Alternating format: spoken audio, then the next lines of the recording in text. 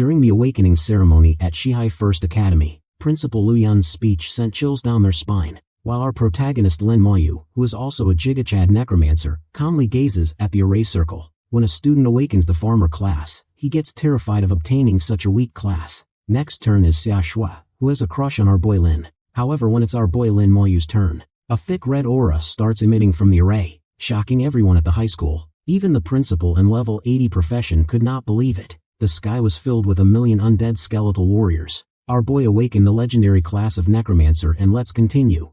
A voice booms through the school, announcing that the students have completed 3 years of study in the profession system. Lu Yun, the principal of Shihai First Academy, informs the gathered students that today they will choose a profession to determine their fates. He expresses hope that all students will reach the same level as their senior, Su Qianqing, and become pillars of the human race. The students all seem tense. This is Lin Moyu, who was reborn into this world long ago and is now ready to get his profession. This world is like an RPG game, full of dungeons, secret areas, and monsters. After selecting their professions, students gain experience by slaying monsters and raiding dungeons, leveling up to enhance their skills and strength. Countless sages have tirelessly carved out a living space among monsters, resulting in today's stable society. The most popular professions are combat classes, followed by support classes, and then livelihood professions. Combat and support classes are divided into 5 subclasses: low, medium, high, rare, and legendary, but Shihai City hasn't produced a legendary occupation in 10 years. The principal activates the transmutation circle for the profession selection process. Gao Yang asks Moyu which profession he desires most. Yang urges Moyu to share his thoughts while declaring his own desire to be a knight and protect many girls. A student tells Yang that despite Moyu's good grades, he will surely end up with a livelihood profession. Yang tells the student not to say that and points out that Moyu doesn't talk because he doesn't like to. The principal apologizes to Zhang Qian for the bother, but Qian smiles and says it's okay. Moyu recognizes Qian as an array master, which is a rare support profession. The principal says he will announce the students' names, who will then enter the transmutation circle. The first student, Suda, enters the circle and receives a farmer profession, a livelihood class. He is disappointed at receiving such a low-grade profession. The other students believe farming isn't bad as one can upgrade to a grand farmer or even a holy farmer.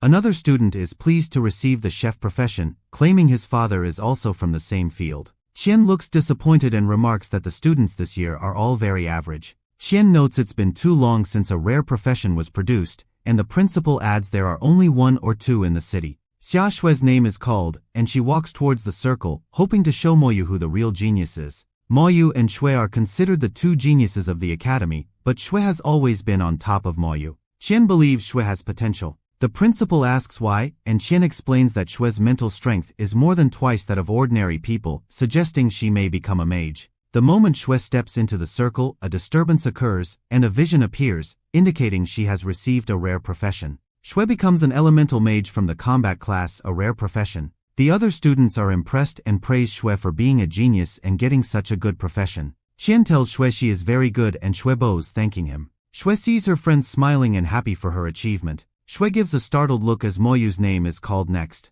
She stares at Moyu curiously. The principal asks Qian what he thinks of Moyu, and Qian notes there is nothing special about him. The principal says Moyu ranks first among the academy's geniuses, but Qian argues that academic performance and class change aren't related. However, the principal considers that Moyu might also get a rare profession. When Moyu enters the circle, a strange phenomenon starts happening, similar to what happened for Shui. Suddenly, the sky gets covered in dark clouds, and a massive ray of light descends upon Moyu. Both the principal and Qian are taken aback as Qian says it's another vision. Seeing the huge vision, the principal wonders if it will truly be another rare profession. Meanwhile, Shui, looking concerned, claims she won't lose to Moyu. A student points towards the sky, shouting there's movement in the clouds. There indeed appears to be a disturbance among the dark clouds as demons begin to emerge. Looking terrified, another student bellows that the clouds are full of undead. A whole army of undead can be seen among the clouds. Shui knows it's all just a vision, but she believes she can't fight that kind of stuff. Moyu has his eyes closed as smoke resembling skulls floats around him. With this, Moyu receives the necromancer, a unique hidden profession under the combat class. Moyu realizes he might be the only necromancer in the world. This profession is not only rarer than rare professions but even rarer than legendary professions. All the students begin whispering about the unique profession Moyu received. Some look impressed, while others look jealous. Moyu thinks the uniqueness of the hidden profession is much better than he expected. Qian walks towards Moyu, telling him to wait a moment. Moyu asks how he can be of service. Qian claims he has never seen Moyu's unique profession before and asks him to demonstrate his skills. These are Moyu's current stats and description of his skills. Moyu notes that his stronger spiritual power fits the necromancer profession, which, like the summoner class, involves summoning skeleton warriors. He then summons a skeleton warrior of iron rank. The spectators are shocked, seeing Moyu actually summon a skeleton from the dark cloud. Qian shoots a laser at the skeleton from his finger, and the system asks Moyu if he wants to counterattack. Moyu commands the skeleton to stay put. Qian points out that he is a level 52 professional, while Moyu is only level 1, yet Moyu's summon is hostile to him. Qian thanks Moyu for the demonstration. Moyu then walks away with the skeleton warrior following him. Yang asks if he can touch the skeleton. Inspecting the skeleton, Yang asks if it is powerful, and Moyu replies that it should be better than Yang. The principal calls Yang's name, and Yang rushes to change his profession as Moyu recalls the skeleton, making it disappear. Moyu then learns that as he levels up, the capacity of the skeletons he can summon will increase. He recalls that when he first changed his profession, he saw a real necromancer and hopes to one day be strong enough to kill a dragon in seconds. A while later, Yang, pleased with his knight profession, says he and Moyu can fight together in the future. After all the students have changed their professions, the principal congratulates them, advises them to work hard and get good grades, and announces that the novice leveling dungeon will open the next day. After the students are dismissed, Shui runs after Moyu, telling him to wait. Once she gets close, Shui says she wants to compete with Moyu and he agrees. Shui declares it's a deal and notes she doesn't want to keep losing to Moyu. Sometime later, Moyu is at home looking at a photograph. He, his sister, and grandma are in the picture, as he tells them about his profession change in his thoughts. At that moment, someone knocks on the door. Moyu opens the door to find the principal there, ready to hand over some supplies. Last year, in Shihai City, Moyu's older sister, Lin Mohan, was admitted to Xiaojing Academy alone. The principal had promised her to take good care of Moyu, so he is ready to keep that promise. Moyu thanks the principal for the supplies as the principal tells him to rest well for the dungeon the next day. In the middle of the night, Moyu is startled when the system appears suddenly and begins loading something. The system informs Moyu that he has awakened to the necromancer profession, detailing its requirements and benefits, including information extraction, optimization, and combat advantages. The system grants Moyu the damage transfer skill, which transfers damage he takes to his summons, and he thinks it's godlike. Moyu summons a skeleton warrior with balanced attributes, 75 each in strength, agility, spirit, and physique, at the cost of 10 spiritual power. Moyu realizes the attributes of the skeleton warrior have all increased fivefold and believes with the damage transfer skill, he will be invincible. The next day, the students gather outside the novice leveling dungeon, where Yang asks Moyu if he wants to team up. Moyu declines, saying that teaming up will slow down their leveling process, causing Yang to get angry. Shui agrees with Moyu, pointing out that according to seniors, going solo when below level 10 yields more express and allows for faster leveling. Principal Lu Yun suggests that all students except Shui and Moyu take support into the dungeon, prompting a student to ask why. The principal explains that Shui needs to level up quickly for Xiaojing Academy, while Moyu's abilities are unknown, though supports can team up with him if they wish. The supports all look scared and say they are frightened of the undead. Moyu claims he is also aiming for Xiaojing Academy so wants to go solo. The principal reminds Moyu that getting into Xiaojing is very difficult and notes that one needs to be at least level 12 before the final trial. The principal also points out that leveling up to level 12 isn't easy since there are only level 8 monsters in the novice dungeon. Moyu confidently says he believes in himself, and the principal encourages him, calling him a good kid. Shui suggests they compete to see who can level up faster, and Moyu gives an irritated look at her competitiveness. Moyu then enters the dungeon and decides to summon 4 undead knights as his spirit has recovered to 40, and it costs 10 per undead. He raises his staff, and 4 undead emerge from the ground, and Moyu commands them to go and kill monsters. The skeletons scatter in the dungeon, killing monsters and giving Moyu a lot of EXP. He thinks eliminating 100 monsters will be enough to level up. In half an hour, Moyu successfully levels up to 2, and these are his improved stats. Moyu decides to summon another level 2 undead knight as the number of skeleton warriors increases to 8, boosting monster kills and leveling up. The skeletons continue slaughtering different monsters, continuously providing Moyu with EXP. Moyu discovers that the skeleton warriors are creating a map and notices some monsters are still alive, so he decides to try his skills on them. He finds a wildcat, points at it, and uses the soul blaze, causing it to turn to ashes in seconds, providing him plus 20 EXP. Moyu acknowledges that the spiritual attacks are too powerful and that the hidden profession is truly awesome as he levels up to 3. With this, he summons 3 more skeleton warriors. The skeletons carry on eliminating enemies, and Moyu continues gaining more EXP. The novice dungeon is for 12 hours, but Moyu has leveled up to 4 in just 4 hours as he decides to go to Shihai Suburbia next time to reach level 8, where there are higher level monsters. Meanwhile, outside the dungeon, the principal chats with Xia Dongyang, Shue's father, who thanks him for taking care of his daughter. The principal claims he did nothing, as Shui is very hardworking and talented. Dongyang says he missed Shue's transmutation and is there to see her first dungeon raid, hoping she will be at least level 5 when she exits. The principal notes that they can gauge the students' leveling speed from their first day's performance and warns that if Shui doesn't reach level 5 today, it will be difficult for her to get into Xia Jing Academy. He also says that the students will be automatically ejected from the dungeon after 12 hours. Dongyang asks about the hidden profession from yesterday's transmutation, and the principal explains that Moyu received the necromancer profession. Meanwhile, inside the dungeon, Moyu summons more skeletons and learns they can only wander 500 meters away from him. Almost 7 hours have passed, and Moyu still hasn't seen any level 8 monsters yet, as he wonders how others are doing. He walks forward, leading his skeleton army when suddenly a branch strikes him in the chest, catching him off guard. Moyu quickly uses the skill damage transfer as he gets sent flying backward. The thing that attacked Moyu is a level 8 monster tree.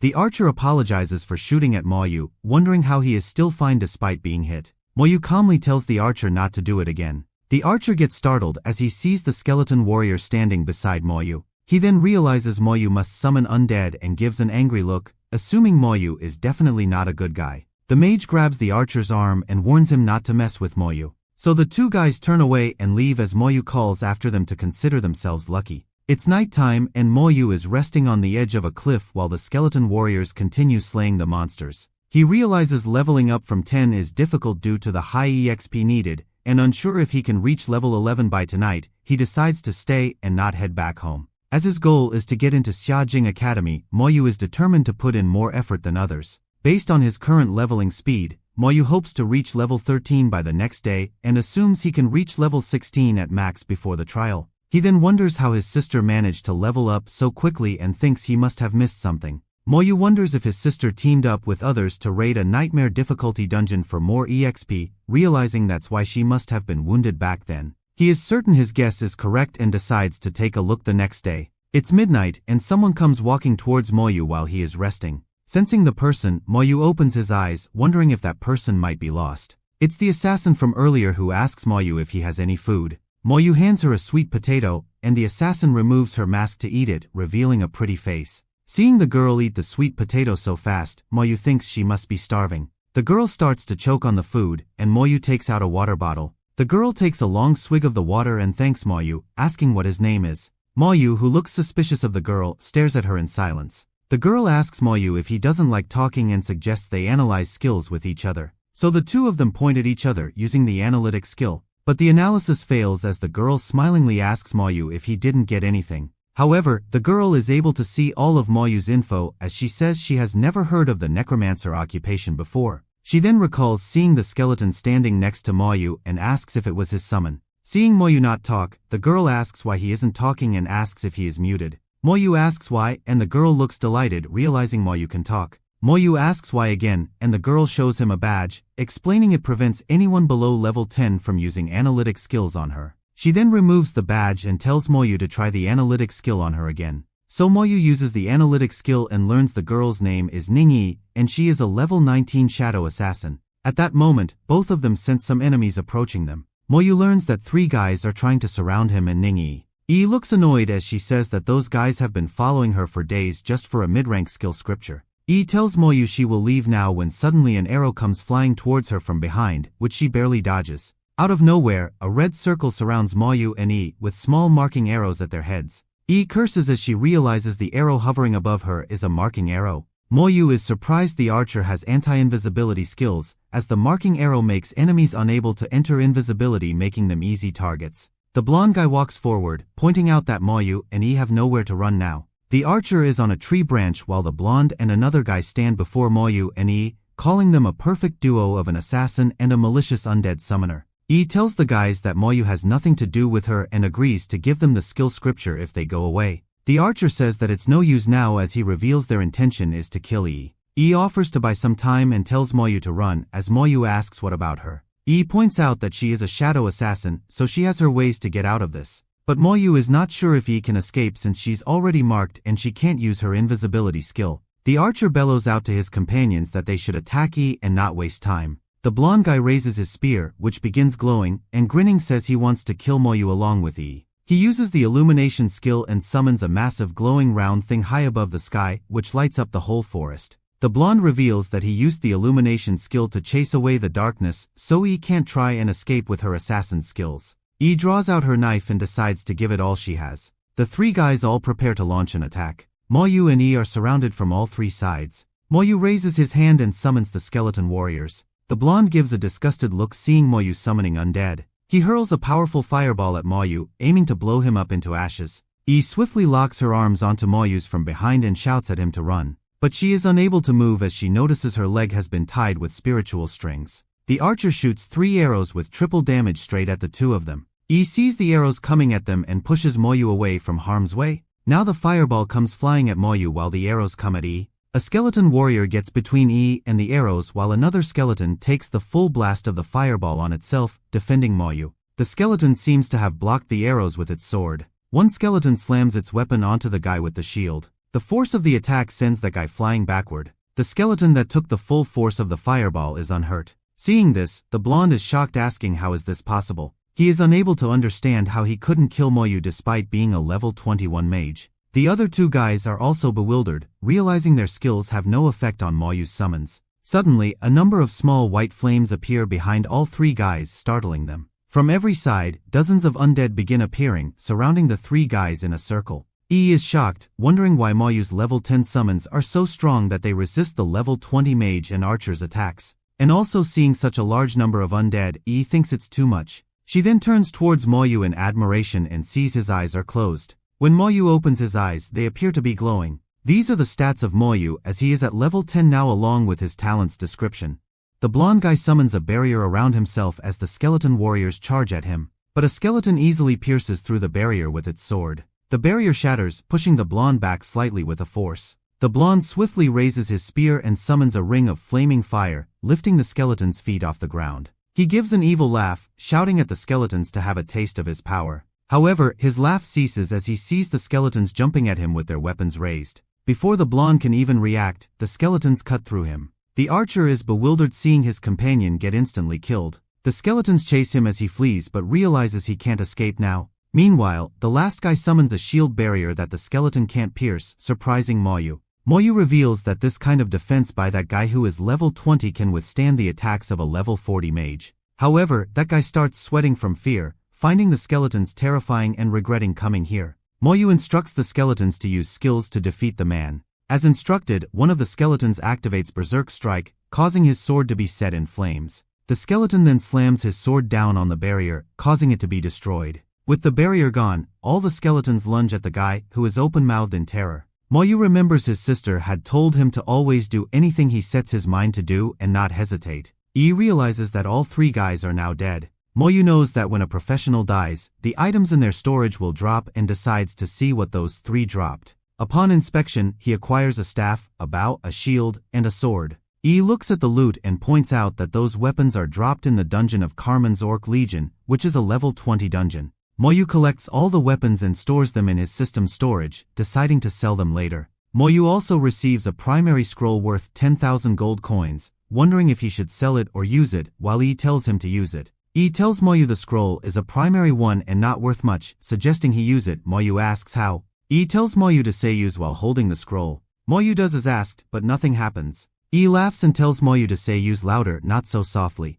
Moyu realizes the scroll must require spiritual energy to activate. So he then injects his spiritual energy into the scroll and it begins to open. Once it opens, Moyu receives a corpse explosion skill which he thinks is good. This skill will cause the corpses to explode, and as Moyu believes, the explosion's radius will be 10 meters after being enhanced. On top of that, when one corpse explodes, it can set off a chain reaction and explode other corpses nearby, making it an invincible AoE skill. Curious, he asks Moyu how it is and if he learned a new skill. Moyu says he did get a skill, and he tells him to talk more as his voice is pretty. Moyu finds Yi a bit different from the other girls in his school. Moyu compliments Yi back, telling her she has a nice voice too, and she thanks him, blushing. Yi gives Moyu a chest as payment for saving her life. Opening the chest, Moyu finds it contains a precious intermediate skill scroll. Moyu wonders why Yi is giving him this scroll, as she was chased earlier because of it. Yi explains she discovered a hidden chest in Carmen's dungeon at Chaohai City and notes it was just luck. When Yi had opened the chest, she found this intermediate scroll. But she didn't know that those bastards were watching her, and then they tried to snatch the scroll from her. Because of that, Yi claims she ran, and those guys chased after her like stink bugs. Moyu mentions Yi nearly died moments before, and Yi claims she'll be automatically teleported away if critically damaged but thanks Moyu for preventing her from getting hurt. Yi says it's painful to get hurt and that she is scared of it. She then sees Moyu is holding a sweet potato and points at it, declaring she wants it. Chewing on her food, Yi asks Moyu which university he plans to attend, and Moyu says Xiajing University. Yi claims that's a good university, and she believes with the skills Moyu has, he should be able to get into any university easily. She then tells Moyu to head over to Xinxia Tower when he gets into Xiajing University. The Xinxia Tower gives people double rewards on the first clear, so Yi suggests he should clear as many floors as he can on the first try. Yi says that way Moyu will get a lot of points and also mentions a certain seminary in Xiajing where Moyu can go to visit. After a while, Yi falls asleep and Moyu covers her with a large cloth to keep her warm. Moyu then closes his eyes and begins recovering spiritual energy. Early morning the next day, Yi wakes up, rubbing her eyes and asks Moyu to give her the potatoes as she is hungry. Moyu gives Yi an armful of potatoes, but she says it's not enough and asks Moyu for more. Moyu says that there are none left and smiling, Yi says she believes him. Yi then gets up and announces she will leave to raise her level and hopes she can meet Moyu next time. With this, Yi sprints away deep into the forest. Moyu also gets on his feet and decides he should try out his new skill, looking down at the corpses of the guys he killed yesterday. Lin Moyu raises his hand and uses the corpse explosion skill, causing the nearby corpse to burst into flames. A massive explosion follows, causing the ground to shatter and quake. The explosion leaves a huge crater on the ground, and Moyu realizes the skill's AoE has increased after being enhanced by his talent. He causes the remaining two corpses to explode as well and decides to try the skill in the Shihai Mine dungeon. Since the skeleton warrior is now bronze and requires 70 spirit points to summon, Moyu can summon 4 with his total of 300 spirit points. His current summoning space is 48/100. A while later, he reaches the entrance to the Shihai Mine. A large group of people is already gathered at the entrance, all chatting about their teams in the dungeon. As Lin Moyu walks toward them with the skeleton warrior at his side, he receives glances from everyone. At the entrance, he is given a choice to choose the difficulty of the dungeon, normal or nightmare. Nightmare gives more EXP. A guy from behind asks Moyu if he is a summoner and uses the spell to check his info. But Lin Moyu has the shielding badge, so that guy's detection technique fails. A group of 3 approach Moyu and try to recruit him for their team. But Lin Moyu declares he is not interested. Moyu then selects the nightmare difficulty, and the system tells him to confirm it. Then Lin Moyu mutters the word confirm. With this, Lin Moyu is teleported into the dungeon, leaving the others shocked that he entered alone. They are uncertain if Moyu will return alive, think he is showing off, and decide to wait and see. Meanwhile, Moyu successfully enters the Shihai mining dungeon and immediately smells a strong scent of blood in the air. He notices a level 14 goblin a bit ahead and finds out by analyzing that the goblin has been enhanced, with its stats all increased. Moyu notes that a normal professional can never clear this dungeon if they aren't in a party. Compared to his skeletons, Moyu finds the goblin's stats to be nothing as he commands his skeletons to attack. The skeletons charge forward and slaughter the goblin. Just by killing that level 14 goblin, Moyu receives 4,200 EXP, and seeing such a number, he is shocked. He orders the skeletons to kill more goblins, hoping he will level up a lot. He inspects the map to see all the goblins around and claims he won't let any of them survive. The skeleton warriors continue their killings, and Lin Moyu continues receiving EXP and other items. In just 5 minutes, Moyu levels up to 11 and is now able to summon 4 more skeleton warriors. He notices that leveling to 11 increased his strength and agility by 20 points and spirit by 100, realizing attribute gains rise with level. The basic attributes of skeleton warriors also increase by 20, and after being boosted by 10 times, it becomes 200. But Lin Moyu realizes that the skill corpse explosion is still at level 1 and he wonders why. He thinks if he were here she would know. Suddenly, a strong current of air hits Lin Moyu's face, startling him. He sees that the Mine Wolf King is approaching him, releasing a strong aura. Moyu notices the Wolf King's attributes are also enhanced and very high. Moyu raises his hand and commands the skeletons to advance. The Wolf King gives a massive roar, sending powerful shockwaves all around. Moyu orders the skeletons to use skills, and they all lunge at the Wolf King. The skeletons begin cutting down the wolf as Moyu points out that a bigger target is advantageous for his skeletons. The wolf gives another roar and sends the skeletons flying backward. Taking the chance, the Wolf King flees, startling Moyu, who didn't know dungeon bosses could run away. Lin Moyu thinks something might be wrong and commands the skeletons to retreat. Within a second, dozens of mining wolves, all level 14, begin approaching at Moyu. Moyu notes that the wolves aren't strong but they have a large number, at least 100 of them. But Moyu isn't worried. He sees the wolves as EXP points, receiving 2,800 EXP for each wolf killed. Moyu uses the corpse explosion and causes a massive explosion, killing a handful of wolves at a time and receiving a burst of EXP. After few more explosions, only the mining Wolf King is alive. Lin Moyu kills the Wolf King in a single strike and receives 15,000 EXP. Moyu advances further, hoping to encounter the final boss of the dungeon soon. On the way, the skeletons kill more goblins, granting Moyu more EXP as he decides to hell-level dungeons in future for more EXP. Lin Moyu reveals that he has leveled up once in an hour and thinks he can clear a few more rounds at this efficiency and even reach level 19.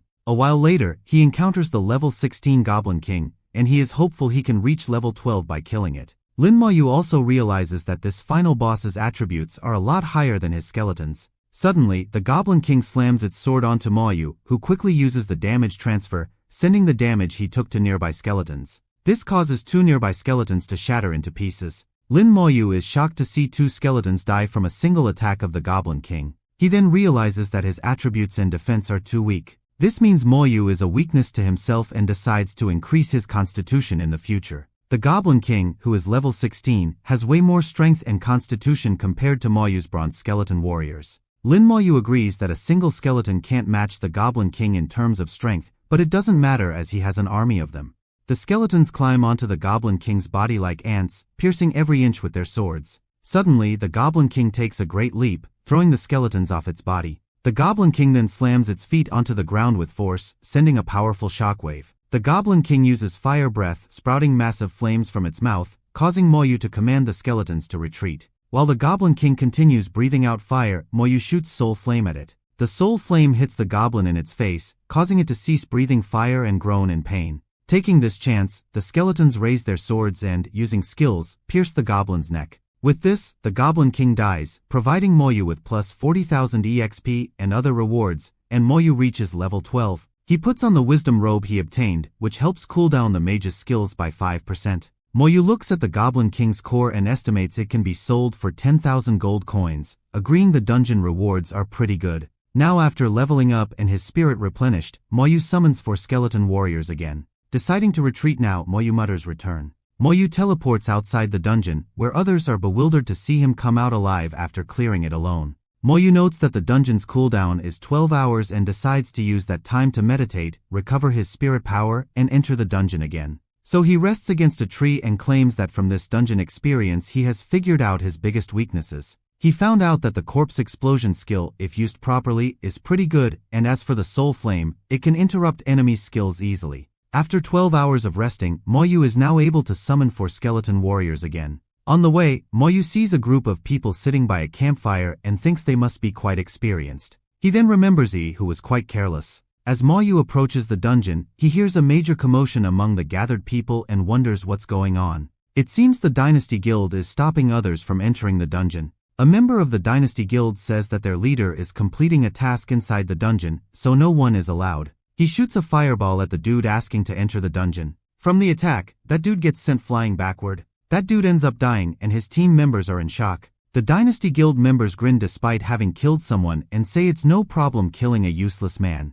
Moyu arrives, asking what's going on. A guy explains that the Dynasty Guild is preventing anyone from entering the dungeon because their leader is clearing the monsters inside. The guy says the Goblin King's core is worth at least 30,000 gold, and Moyu remembers getting that core in the last raid. Moyu asks about the core's use, and the man says it can be made into a Goblin King's ring, boosting all attributes and skill levels by 1 but usable only by those level 15 or above. Moyu thinks the ring is powerful while the man points out that the Dynasty Guild leader is aiming for the Xiajing Academy, so he wants the ring badly. Moyu then walks toward the dungeon entrance while that man warns him not to mess with the Dynasty Guild. The Dynasty Guild members see Moyu coming towards them alone and ask him if he wants to die. Moyu's eyes begin glowing and he tells the Dynasty Guild to get out of his way. The guy at the front, who killed someone earlier, asks Moyu if he's hurt his head and if he knows who he's talking to. Moyu merely warns them to get lost. The man uses an analytic skill and finds out Moyu is a level 12 necromancer and asks him why he wants to enter the dungeon when he can hunt monsters outside. A scared-looking dude tells Moyu to return, warning him that the Dynasty Guild doesn't hesitate to kill others. Meanwhile, the guy from the Dynasty Guild begins to get nervous seeing Moyu's gaze at him. He then raises his staff and warns he will kill Moyu if he takes one step forward. But Moyu continues walking ahead. The guy with the staff instructs his team to kill Moyu. His name is Zhao Ji, a level 25 mage, as he raises his staff and summons a shield around him, telling Moyu he can't break it. Moyu's skeleton charges forward and strikes the shield, causing small cracks to appear in it. The skeleton raises its sword again to strike, causing Zhao to worry it might break his shield and kill him. So he quickly summons a fire repulsion ring and sends the skeleton flying backward before it can strike. Zhao then shouts, telling his team members to attack. One of them charges forward into a skeleton warrior. But the skeleton comes out victorious and sends that dude flying backward with a strike. The skeleton dashes ahead with its sword raised, while Zhao tells his team to aim for Moyu, hoping that if he dies, his summons will disappear. Two of the archers agree to this and aim their arrows at Moyu, and both of them shoot a total of 6 arrows straight at Moyu. Moyu quickly summons 2 more skeletons who deflect the arrows, leaving the 2 archers in shock. Zhao now learns that Moyu can summon more than one skeleton. He then asks his team to buy him some time. After channeling for a while, Zhao uses the Fire Serpent Dance skill, summoning a humongous snake made from flames. As the Fire Serpent lunges straight for Moyu, Zhao is confident Moyu will die now. The spell strikes the ground, causing a small explosion and setting the skeletons on fire. Suddenly, piercing the flames, dozens of additional skeletons charge forward, leaving Zhao open-mouthed in horror. Zhao raises his staff and bellows out to his team to get into formation and attack. The supports begin enhancing the fighter's stats. Zhao notes that his guild is very experienced, with members who work well together, making the guild undefeatable. Lin tells the other guys there to step back. He uses the Soul Flame skill while the archer from the Dynasty Guild draws an arrow. Lin shoots the Soul Flame at the archer, hitting him, and the healers quickly begin to heal him. Zhao gives a smile, thinking the healers are way too good, not aware that the archer is already dead. As the archer falls down, Zhao receives a big shock. Zhao fears his guild might be wiped out by Lin alone. He then commands all the members to attack Lin together. The knight quickly summons a shield to block the skeleton's attacks. But the skeletons continue slamming onto the shield, and the knight says he can't hold on anymore. Zhao shouts out for the team to help the knight and asks where the supports are. The knight's shield gets destroyed, and Lin's spirit flame hits him, covering his body in flames as he lets out a loud shout. Zhao realizes their formation is breaking apart and thinks it's over now. Now panic-stricken, Zhao tries to run away. But Lin tells Zhao there's nowhere to run as the skeleton raises its sword to strike. Zhao is sent backwards by the skeleton's strike as Lin uses the corpse explosion skill. A huge explosion issues, sending flames everywhere. The knight screams out in pain, his body on fire. Zhao's eyes bulge in terror as a skeleton's arm closes in on him. Lin walks forward through the destruction he caused, heading towards the dungeon entrance. He uses the corpse explosion, causing a heavy explosion behind him. The others are unable to believe that Lin wiped out the Dynasty Guild and didn't even leave their corpses behind. They express concern that other members of the Dynasty Guild will come after them and think they should escape. Half an hour later, the Dynasty Guild's leader walks out of the dungeon claiming he didn't manage to get the Goblin King's core. Once out, they notice that the other members of their guild supposed to be waiting there aren't around. The leader is puzzled and asks the girl to send a message to their partners to find out where they have gone. Despite this, the leader begins to suspect something is wrong. So he suggests they leave this area first as it might be dangerous. 1 hour later, Lin successfully defeats the Goblin King. He receives plus 40,000 EXP and other rewards along with the monster core. He inspects the magic book he got and finds it quite useful for the soul flame and corpse explosion. He also levels up to 13 and thinks he needs to clear the dungeon 3 more times to reach level 15 or 5 times to reach level 16. He hopes it will be enough for him to get into Xiajing Academy as he teleports out of the dungeon. Arriving outside, Lin is surprised to see there's no one there and decides to return here tomorrow after the cooldown of the dungeon finishes. The next day, Lin is back at the dungeon entrance, and watching him from afar is Xia Shui, who is now level 10. Shui realizes Lin is going to solo the dungeon and says she won't lose to him. 45 minutes later, Lin is inside the dungeon, standing before the Goblin King, and he now has 72 skeletons he can summon. He points his hand at the Goblin King, declaring it's time for it to wake up. Lin kills the Goblin King once again, receiving the 40,000 EXP and other items. 12 hours later, Lin returns and kills the Goblin King once again, receiving the same rewards. While Lin is resting, Shui arrives and asks Lin what level he is at. Lin says he is level 14, hearing which Shui is open-mouthed in shock as she is only level 11. Shui says that even if Lin has soloed the dungeon, there's no way he should have leveled up so fast. She turns around, saying she won't lose to Lin and starts looking for a party to enter the dungeon, while Lin wonders if she doesn't have a cooldown like he does. 1 hour later, Shui exits the dungeon, glares at Lin, and announces she is looking for a party to return to the dungeon. Lin agrees that Shui is really competitive. 1 hour later, Shui walks towards Lin and sits down on the ground, looking exhausted and says she won't lose to Lin. Once again, she begins looking for a party to enter the dungeon. Half an hour later, Shui comes out of the dungeon, now finally level 12 and still looking tired, says she will catch up to Lin soon. Lin asks Shui if she isn't tired, and Shui replies that she's so exhausted she doesn't want to move, prompting Lin to ask why she is stressing herself so much. Shui gets angry at Lin for asking that and points out that she doesn't want to be overshadowed by him and wants to beat him. Shui mentions she wants to get into Xiajing Academy as well, and Lin suggests clearing the nightmare level to level up faster. Shui points out that as a level 12, no party wants her for the nightmare level, so she's only clearing the normal level dungeon. Finally, Lin asks Shui how she is able to ignore the dungeon cooldown times. Shui asks Lin if he really doesn't know. With a grin, she offers to tell Lin if he says please. Shui reveals that a cooldown item can reset the dungeon's cooldown and hands Lin the one she has. Lin analyzes the cooldown talisman, sees it can be used 10 times, and is quite surprised to learn such items exist. Lin asks Shui if the item is expensive and she says it must be. Shui, looking annoyed, says she needs to clear the dungeon at least 9 more times to reach level 15 and complains about being exhausted. Lin thinks for a moment and offers to party up with Shui so she can level up to 15 without doing anything. Shui accepts Lin's offer and agrees to share her cooldown talisman in return. Lin tells Shui to rest now and that they can start in 2 hours. Exhausted, Shui takes a nap while Lin begins recovering his spirit. 2 hours later, Lin and Shui arrive at the dungeon's entrance ready to go in. Lin clicks on the cooldown talisman to reset the dungeon cooldown. Right before they are about to teleport, Shui sees that Lin has chosen the nightmare level and looks frightened. Once inside the dungeon, Shui notices the monsters have high attributes and asks Lin why he chose the wrong level.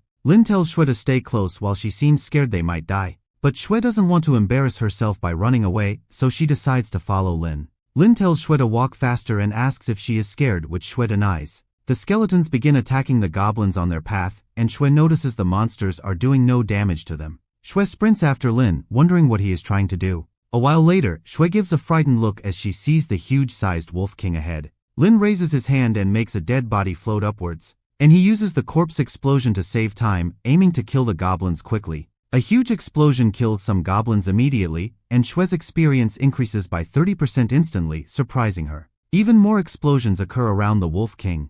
And just like that, the Wolf King drops dead, shocking Shui. Shui asks Lin if he has been clearing the nightmare dungeon like this every time. She follows after Lin, asking if he's really been solo clearing since level 10, to which he agrees. Shui is speechless, realizing it's been only 10 minutes since they entered the dungeon and they are already facing the final boss, while her previous parties needed at least an hour. Even the final boss is killed in one hit, startling Shui further. Lin levels up to level 15, and seeing this, Shui agrees that the difference between her and Lin is getting bigger. Lin asks Shui if she wants the scepter obtained from the loot. Shui agrees to take the scepter so she won't have to ask her father for money to buy one later. Lin tells Shui to take it and she grabs onto that scepter. Thanking Lin, Shui asks why he doesn't want to use the scepter, prompting Lin to show her a magic book he prefers over the scepter. Shui claims she never saw Lin use the magic book before and thinks it might be too insignificant to use. Lin agrees that gathering the monsters together and using the corpse explosion to defeat them is faster. He then gets on his knees and apologizes to the dead boss, saying it will have to die 5 more times.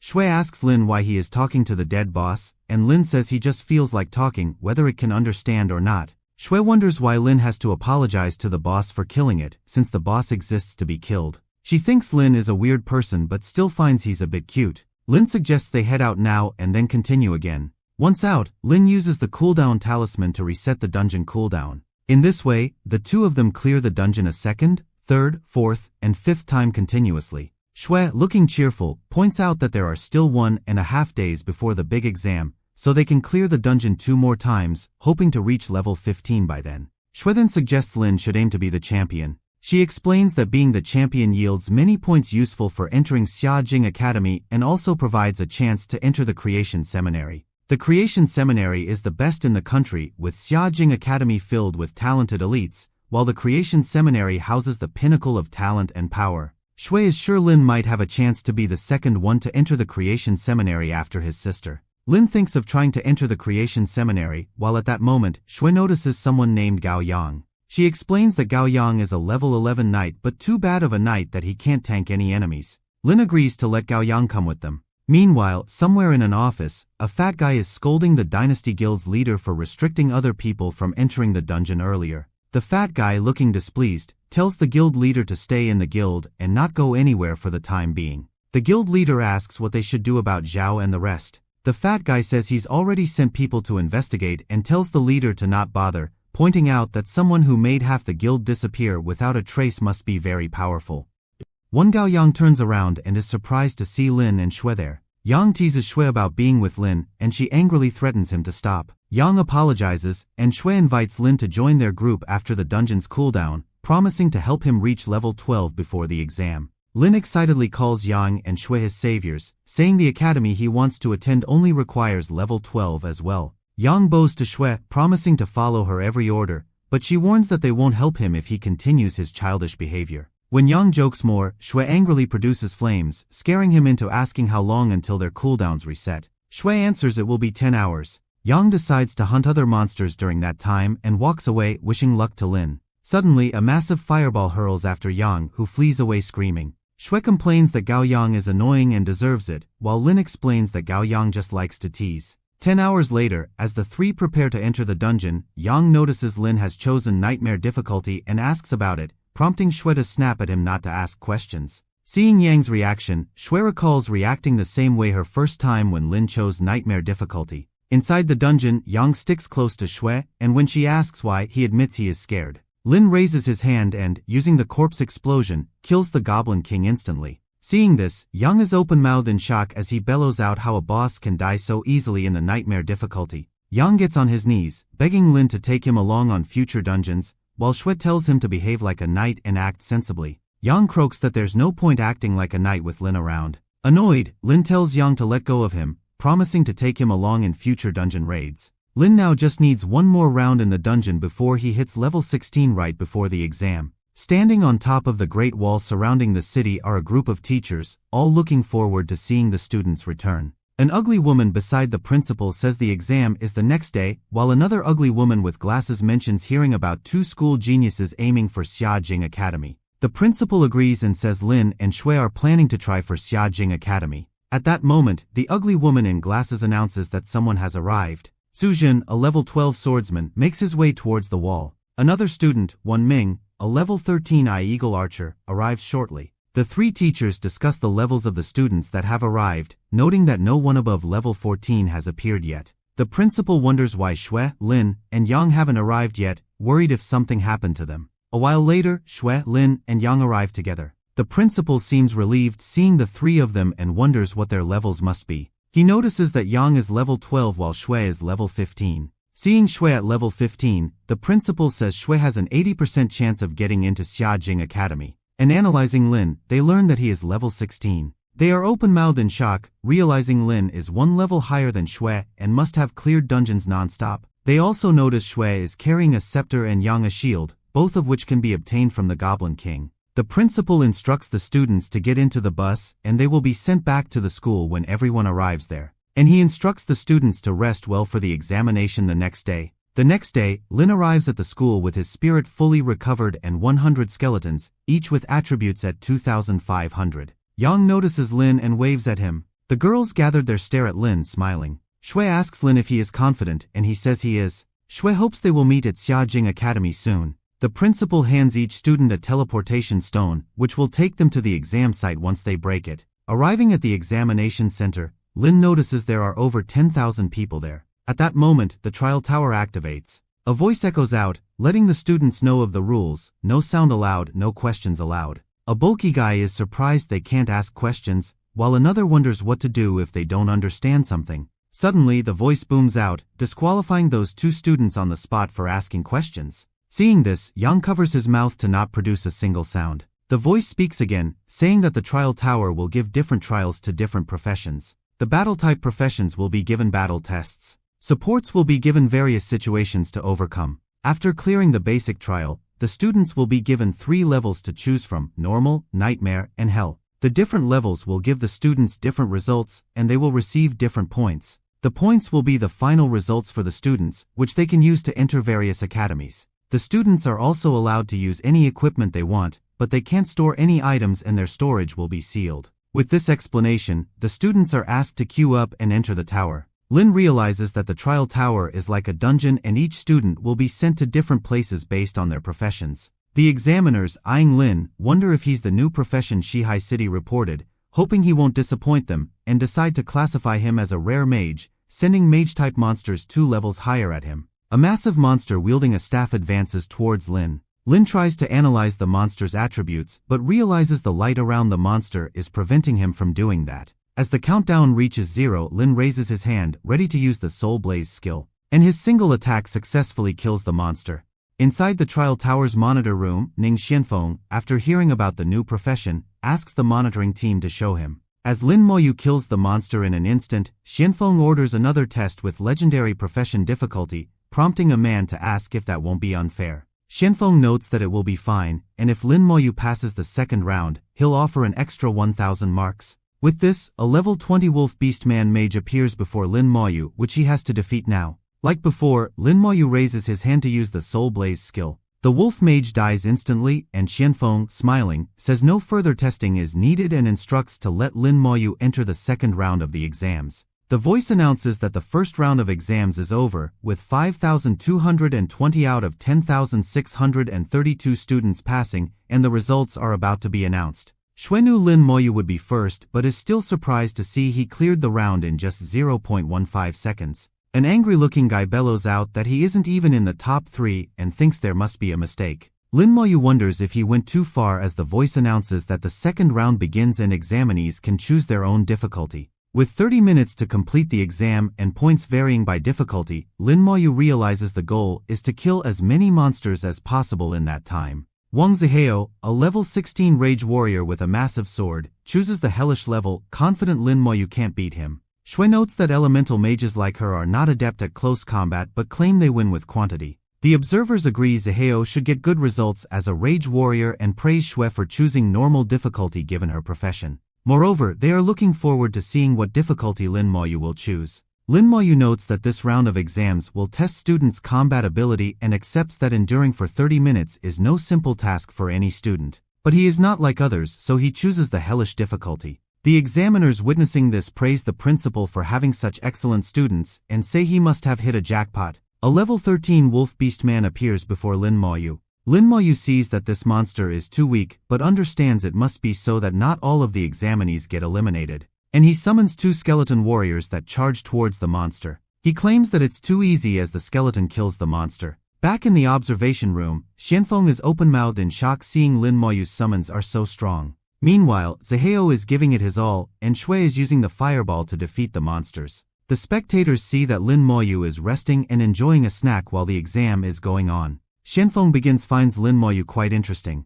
After 30 minutes, the exam ends, and Zihao, looking tired but happy, claims he killed over 50 monsters. The voice announces the second round is over, with 2,780 out of 5,220 examinees wounded and forfeited, while Zihao, impatient, wants to see the scoreboard. As the scoreboard pops up, Zihao is bewildered to see Lin Moyu has achieved the highest score, way more than him. The monster spawn rate is 1 every 5 seconds, totaling 12 per minute, so with Lin Moyu scoring 1,605 points, he must have killed 301 monsters, leaving Zihao in disbelief. The other teachers praise the principal for having such a powerful student, and the principal, though looking proud, tries to stay calm. For the third trial, students will face a boss-level monster in 30 minutes, and Lin Moyu again chooses the hellish level. A level 15 wolf boss appears before Lin Moyu, and Lin Moyu is surprised to see such a weak monster as a boss. Lin Moyu commands the skeletons to charge, claiming he's a bit disappointed by the easy exam and hopes the final 2 rounds will be challenging. Meanwhile, Zihao is laughing like a maniac as he kills the boss assigned to him. Shui blasts the boss with a fireball. Won Ming seems to have covered the surrounding in fog as she battles the boss. Lin Moyu's skeleton uses the rage shot skill and one-shots the boss, seeing which the spectators are even more amazed. They feel like Lin Moyu isn't even trying and hope the 5th round will make him use his full strength. This round, Lin Moyu tops the scores again and notices Yang's score is improving as well. The 4th round of the exam will greatly increase the difficulty, and the students are given a chance to continue or forfeit. Zaheo is looking forward to the 4th round, and he wants to do well now. The voice notes that with these results, the academy can easily enter the top 100 in the empire, mentions no one forfeited, and begins to read the rules for this round. The rules are students will face 10 waves of monster attacks, with 10 monsters per wave for a total of 100, and the next wave will appear on schedule even if the previous wave isn't cleared. The last wave will be led by a boss level. Each monster killed will grant the students 10 marks, and after clearing all, the total scores will be added.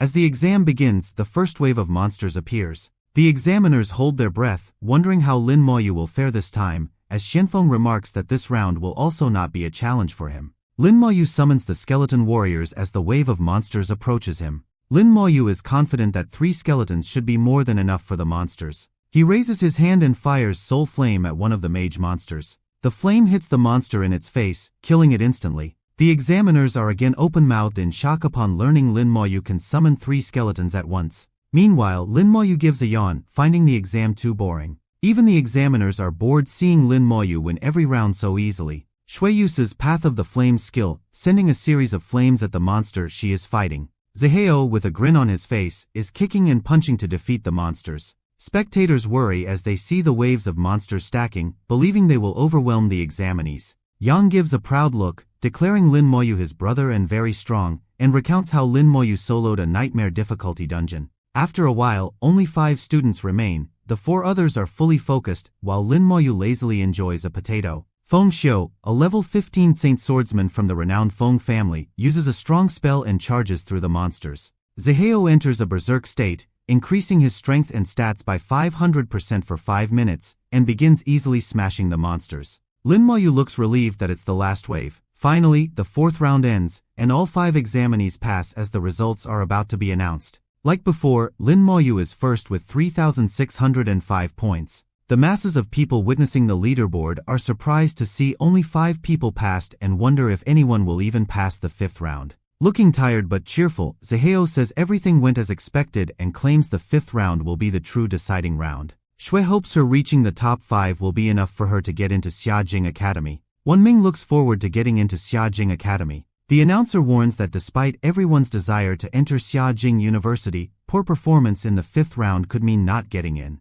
Lin Moyu and Shui both look nervous as the rules are announced. All 5 examinees will be teleported to a special dimension respectively, and within the dimension, there will be various monsters arriving in large waves. Along with normal monsters, there will be elite and boss level monsters, and the more the examinees kill, the stronger and faster the remaining monsters will become. Students must brace themselves and keep in mind the changing points allocation, which only they will see, with even examiners unable to access this information. Once the examinees enter the dimension, examiners will only see changes in their points, and the announcer advises them to use any aces they have and wishes them luck. These are the points allocation for all the stages. In the 5th stage, the monsters will be level 19, and each killed monster will provide 800 points. Lin Moyu gets teleported to his allocated dimension, and as he inspects the surroundings, he feels as if a war happened there before. As a huge wave of monsters appears, Lin Moyu wonders if this is set to give the examinees the feeling of being on the battlefield.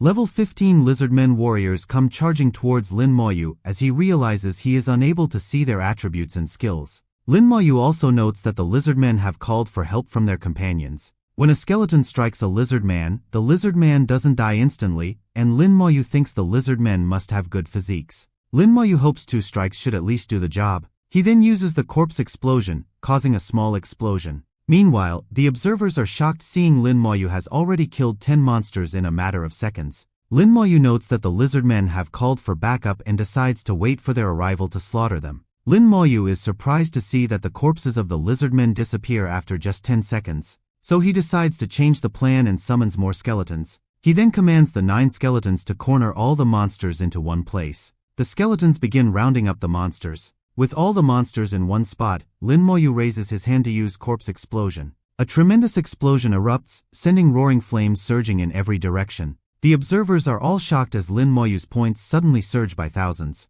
Xianfeng, open-mouthed in astonishment, wonders what Lin Moyu must have done and what his true limit might be. Having killed the first wave, Lin Moyu realizes he has to wait a few minutes for the second wave to spawn. Suddenly, massive fireballs come raining down upon Lin Moyu. Lin Moyu calls for the skeletons to surround him so they can block the attacks coming at him. The fireballs strike the ground, setting everything in flames. A lizard man mage, level 16, is the one who used the rain of fire spell to summon the fireballs. Lin Moyu sees the lizard man mage and looks forward to returning the favor and attacking back. Amidst the raining fireballs, the lizardmen charge forward. The skeleton warriors get ready to confront the oncoming monsters. Lin Moyu commands the skeletons to charge and the skeletons lunge forward. The skeletons then begin slicing up the monsters. Lin Moyu uses the corpse explosion, causing the dead corpses to explode and resulting in a massive outburst of fire all around. With this, Lin Moyu's score goes up by 600 points at once, shocking the examiners once again. The examiners start to wonder if Lin Moyu's profession surpasses even the legendary classes with such immense power. Meanwhile, back on the battlefield, Lin Moyu senses the aura of death has increased and realizes Phase 2 might be starting. He can see at least 40 beastman packs scattered all around the place. The beastmen consist of archers and warriors, all at level 16, but Lin Moyu isn't worried in the slightest. An examiner claims that only one profession from a century ago passed Phase 3 in the campaign space and believes Lin Moyu, being so powerful, might achieve this feat. Xianfeng thinks Lin Moyu might awaken his talent now and believes it would be beneficial for mankind, as professions with dual talents are 1 in a million. Currently, Lin Moyu is in first place, with Shui in second on the scoreboard. The examiners also realize Lin Moyu has entered Phase 2 now. This is Xiajing, the Xinxia Empire capital. This place is the real location of the Trial Tower, one of the 3 divine towers of the Xinxia Empire. Suddenly, a disturbance causes the air to whirl around. A voice shouts outrageous as a dark energy attack flies straight towards the Trial Tower. The tower gets set on fire as an undead who shot the attack shrieks it can't be stopped. A massive fireball-like attack comes hurling back towards the undead. Another voice booms out, asking if the undead seeks death, as a massive hand made of golden energy approaches it. The undead is slammed onto the ground and claims it's a clone, laughing that the students inside the trial tower are doomed.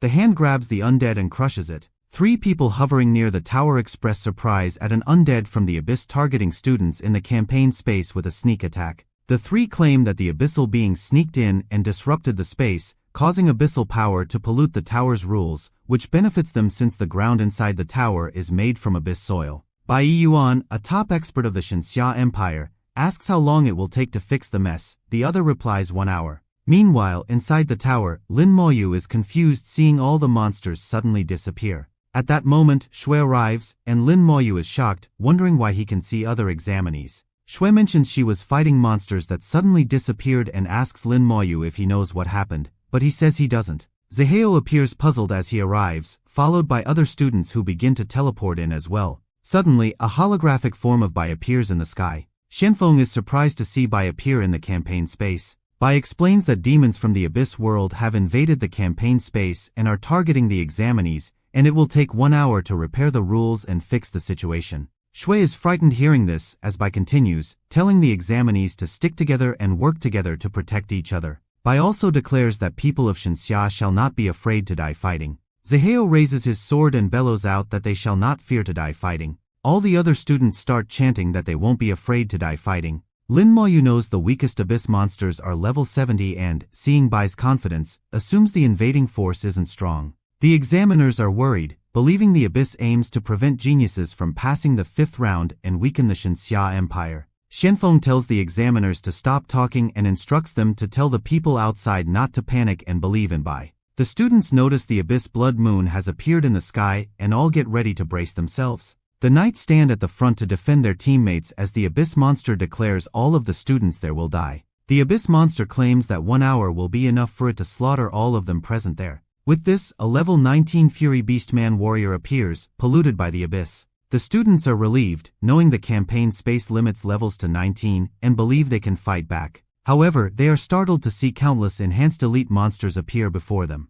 The abyss monster taunts the students, noting there's a monster for each of them. Ziheo is unsure if they can win, struggling even to lift his own blade. A girl who seems to have stolen Wolverine's claws looks focused, is ready to fight. Lin Moyu silently follows his skeleton warriors who have already charged forward. Shui tells Lin Moyu to come back, reminding him there are over 19 enhanced elite monsters ahead. She starts following Lin Moyu despite his insistence that she go back, firmly refusing to leave. Annoyed, Lin Moyu tells Shui to do as she pleases, while the other students watch, puzzled by his actions. The students see Lin Moyu summoning the undead and charging forward, and wonder if they should assist him. And they all decide to join Lin Moyu and follow after him. Some of them refuse to cower from the battle or fear death. The Abyss Monster laughs at Lin Moyu's bravery and, seeing him advance, offers him the chance to become the Demon King's slave. The Abyss Monster tells Lin Moyu to seriously consider the offer as Lin Moyu silently continues forward. A while later, Lin Moyu thinks it will be the perfect distance for the corpse explosion to work perfectly. Seeing Lin Moyu suddenly stop, the students following him are puzzled. Lin Moyu raises his hand and begins to summon all the skeleton warriors he can. Within seconds, he summons an army of 100 skeleton warriors. As the skeletons charge forward, Wan Ming notices they are incredibly fast, even surpassing her own agility. The skeletons activate the skill Rage Strike and begin slicing at the monsters. Lin Moyu is surprised that the monsters are still alive after being hit by the skeletons and estimates their strength to be around 3,000. To withstand so many attacks, Lin Moyu thinks the monsters must have over 3,500 constitution, which is advantageous for corpse explosion. As one of the monsters dies, it awards Lin Moyu a total of 8,000 experience points. Lin Moyu then uses the corpse explosion on that dead monster. A huge explosion illuminates the entire surrounding with bright light. Seeing such power, the spectators wonder what is going on. The explosions continue in a chain reaction, causing every monster in their path to explode. Within a short time, all of the monsters get wiped out. Ziheo is bewildered, seeing Lin Moyu is so strong, while the other students cheer that they are saved. Meanwhile, the Abyss Monster shrieks in disbelief, declaring its anger and vowing to kill Lin Moyu and eat his flesh. Suddenly, countless more monsters emerge as the Abyss Monster laughs, claiming all the students will die now. Lin Moyu looks up and sees the Abyss Monster who has been talking till now. A skeleton gets on its knee and flings a dead monster upwards. Lin Moyu leaps upwards after the monster's corpse as the Abyss Monster curses him, demanding to know what he is doing. Once a little higher, Lin Moyu uses the corpse explosion. He also uses the soul blaze on the Abyss Monster, who shrieks in pain, shouting it will kill Lin Moyu. Lin Moyu is surprised to find the Abyss Monster still alive and attacks it again with soul blaze, causing the monster to bellow in pain. With this, Lin Moyu lands on the ground, telling the injured Abyss Monster it's his price for invading. Meanwhile, hovering near the trial tower, the old man gets a shock. He notices that the power of the Abyss is getting weaker. The shadowy figure asks if everyone in the tower is dead, but the old man replies that he still senses many people, suggesting the Abyss Monster might be injured. Bai tells the old man to say such things earlier, expressing that he was worried for nothing. Since no one can enter the battle space, Bai wonders who could have injured the Abyss Monster. The Abyss Monster bellows that it will kill Lin Moyu and orders the remaining monsters to charge at him. A monster turns around at the order, leaving a guy it was about to kill alive. Lin Moyu notices that his corpse explosion has leveled up, increasing its radius to 20 meters and dealing 150% damage. He turns around, sees the charging monsters, and decides it's the perfect time to test the upgraded skill. Lin Moyu successfully levels up as he slaughters all the monsters with the corpse explosion skill. The other students are a mix of awe and shock as Lin Moyu defeats all the monsters alone, saving them in the process. As half a dozen monster corpses fly towards the Abyss Monster, Lin Moyu is certain it can't escape now. The Abyss Monster bellows that it will always remember Lin Moyu and seek revenge when he enters the Abyss. Lin Moyu uses the corpse explosion to blow up the Abyss Monster. With the Abyss Monster's defeat, the battle space returns to normal. Outside the trial tower, the old man successfully eradicates the Abyss's consciousness from the tower. He mentions that the battle space is being restored as Bai asks about the kids. The old man claims that the kids are safe with no casualties. Bai then suggests they teleport back to the kids and find out what actually happened there. Concerned, Shui asks Lin Moyu if he is okay, and he assures her that he is fine. Bai's face appears in the sky, announcing that the abyssal power is gone. The students will return to their original testing site, and the exam results will be announced later.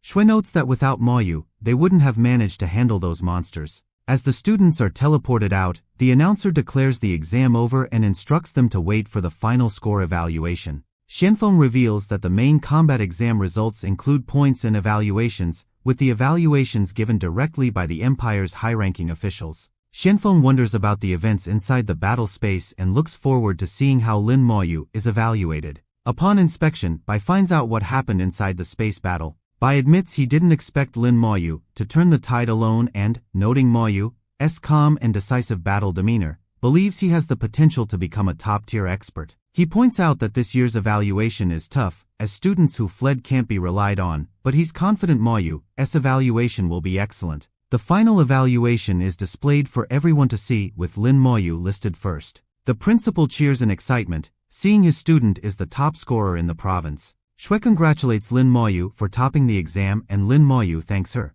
Shui is surprised to see Lin Moyu smiling and tells him to smile more often. Shui receives the second place, which makes the principal even more proud and happy. Feng Xiu and Zhou Mei earn third and fourth positions with excellent evaluations, while Wang Zihao gets fifth with a poor evaluation. Seeing his poor evaluation, Zihao gets enraged, realizing even top 20 high-tier academies won't accept him now. He begins shouting out loud, claiming he gave it all and this isn't fair. Suddenly, the voice declares that Zihao just violated the rules and expels him on the spot. The voice announces to the public that this year's top scorer is Moyu. Yang, along with the other students from the academy, begins cheering with joy. The voice then tells the cheering students to be silent and reveals that an imperial order has just arrived. According to the order, Lin Moyu is announced this year's national exam top scorer, which shocks everyone present there. The principal, sweating and in disbelief, wonders if he is being pranked. But he quickly bursts into tears of joy, thrilled that his student is the national top scorer. The people present are all pleased and begin praising Moyu's skills.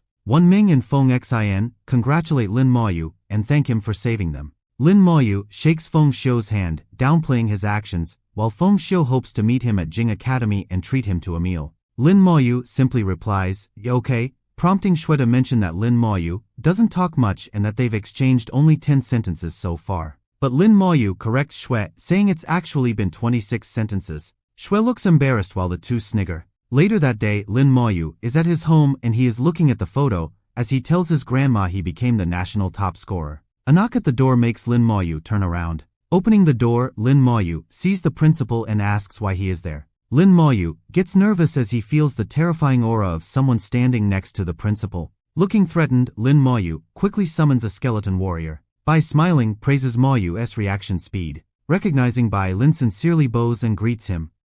Bai says he has come to talk to Lin Moyu about the matter of Xiajing Academy. Lin Moyu invites them in, pours drinks, and the principal tells Bai that Lin Moyu lives alone since his sister is at Xiajing Academy. Bai thinks it's remarkable that both siblings were able to enter Xiajing Academy. Bai analyzes the skeleton warrior's attributes, finds each at 250, and asks Lin Moyu how he achieved that. Hearing Bai mention the 4 attributes at 250, Lin Moyu realizes others can't see the talent-boosted attributes of the skeleton. Bai asks Lin Moyu what talent he awakened, and Lin Moyu claims its amplification, which boosts all skills. Bai notes he is there to discuss 2 things, the reward from Xiajing Academy and taking Lin Moyu to the academy for the trial. Lin Moyu asks about the trial, and Bai explains it's an internal trial within Xiajing Academy for their own students. Lin Moyu asks what Bai means by internal participants. Bai says he can't reveal the trial's content, but Lin Moyu will learn it later if he joins, and Lin Moyu agrees to participate.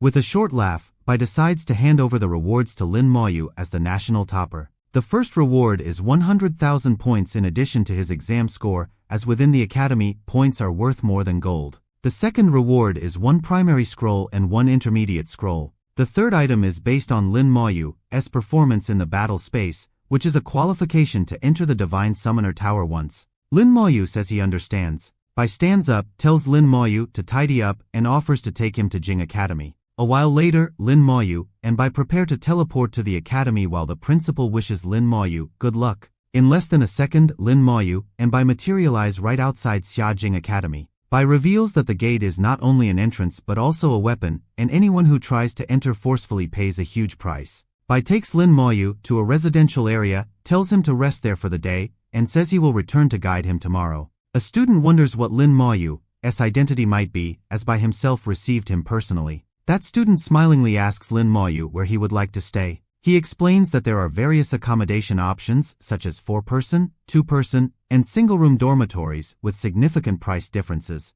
Lin Moyu requests a single-room dormitory, and the guy advises him to consider a 4-person room instead due to the high cost. But Lin Moyu insists on a single room, and the guy thinks he'll regret it later when he runs out of points. The guy takes Lin Moyu to a single-room dormitory and asks him to provide his identity card for registration. Lin Moyu gives his card, and the student inserts it into a machine, discovering that Lin Moyu has over 100,000 points. Lin Moyu explains that he received the points as a reward, and the guy understands why Lin Moyu wanted a single room. The guy leaves Lin Moyu at his new dormitory and tells him to find him if he needs any help. Lin Moyu sits by the window and sees flashes of light outside and thinks someone must be training there. The next morning, Lin Moyu is busy meditating when someone rings the doorbell. Lin Moyu opens the door and sees it's Ningyi, the assassin girl he met a few days ago. Yi grabs his hand and pulls him outside, offering to take him to breakfast and then show him around Xiajing Academy. This is Xiajing Academy's cafeteria. Lin Moyu tries to pay for the breakfast with his points, and seeing this, Yi informs him one can use coins to pay as well. Lin Moyu claims he only has points and no coins, and Yi tells him to ask if he hasn't any and advises him not to waste points that are difficult to earn. As Lin Moyu pays with points, Yi sees his total balance on the machine. Agape, Yi's food drops from her mouth as she shrieks in bewilderment at how many points Lin Moyu has. Yi then reminds Lin Moyu never to use points where coins are accepted, even if he has plenty of points. Lin Moyu gives Yi a core of the Goblin King, and taking it, Yi exclaims it's beautiful. Yi tells Lin Moyu that the core is very valuable and can be traded for at least 1 million coins, and asks if he really wants to give it to her. Lin Moyu agrees he wants to give it to her, and looking very happy, Yi thanks him. Yi then gives Lin Moyu a tour of the academy, showing him around different places and halls. A while later, they go to the Academy Affairs office and complete all the enrollment procedures for Lin Moyu. Lin Moyu notices his sister's information is missing, and Yi explains it might be due to a confidential mission or because she joined another college. Yi assures Lin Moyu not to worry, says she will get to the point, and informs him she needs to take him somewhere. Saying so, Yi takes Lin Moyu to a classroom and introduces him to a girl named Tao Tao as the national top scorer. Tao Tao introduces herself and shakes hands with Lin Moyu, who introduces himself in return. A long-haired guy holding a massive staff sitting near mocks Lin Moyu for being only level 17. Yi asks Lingjun what he means and warns him to watch his mouth when speaking to a national top scorer. Jin claims that compared to his dragon team, Moyu is nothing, as all the previous national top scorers were all trash. Jin then tells Moyu not to think he can do whatever he wishes just because he was introduced by Lord Bai. Jin claims his hidden dragon team values strength above all and tells Moyu to keep quiet during the trial and not drag them down. Jin warns he won't be polite to Moyu otherwise, and Moyu responds by asking if Jin is nuts. Hearing this, Jin's eyes blaze with rage as he summons fire in his fist and dares Moyu to repeat himself. Tao Tao and Yi jump in between, shouting at Jin to stop acting recklessly. Jin snarls his teeth but agrees to be considerate for Tao Tao. With this, Jin walks away, and Tao Tao tells Moyu to return tomorrow so she can explain more about the trial. Yi tells Moyu they should go now to buy things and make preparations. Tao Tao acknowledges Jin's grievances and tells him not to let personal feelings affect the trial, while Jin says he just wanted to see what kind of person Moyu is to replace his brother.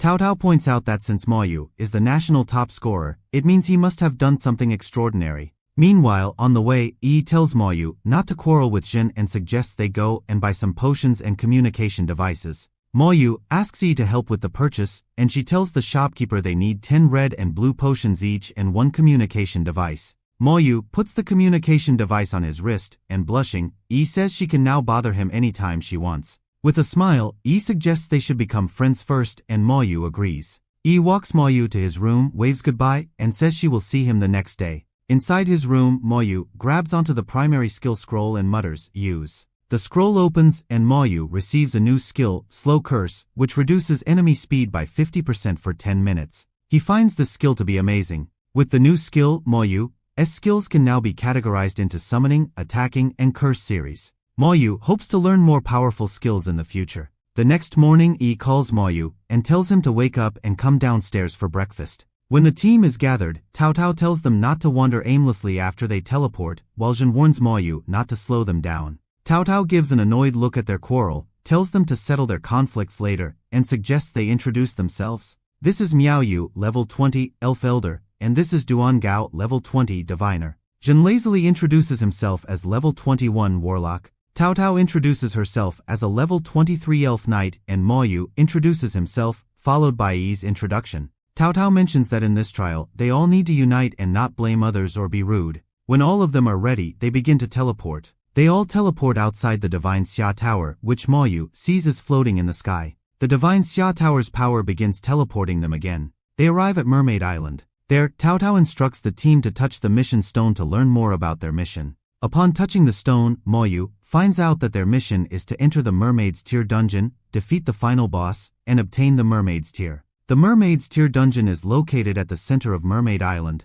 Cao Cao, looking disappointed, says she didn't expect the trial to be on Mermaid Island, and he tells her to share her experiences from previous trials. Cao Cao explains that Mermaid's Tier can be used to craft special equipment and notes that only 3 drops are produced each year. She mentions that there are a total of 10 teams there, and some of them are also teams from other countries. He asks what to do if they run into other countries' teams, and Cao Cao notes that they will guard the dungeon entrance to prevent entry. Cao Cao warns her team not to let their guard down as deaths have occurred before. Ma Yu assures Cao Cao that they won't encounter such situations. Now ready to enter Mermaid Island, Cao Cao instructs Duan Gao to apply his buffs to the team. With the buff, Ma Yu sees his attributes have increased by 30% and skill power by 20%, lasting for 1 hour. Ma Yu then summons a skeleton, wondering if these buffs will apply to it as well. Duan Gao and Miao Yu are both startled seeing the undead, while Yi tells them not to worry. Ma Yu asks Duan Gao to give his buffs to the skeleton as well, and Duan Gao agrees. But Duan Gao says his skills can't be applied to the skeleton.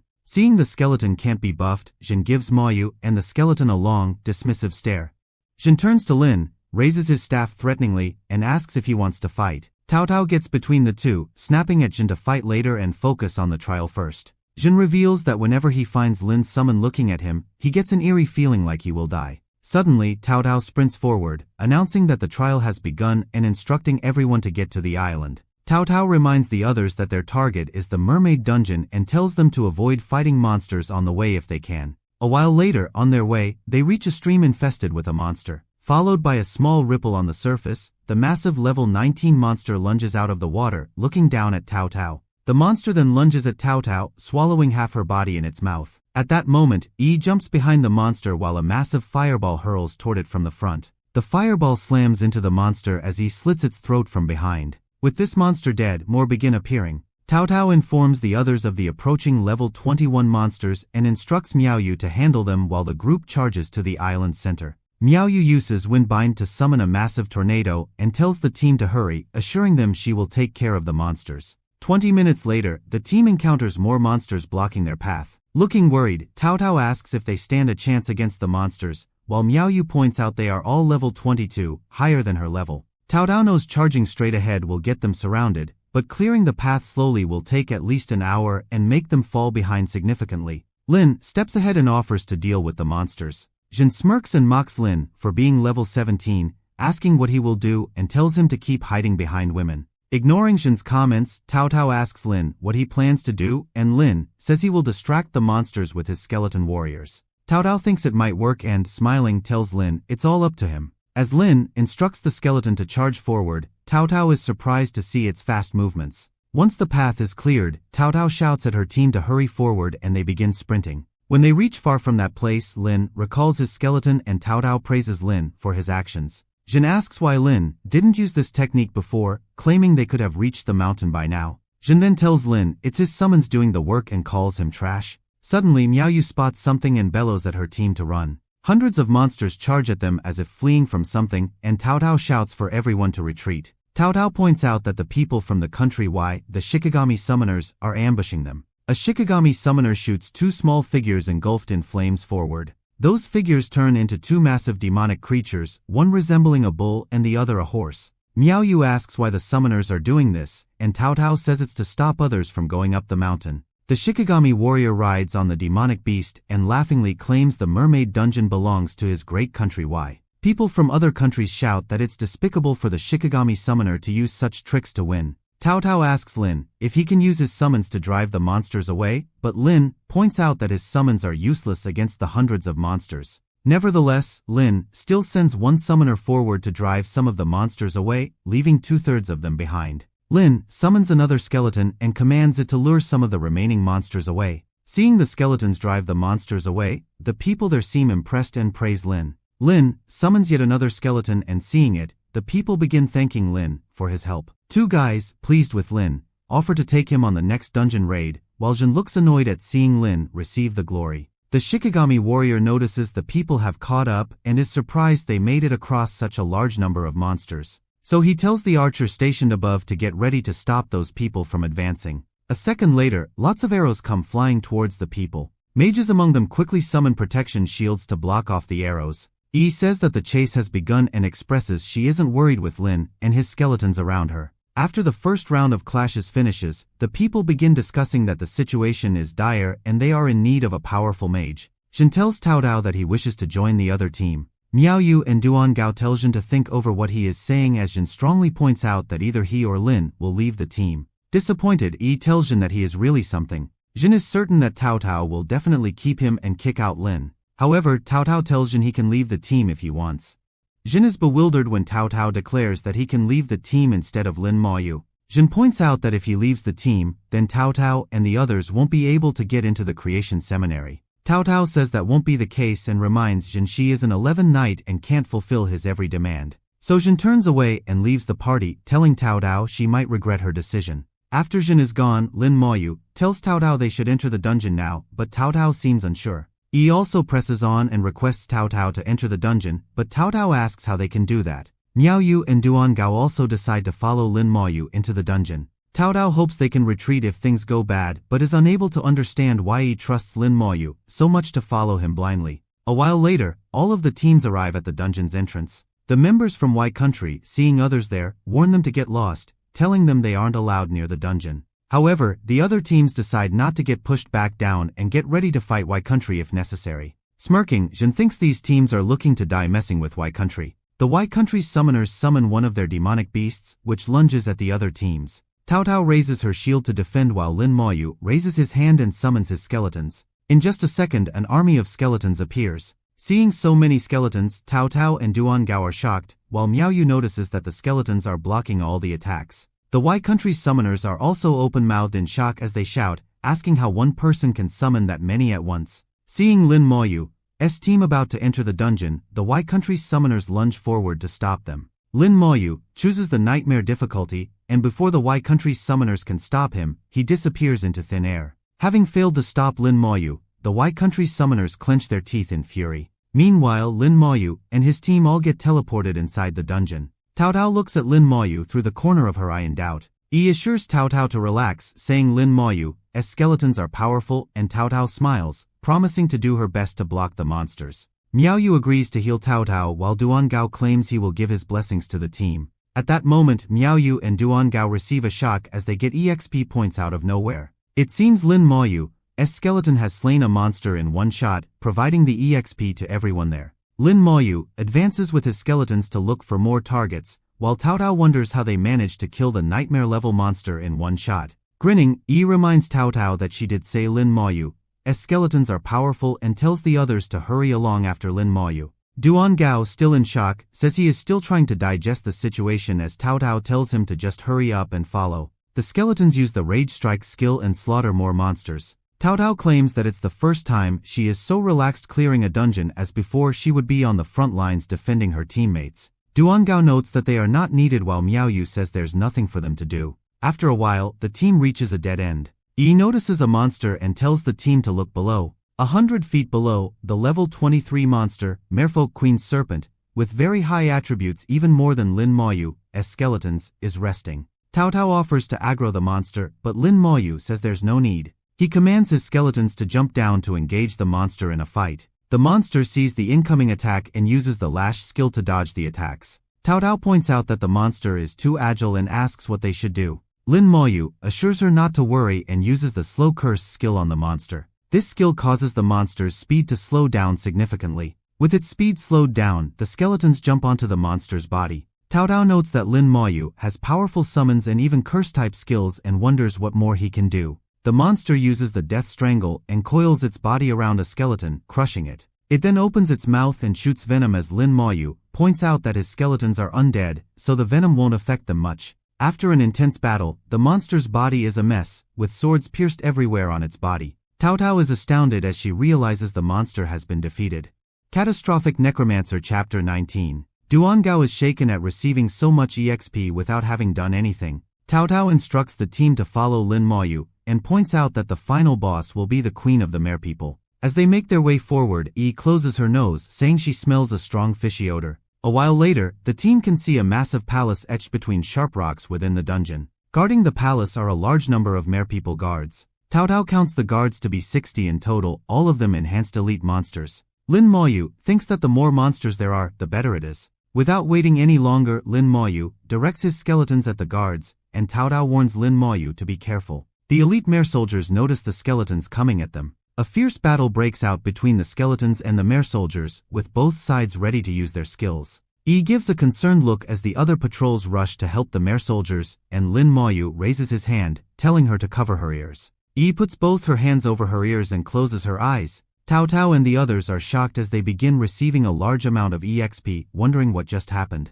As more EXP flows in, Cao Cao asks what powerful skill Lin Moyu used to achieve this. Suddenly, the palace door begins opening. Through the door, the queen of the merpeople, a boss-level monster, walks out. Yi looks at the queen in awe and says she is beautiful. Lin Moyu recognizes the queen is enchanting Yi and grabs onto her hand. Lin Moyu uses the clear-headed skill to block the queen's enchantment, and Cao Cao is surprised to see he is unaffected by the spell. Snapping back to her senses, Yi asks what happened to her. Miao Yu, shaking with fear, says the queen enchanted them all and that if Lin Moyu hadn't acted in time, they would have been wiped out. The queen begins channeling her power around her. Suddenly, her face contorts, her eyes turn red, she summons her trident, and uses the fearsome shriek skill, emitting a high-pitched noise. Cao Cao uses her shield to block the queen's attack, noting that based on the queen's attributes, it should take at least an hour to defeat her. Cao Cao also believes, with such high stats, the skeletons will not be able to stand against the queen. She compares this situation to a pack of wolves trying to attack a fierce lion.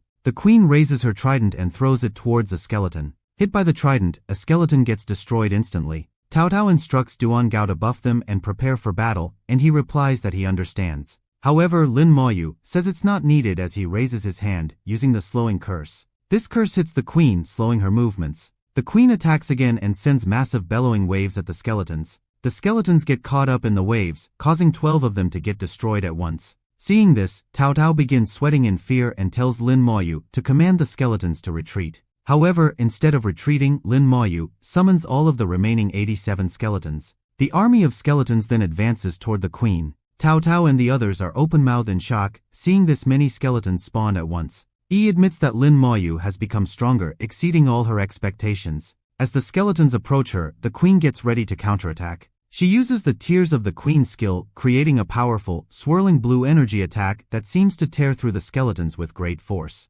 Miao Yu gives a concerned look, saying she can't counter the queen's ability, but Lin Moyu assures her not to worry. Suddenly, the queen begins to bleed from her eyes as the skeleton's consecutive attacks hit her, and she dies just like that. The Tear of the Merpeople appears before Yi, who says the trial is finished and they are one step closer to the Academy of Genesis. Cao Cao agrees, explaining that finishing more trials and increasing their levels will make entry to the Academy of Genesis easier. They all thank Lin Moyu for making this possible. Lin Moyu asks Yi if she has a cooldown talisman, and she confirms that she does. Cao Cao and the others are shocked as they realize Lin Moyu plans to reset the dungeon's cooldown timer to clear it again. Catastrophic Necromancer Chapter 20. As Lin Moyu and his team teleport out of the dungeon, the White Country's team is surprised to see them out in less than an hour. They begin sniggering, believing Lin Moyu's team must have been unable to beat the monsters inside and retreated. The other people there try to console Lin Moyu, telling him it's okay if he couldn't beat the dungeon. Meanwhile, Jin is disappointed that Lin Moyu's team didn't die. Cao Cao raises her shield and tells her team to be careful, while Yi tells her to relax, noting they have Lin Moyu with them. Cao Cao suggests they carry out the plan they discussed earlier, and agreeing to this, Yi takes out the cooldown talisman. Using the talisman, they reset the cooldown, leaving the onlookers bewildered as only 2 enter at nightmare level. It seems only Lin Moyu and Yi went into the dungeon alone, and Miao Yu assures Cao Cao to trust in Lin Moyu's skills. Cao Cao agrees that even if it's a nightmare level, Lin Moyu is capable enough to clear it on his own. Meanwhile, Lin Moyu and Yi both teleport into the dungeon, as Yi says she didn't think Lin Moyu would help her level up like this.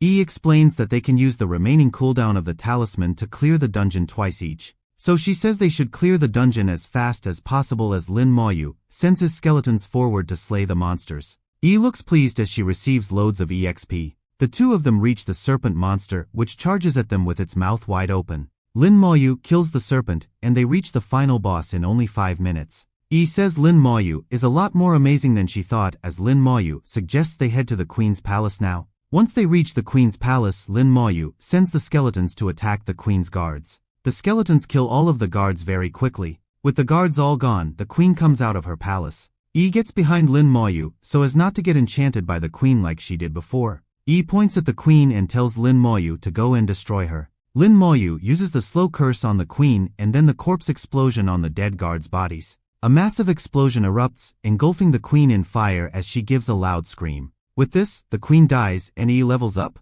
Looking excited, Yi says they should quickly go another round. Lin Maoyu notes that when he first met Yi, she was level 19 and he was level 10, and now, after so long, Yi just leveled to 20. Lin Maoyu and Yi exit the dungeon, and the gathered crowd thinks they didn't manage to kill a single monster, given they came out in just 10 minutes. Yi teases the people there, showing them her tongue as she clicks on the cooldown talisman. Cao Cao is surprised that Lin Maoyu and Yi completed the dungeon in just 10 minutes. Lin Maoyu and Yi once again enter the dungeon, and Yi suggests they try to clear this round faster than the last. 8 minutes and 58 seconds later, Yi cheers in joy after they defeat the Queen. Lin Maoyu says they should return now, and Yi smiles, eager to see the look on people's faces seeing them return so quickly. As Lin Maoyu and Yi teleport outside the dungeon, people start to think they're wasting the cooldown talisman and returning without killing a single monster. Cao Cao asks Yi how it went and Yi tells her not to worry. At that moment, the people notice that the dungeon is starting to disappear and, shocked, ask why it's happening.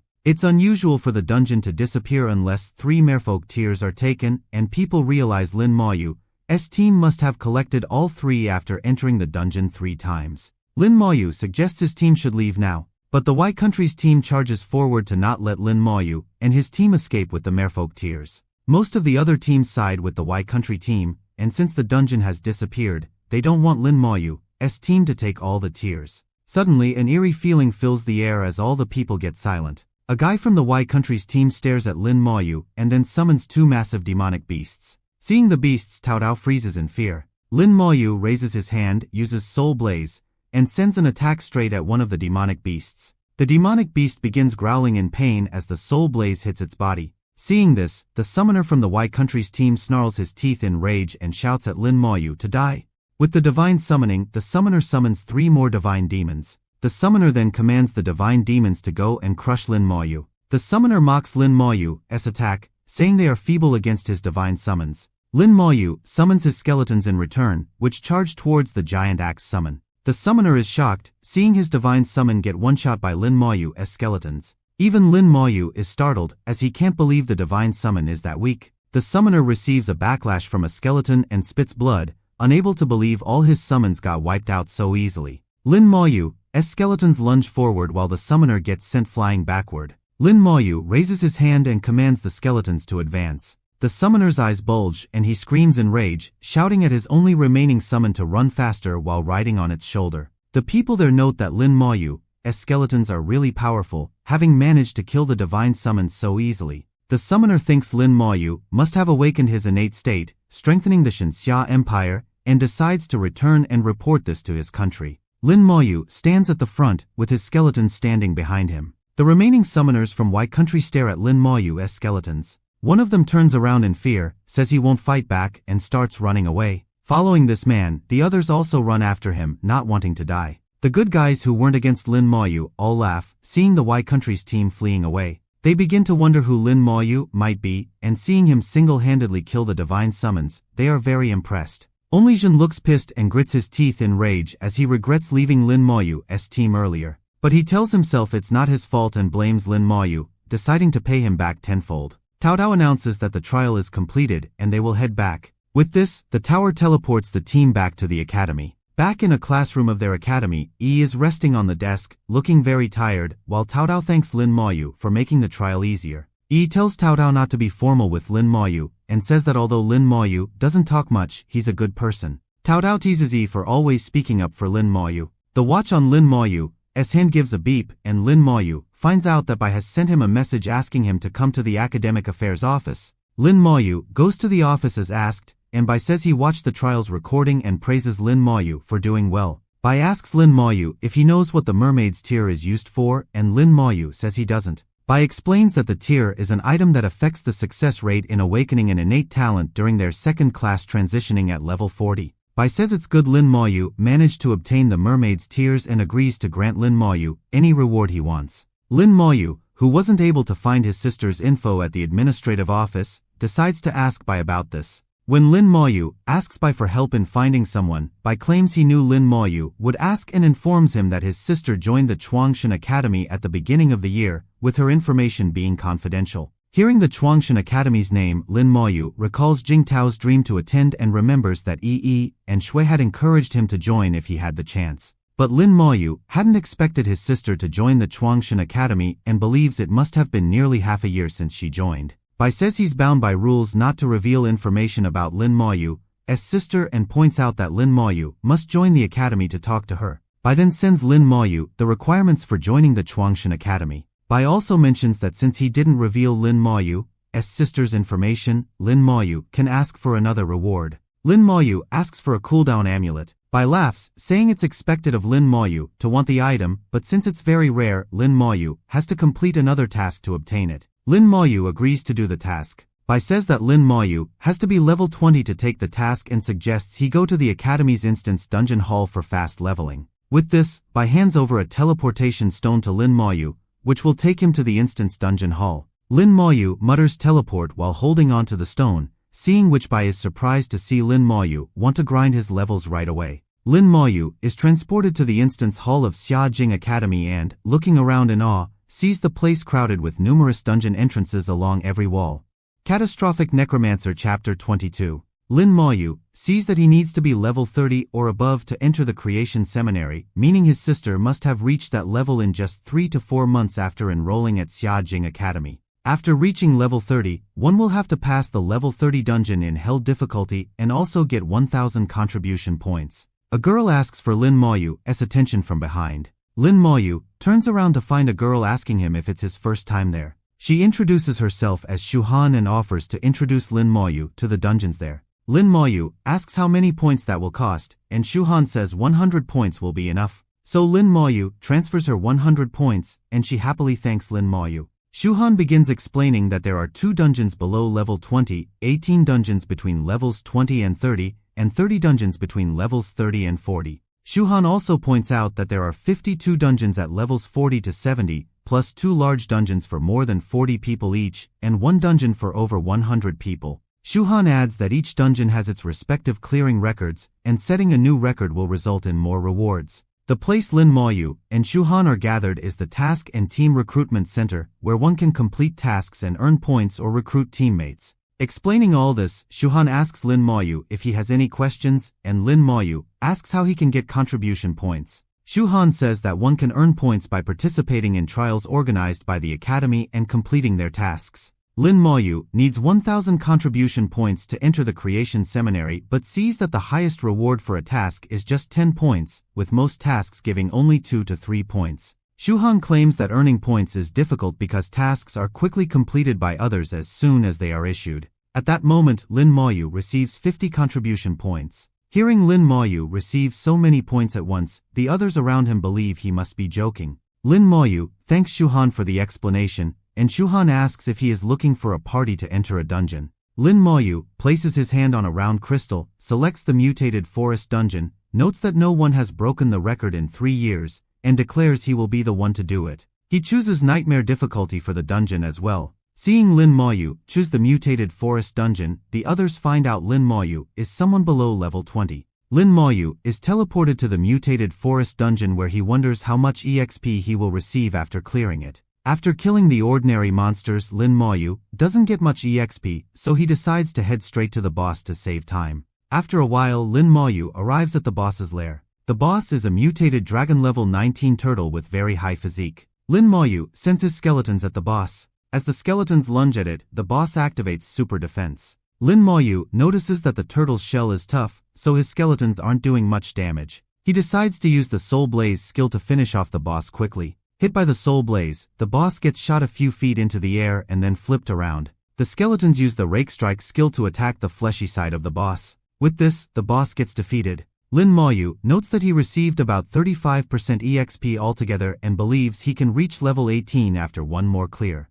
Meanwhile, in the instance hall, a bell begins to ring and people realize someone must have set a new record. The info that Lin Moyu solo cleared the mutated forest dungeon in 35 minutes is shown to everyone and they are all surprised. Once Lin Moyu teleports out of the dungeon, he receives 1,000 points and 5 contribution points as a reward. Lin Moyu gets ready to clear another dungeon, and seeing him do this, the people are very much astonished. Lin Moyu wants to go to the Spider Nest, a level 20 dungeon, but sees its requirements are level 18 to 21, and since he is level 17, he realizes he will have to clear one round of the mutated forest again. Seeing Lin Moyu return back, the people are even more amazed. 30 minutes later, Lin Moyu exits the mutated forest after reaching level 18. To everyone's astonishment, Lin Moyu seems to have set another record by beating the dungeon in 18 minutes. Now everyone begins to wonder who Lin Moyu is and where he came from, and they wonder if he will also break the record of the spider nest. Lin Moyu sees that the record for the spider nest is 1 hour and 12 minutes. He looks forward to beating this record for the contribution points as he selects the nightmare level difficulty. Catastrophic Necromancer Chapter 23. Lin Moyu enters the spider nest and the first thing he notices is that it's very dark. He raises his hand and summons the soul flame to help him see the surroundings. As he looks around, Lin Moyu finds it similar to a maze, and he decides to use the skeletons to find his way around. Analyzing the map traced by the skeletons, he sees that there are countless paths. He looks up at the ceiling and notices a small level 18 spider. Deciding to try his skill, Lin Moyu sets the small spiders ablaze with the soul blaze attack. In a single wave, Lin Moyu manages to kill around 100 spiders, receiving 500 EXP for each one killed, and thinks this place would be nice for farming EXP. When Lin Moyu turns around, he sees that one of his skeletons is covered in small spiders, all gnawing at its bones. Lin Moyu tries to make the skeleton return, but it fails, and he is surprised to learn he can't call the skeletons back. So he uses the corpse explosion on his skeleton to burn away the spiders, receiving loads of EXP in return. Realizing this place is perfect for farming EXP, Lin Moyu decides to send all 108 of his skeletons in groups of 10 to avoid being overwhelmed by spiders. A while later, Lin Moyu finally comes face to face with the level 21 Spider King. Lin Moyu points out that the Spider King likes fighting one with many and declares it's his turn now. Meanwhile, back in the instance hall, Shuhan asks if Lin Moyu will be able to solo the spider nest, and a guy notes that it's been 1 hour already, so Lin Moyu won't break the record of 1 hour and 12 minutes. Inside the spider nest, after defeating the Spider King, Lin Moyu's experience increases by 80%, but it has taken 1 hour and 32 minutes, so he decides to return back and beat the record. Shuhan begins to get concerned for Lin Moyu, seeing him not return despite this long. At that very moment, Lin Moyu teleports out of the dungeon, and seeing him, Shuhan gets relieved and asks Lin Moyu if he cleared the dungeon. Lin Moyu tells Shuhan that he cleared the dungeon. Hearing this, Shuhan is surprised because the highest record was set by a group of 5 and Lin Moyu alone nearly beat it. Shuhan also notices Lin Moyu looks carefree, as if clearing the dungeon was a piece of cake for him. Lin Moyu asks Shuhan which dungeon offers the highest experience, and Shuhan replies that the spider nest is the best for experience among dungeons below level 25. Lin Moyu knows the spider nest is best for EXP but costs 40 points to reset its cooldown, as he uses the points to reset it. Lin Moyu asks Shuhan if there are any dungeons with high experience and a fast clear time.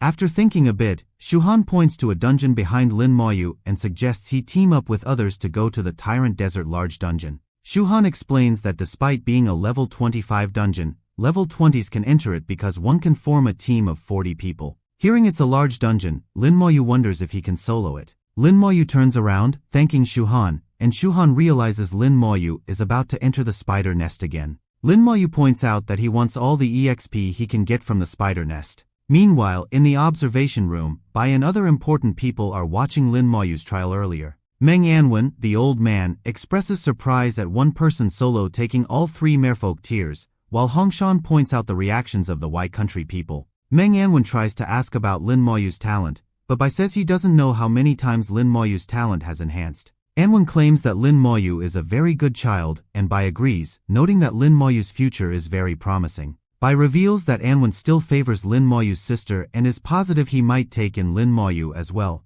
Anwen predicts 2 future stars for humanity, while Hongshan is sure Lin Moyu will become a one-man army capable of facing 1,000. Back in the dungeon, Lin Moyu has cleared the spider nest, gains 70% experience, and hopes he has broken the record this time. Outside in the instance hall, the bell begins ringing once again, and the people realize Lin Moyu must have beaten another record. Jin tells everyone that Lin Moyu is not talented but just lucky, prompting another guy to ask why he says that. Jin gives a thumbs down and says Lin Moyu is an ordinary examinee and he might have gotten some powerful treasures from Bai. Shuhan shouts that Lin Moyu's ordinary background doesn't mean he can't beat records, while another person asks Jin if he has proof to slander Lin Moyu. At that moment, Lin Moyu walks out, and he seems to have set the new record of clearing the dungeon in just 47 minutes. Lin Moyu notices Jin, who tells him to stop pretending and admit that his success is due to God Bai's support. Lin Moyu's anger reaches its limit, and he says he has endured enough from Jin, summoning a skeleton behind him.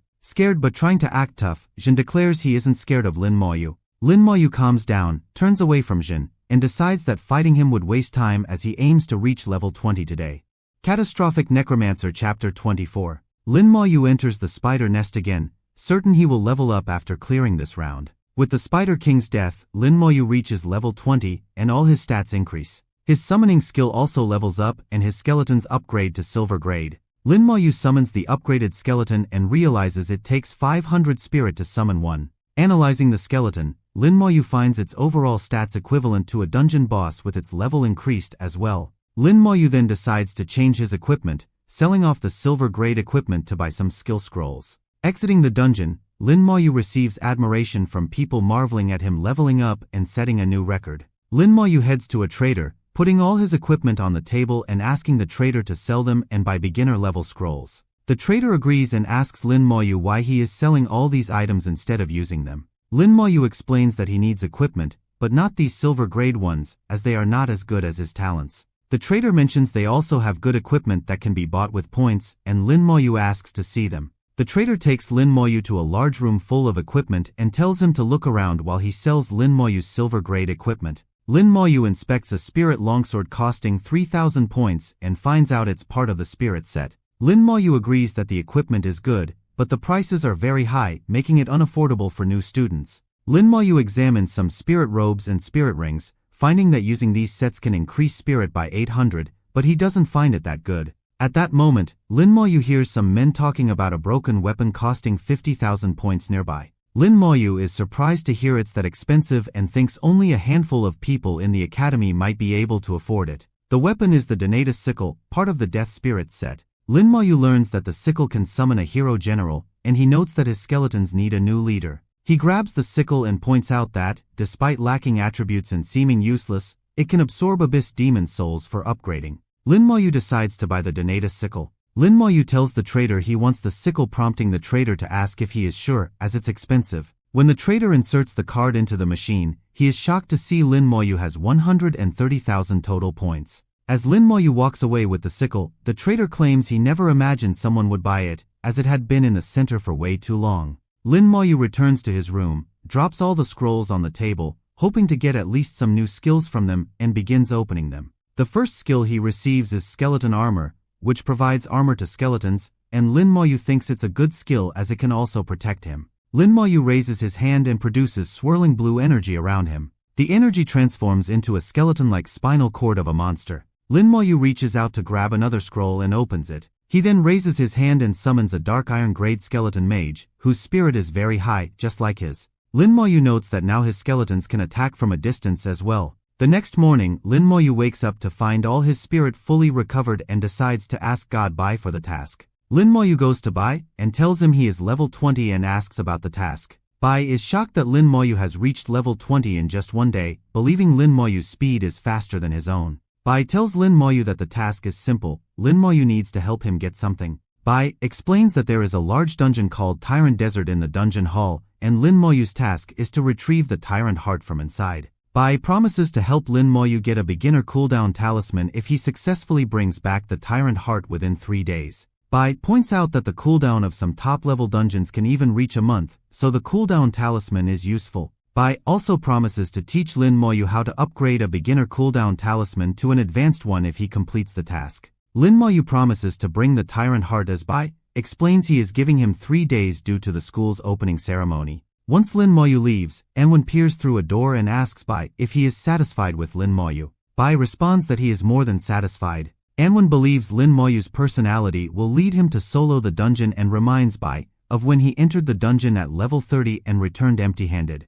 Seeing Lin Moyu about to enter the Tyrant Desert, the others wonder if he'll break this dungeon's record too. Lin Moyu notices that a party of 40 from Phylong Academy holds the Tyrant Desert record at 16 hours and 45 minutes. Shuhan calls out as he approaches Lin Moyu. Looking uncertain, she asks Lin Moyu if he will really enter the Tyrant Desert. Lin Moyu confirms he is going to the Tyrant Desert to retrieve the Tyrant's heart. Shuhan explains that the Tyrant's heart, dropped once a year, can be used to make a powerful boss accessory. Shuhan points out that challenging the Tyrant Desert alone will be difficult and asks Lin Moyu where his party members are. But she is shocked as she realizes Lin Moyu plans to solo the desert. Shuhan tries to tell Lin Moyu something, but she becomes silent as she senses someone behind her. Startled, Shuhan steps aside and says these people are from Bailey Academy and have been preparing to set a new record for the Tyrant Desert for a long time. They are also equipped with gold-grade equipment. The party leader declares that this time, Bailey Academy will surely set a new record. The leader instructs his team to get ready and not back down. Meanwhile, Lin Moyu makes his way toward the Tyrant Desert's entrance, shocking everyone there. The team leader glances at Lin Moyu,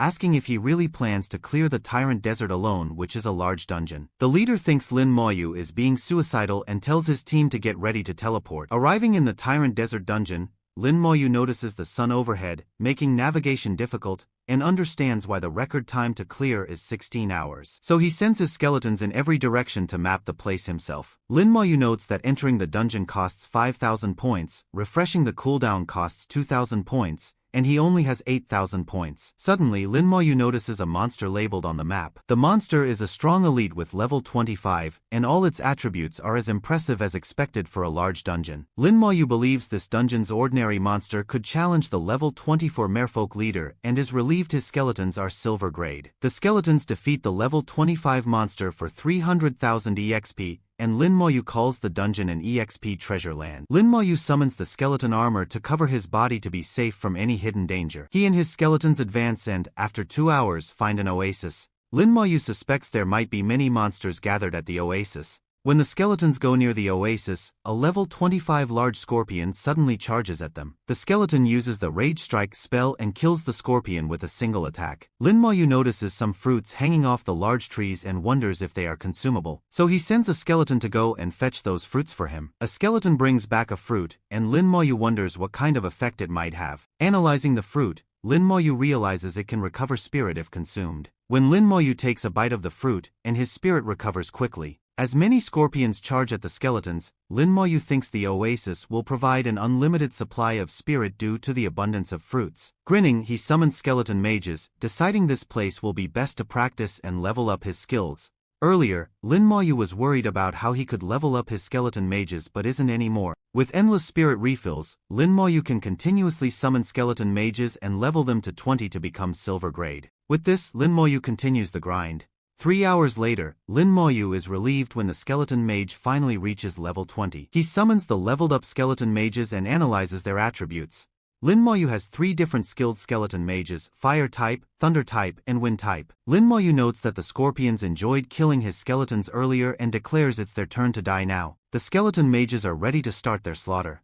The skeleton mages shoot their respective skills at the scorpions. The scorpions get zapped, burnt, and turned to a crisp at the same time. Holding a fruit and smirking, Moyu says this is how a large dungeon should be as an army of scorpions advances toward him. Seeing the scorpion army, Moyu responds by summoning 130 skeleton warriors and 70 skeleton mages. Moyu believes that as long as the monsters are the same grade, he can easily clear any large dungeon alone. The skeletons begin charging at the incoming scorpions. Moyu also joins the battle using corpse explosion. Amidst the massive explosions, heavy lightning strikes down upon the scorpions. Moyu receives lots of EXP as more and more scorpions get killed. Soon, all the scorpions are defeated, and Moyu is disappointed he didn't get to level up his other skills. He then decides to look for the dungeon boss now as his skeletons are already leveled up to silver grade. Suddenly Moyu senses something behind him. He quickly summons the skeleton armor upon seeing a monster horde coming at him. Moyu leaps off the ground and does a backflip as the level 26 desert soldier ants pass below him.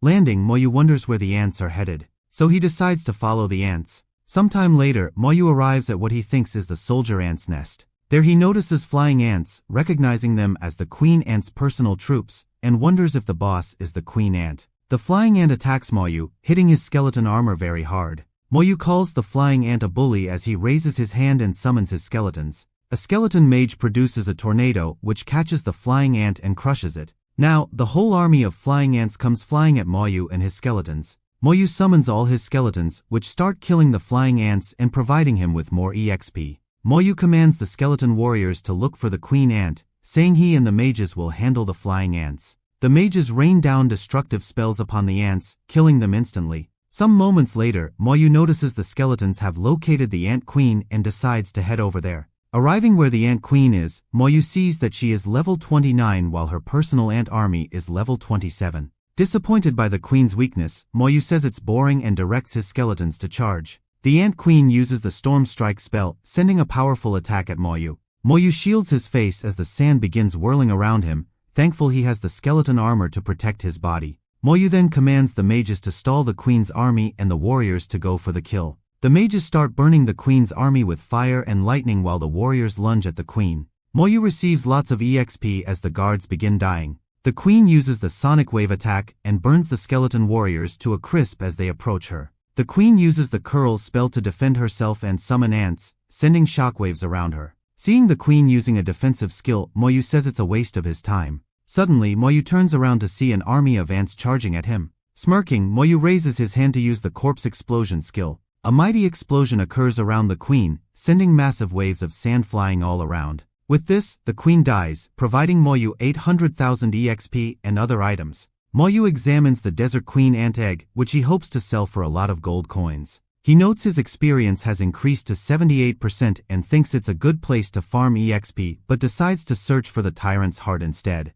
2 hours later, after moving a long distance and battling various monsters on the way, Moyu arrives at a massive palace. The palace is ruled by the lion tyrant, a world-level leader.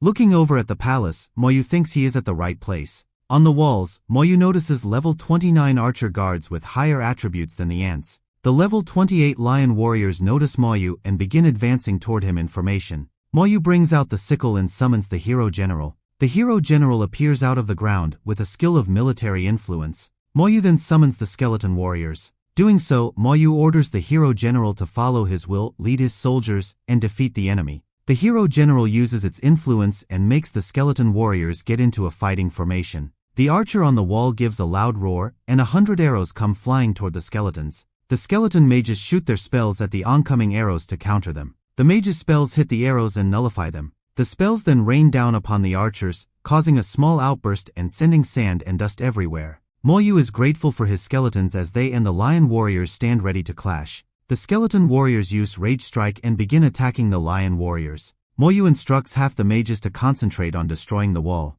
A while later, Moyu is surprised to see the gate still hasn't taken any damage despite all the attacks on it. Moyu realizes that, being a large dungeon, the party must work together to find ways to open the gate and reach the final boss. He claims the gate isn't opening due to insufficient firepower and commands the skeletons to stack dead bodies at the gate. The skeletons gather dozens of corpses at the gate, and Moyu raises his hand to use the corpse explosion spell. A massive explosion causes the gate to be blown apart into rubble. Moyu, holding the sickle and with the hero general standing behind him, looks over at the ruler of the castle. The ruler, who is level 31, Lion Tyrant, looks back at Moyu with glowing eyes. Moyu realizes that the final boss is on a whole different level from other bosses. The final boss stands up, towering over Moyu. The boss lunges high and pounces down upon the skeleton warriors, destroying 2 of them easily. Moyu shouts out to the other skeletons to stop the boss. The skeleton mages shoot lightning down upon the boss. More spells shot by the mages fly toward the boss, but upon hitting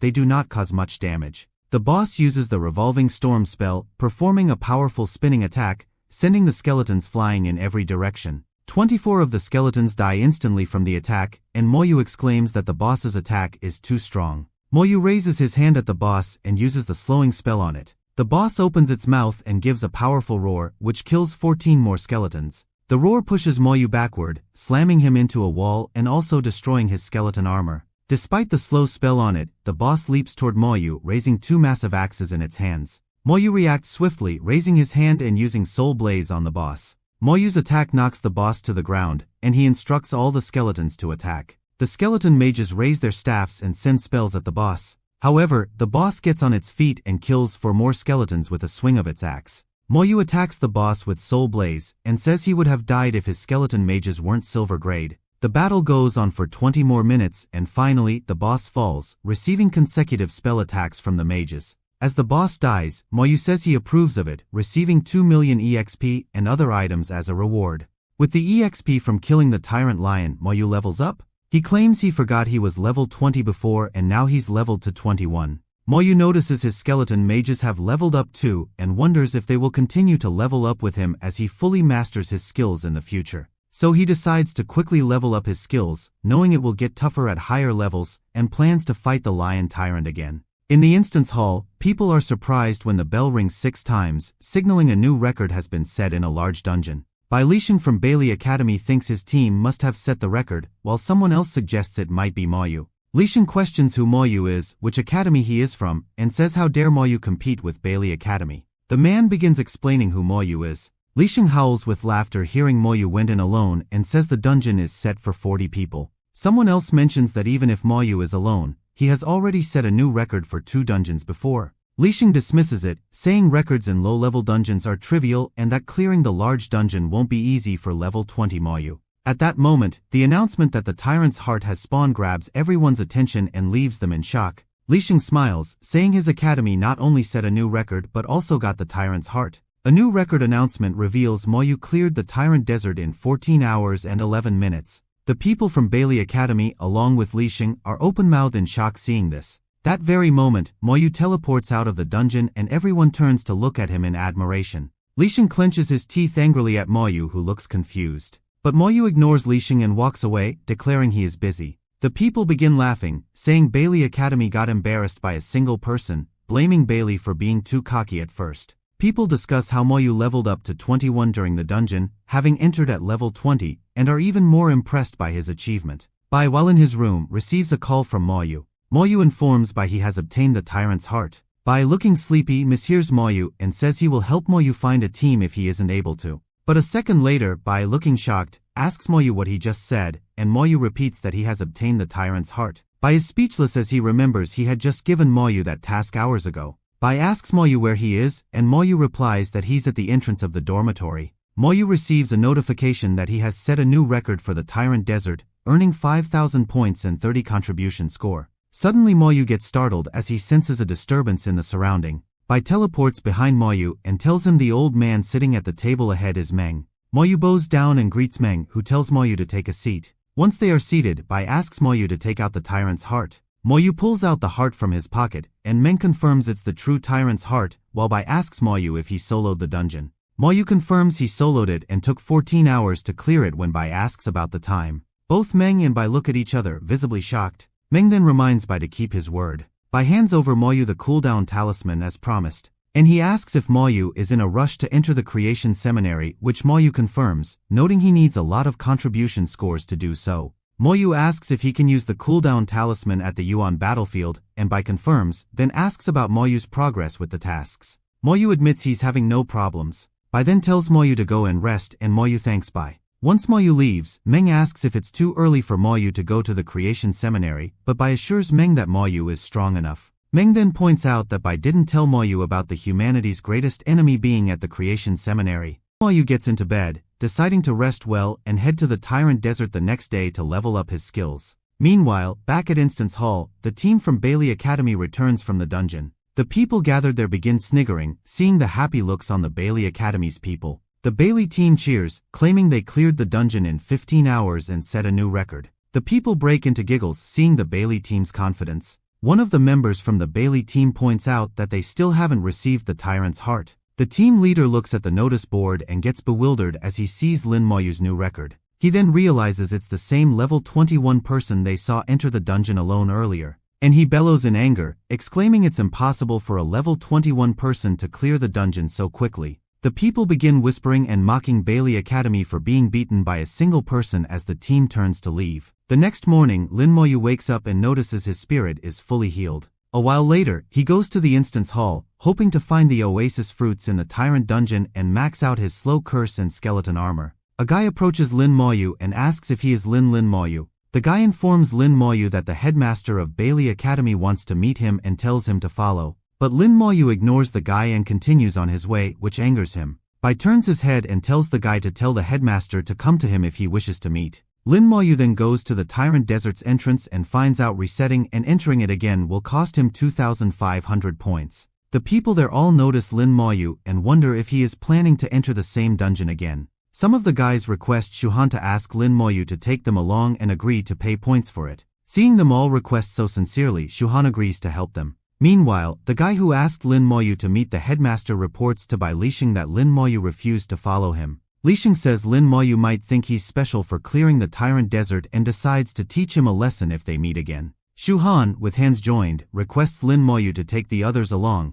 saying they just want to complete the academy's task. Lin Moyu asks about the task, and a guy explains they need to clear the Tyrant Desert to enter an academy and promise not to take any EXP if Lin Moyu helps them. Lin Moyu points out that he is a new student, so he didn't know about this. Those guys again request Lin Moyu to take them along and promise to pay him 1,000 points each. In the end, Lin Moyu agrees to take on one request. The request is that if anyone finds the oasis fruits, they will be Lin Moyu's only. The guys agree to give Lin Moyu the fruits if they find any. Lin Moyu then says that he can only take 39 people and asks who will be going. Almost everyone in the hall raises their arms, all wanting to go. Shuhan shouts at the people to be quiet and queue up nicely. Lin Moyu thanks Shuhan for her assistance, and she says it's nothing. Lin Moyu asks Shuhan if she has completed her task, and she affirms it, telling him not to worry about her. After a while, Lin Moyu enters the Tyrant Desert dungeon with 39 others and tells them to follow him. Lin Moyu summons the skeleton warriors and instructs them to go and find the oasis fruit. Seeing the skeletons, the people there are all in awe and praise Lin Moyu's profession.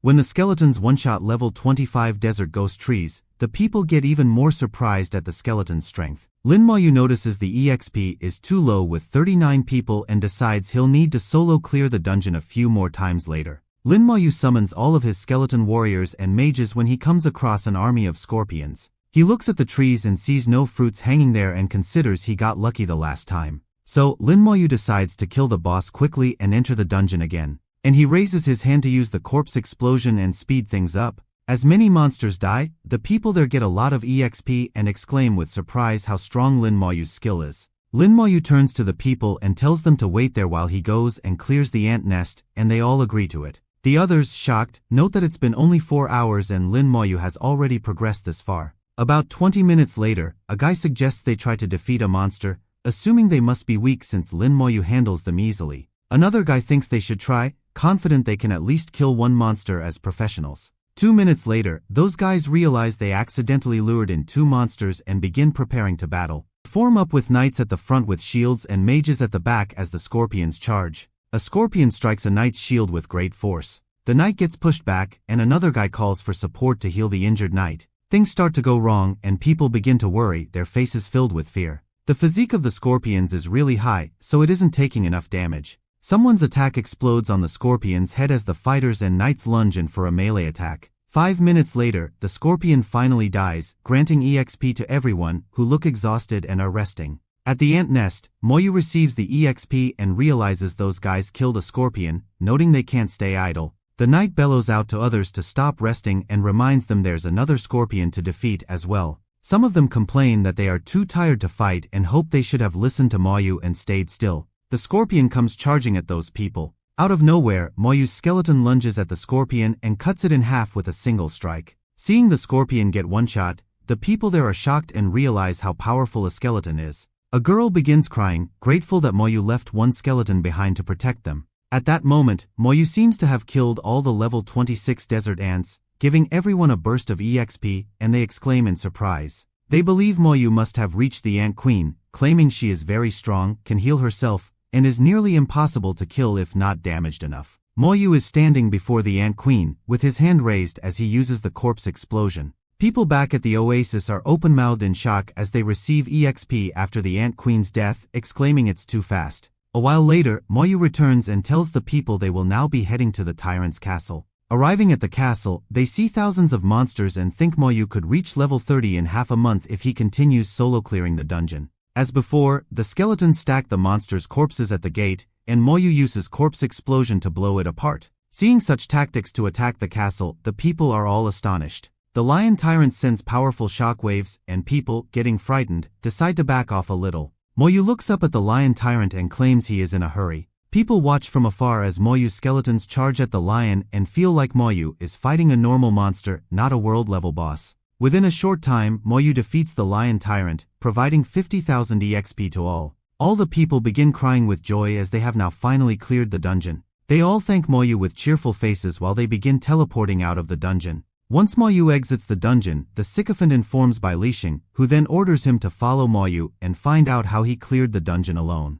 Moyu sees another line of people, and Shuhan explains they're there to get help from Moyu in clearing the dungeon as well. Moyu asks if the new group knows his rules, and they all affirm and promise not to take any loot. Moyu and the new 39 people enter the dungeon again, with Moyu hoping to find the oasis fruits this time. To his luck, Moyu notices many fruits at the oasis and decides to level the rest of his skills now. Moyu's skeletons begin killing the scorpions, and, seeing his strength, this group, like the previous one, becomes surprised and impressed. After a while, the group faces the lion tyrant and is shocked to realize it took them only 7 hours to reach the stage. Moyu kills the lion easily, and everyone cheers except for Bai Lixing's sycophant, who finds Moyu terrifying and decides to report this to Bai Lixing. Once out of the dungeon, the sycophant tells Bai Lixing everything he learned about Moyu. Bai Lixing smirks and points out that since Moyu relies on his skeletons, if they can restrict him from summoning them, Moyu will become useless. Bai Lixing then instructs his sycophant to find Lingjin from Qiaolong Academy and tell him he has something for him. Bai Lixing plans to make Moyu pay for snatching the boss accessory from Bailey Academy and embarrass him. Sometime later, Jin comes to meet Bai Lixing. At the Xiajing Academy dormitory, Xia Shui is looking out of the window, busy with her thoughts. She says it's a shame that amazing things in Xiajing Academy cost points and envies Moyu's 30,000 points. She had heard from Principal Lu that Moyu reached the academy a few days ago and wonders how he's doing now. But she is certain that with his strength, Moyu won't have any trouble with anything. Next day, Bai and 2 others are gathered at a table as one of them mentions Lin Moyu is acting overboard. Puzzled, Bai asks how Lin Moyu, with his calm personality, can be acting overboard. Ning Tairan, the dean of Xiajing Academy, points out that Lin Moyu is collecting money to help other students clear the Tyrant Desert. Tairan adds that Lin Moyu is carrying 39 people by himself and helping them. Bai grins and remarks that Lin Moyu is pretty good for helping so many people. Tairan notes that Lin Moyu helping others defeats the task's purpose of filtering outstanding students from the weak ones. Bai responds that there's nothing they can do since Lin Moyu hasn't broken any rules by doing this. Bai claims he's against these tasks as they unfairly disadvantage those who can't find a good party and get stuck with them. Meng agrees that the academy system is too old-fashioned and needs some changes. Tairan stands up angrily, and Bai, grinning, warns him that touching Lin Moyu will cost him the dungeon palace. As Tairan walks away, Meng remarks his temper won't change, while Bai claims only one person can handle him. At the Tyrant Desert's oasis, Lin Moyu levels up his skeleton armor to 21, boosting his defense by 2,100. Lin Moyu's slow curse has also leveled up to 21 as he raises his hand to use this spell upon the oncoming scorpion. 1 hour before the opening ceremony. At the breakfast hall, Xia Shui is surprised to learn Wan Ming is her roommate, claiming she chose a dual room due to limited points. Shui offers to settle the payment for their meals as Ming notices Feng Xiu a bit ahead. Feng Xiu also notices Xia Shui and Ming as he turns his head. He goes near them and greets them with a smile. Ming asks if they have seen Lin Moyu. In the Tyrant Desert, Lin Moyu levels up to 22 and realizes his skills will all level up simultaneously with him once they reach max level. Lin Moyu exits the dungeon with 350,000 points from helping others, but thinks it's insufficient since one intermediate scroll costs 80,000. He decides to find a new way to earn more points and attend the opening ceremony in the meantime. At the opening ceremony, Ming, Feng Xiu, and Xia Shui are gathered, and Feng Xiu announces Lin Moyu's arrival. Lin Moyu slowly walks towards the opening ceremony. The 3 of them instantly notice the powerful aura around Lin Moyu and realize Lin Moyu has become a lot stronger. Other students also notice Lin Moyu and exclaim that he's the top scorer in the country, with some saying they're scared to look at him. Xia Shui calls out to Lin Moyu, asking him to come over, and he looks pleased seeing them gathered. Wan Ming asks Lin Moyu what his level is. Hearing Lin Moyu is level 22, all 3 are stunned and ask how he leveled up so quickly. Feng Xiu suggests Lin Moyu repeatedly cleared a dungeon, while Xia Shui notes that earning points is difficult for normal students. But Lin Moyu, who earned thousands of points at a time by helping many people, thinks earning points isn't hard. The huge bell begins ringing, and the opening ceremony commences with the speaker welcoming the students to Xiajing Academy. The speaker explains that the academy is divided into ordinary, academic, and top students, each enjoying different resources and benefits. The speaker says that Xiajing Academy follows a tradition during the opening ceremony involving challenges between freshmen and seniors. Seniors can challenge new students, putting their points on the line. If freshmen win, they keep the points but lose nothing if they are defeated. The speaker mentions that this is a perfect time for the freshmen to earn some points. By hovering above and looking down with the two old men, says this method suppresses new students, showing them the depth and severity, and calls it pointless. Bai wonders if anyone will challenge Lin Moyu, while Meng says no one would be foolish enough to try. Meanwhile, the freshmen are interested in the challenge, knowing there's no penalty for losing but rewards for winning. The seniors and freshmen engage in a tense stare-down. The speaker assures students the challenge will be on a professional martial arts platform, suppressing levels and skills above 20, with formations protecting contestants from fatal injuries. A senior archer challenges a freshman archer. The freshman accepts the senior's challenge. Someone declares they challenge Lin Moyu. Grinning, Jin asks Lin Moyu if he will accept the challenge. Lin Moyu stares at Jin and asks how many points he will pay. Jin offers 5,000, but Lin Moyu says it's too little. Jin asks Lin Moyu how many points he wants, and Lin Moyu demands 100,000 points. Hearing Lin Moyu demand 100,000 points, the students are all shocked. Jin mocks Lin Moyu for demanding such a huge amount, asking if he even knows how many zeros are in 100,000. Lin Moyu proposes a bet. If he loses, he will give all his points to Jin. If he wins, Jin must pay an amount equal to Lin Moyu's total points. Lin Moyu then asks Jin if he has the guts to accept. Xia Shui is surprised by Lin Moyu's extensive speech and assumes he and Jin must have a long-standing feud. Jin begins to worry seeing Lin Moyu this confident, but knows he will lose face if he rejects. Trying to sound confident, Jin accepts Lin Moyu's conditions, hoping Lin Moyu doesn't have many points.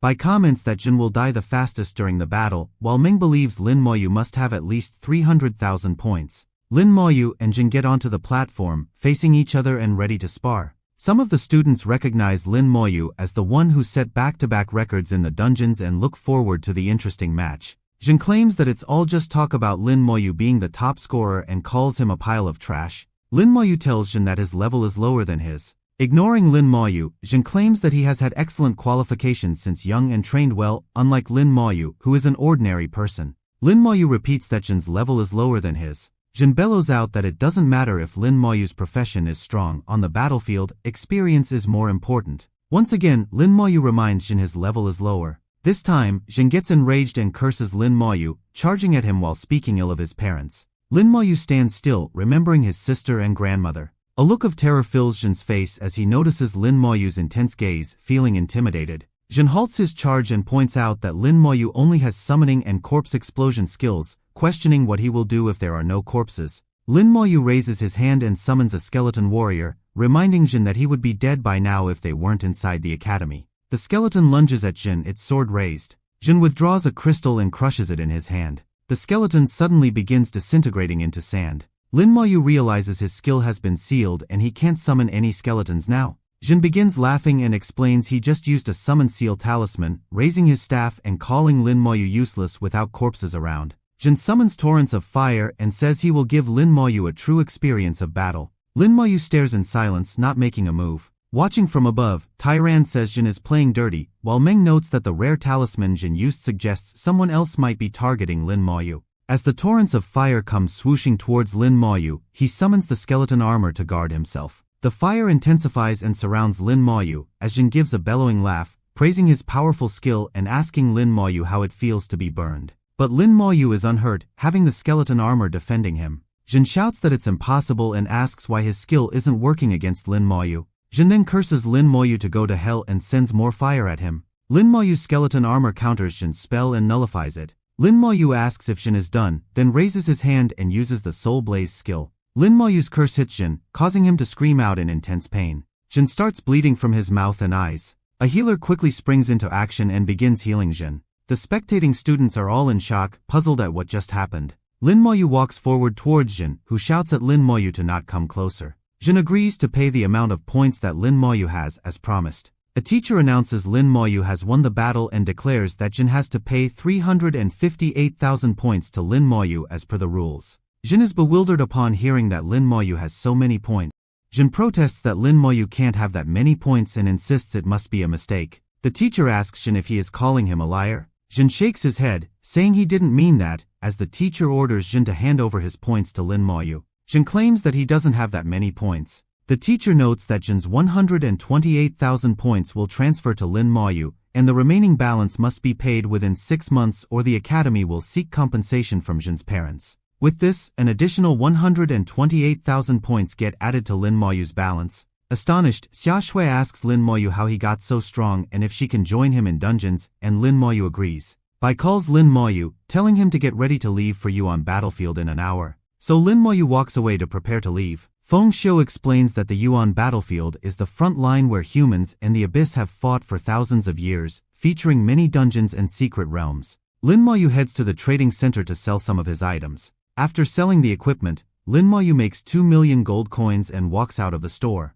An hour later, Lin Maoyu and Bai are ready to leave as Meng raises his hand to teleport them to the Yuan battlefield. They arrive at Xinxia Tower, and Bai informs Lin Maoyu that he must wait until his second evolution to enter the tower. The tower then teleports them to the Yuan battlefield. Upon arriving at the battlefield, Lin Maoyu looks shocked by the sight around him. He starts to feel a familiar yet stronger aura. Bai explains that the large eye-like object in the sky is the Demon Watcher, used to monitor the Abyss and prevent their infiltration. The guards notice the badge Bai is wearing and raise their swords to pay him respect. Lin Maoyu is impressed by Bai's influence as Bai notes the guards respect the badge and promises to get one for Lin Maoyu. So the two head to the sergeant badge processing office. Bai instructs the man there to make a sergeant badge for Lin Maoyu. The man looks up, asking who is disturbing him, and his eyes fall on Bai's badge. He quickly bows down and greets Bai, addressing him as General. Bai tells the man to hurry, and the man agrees to do it immediately. The man notes that Bai is a 5-star general and wonders who Lin Maoyu might be for the general to personally request a sergeant badge.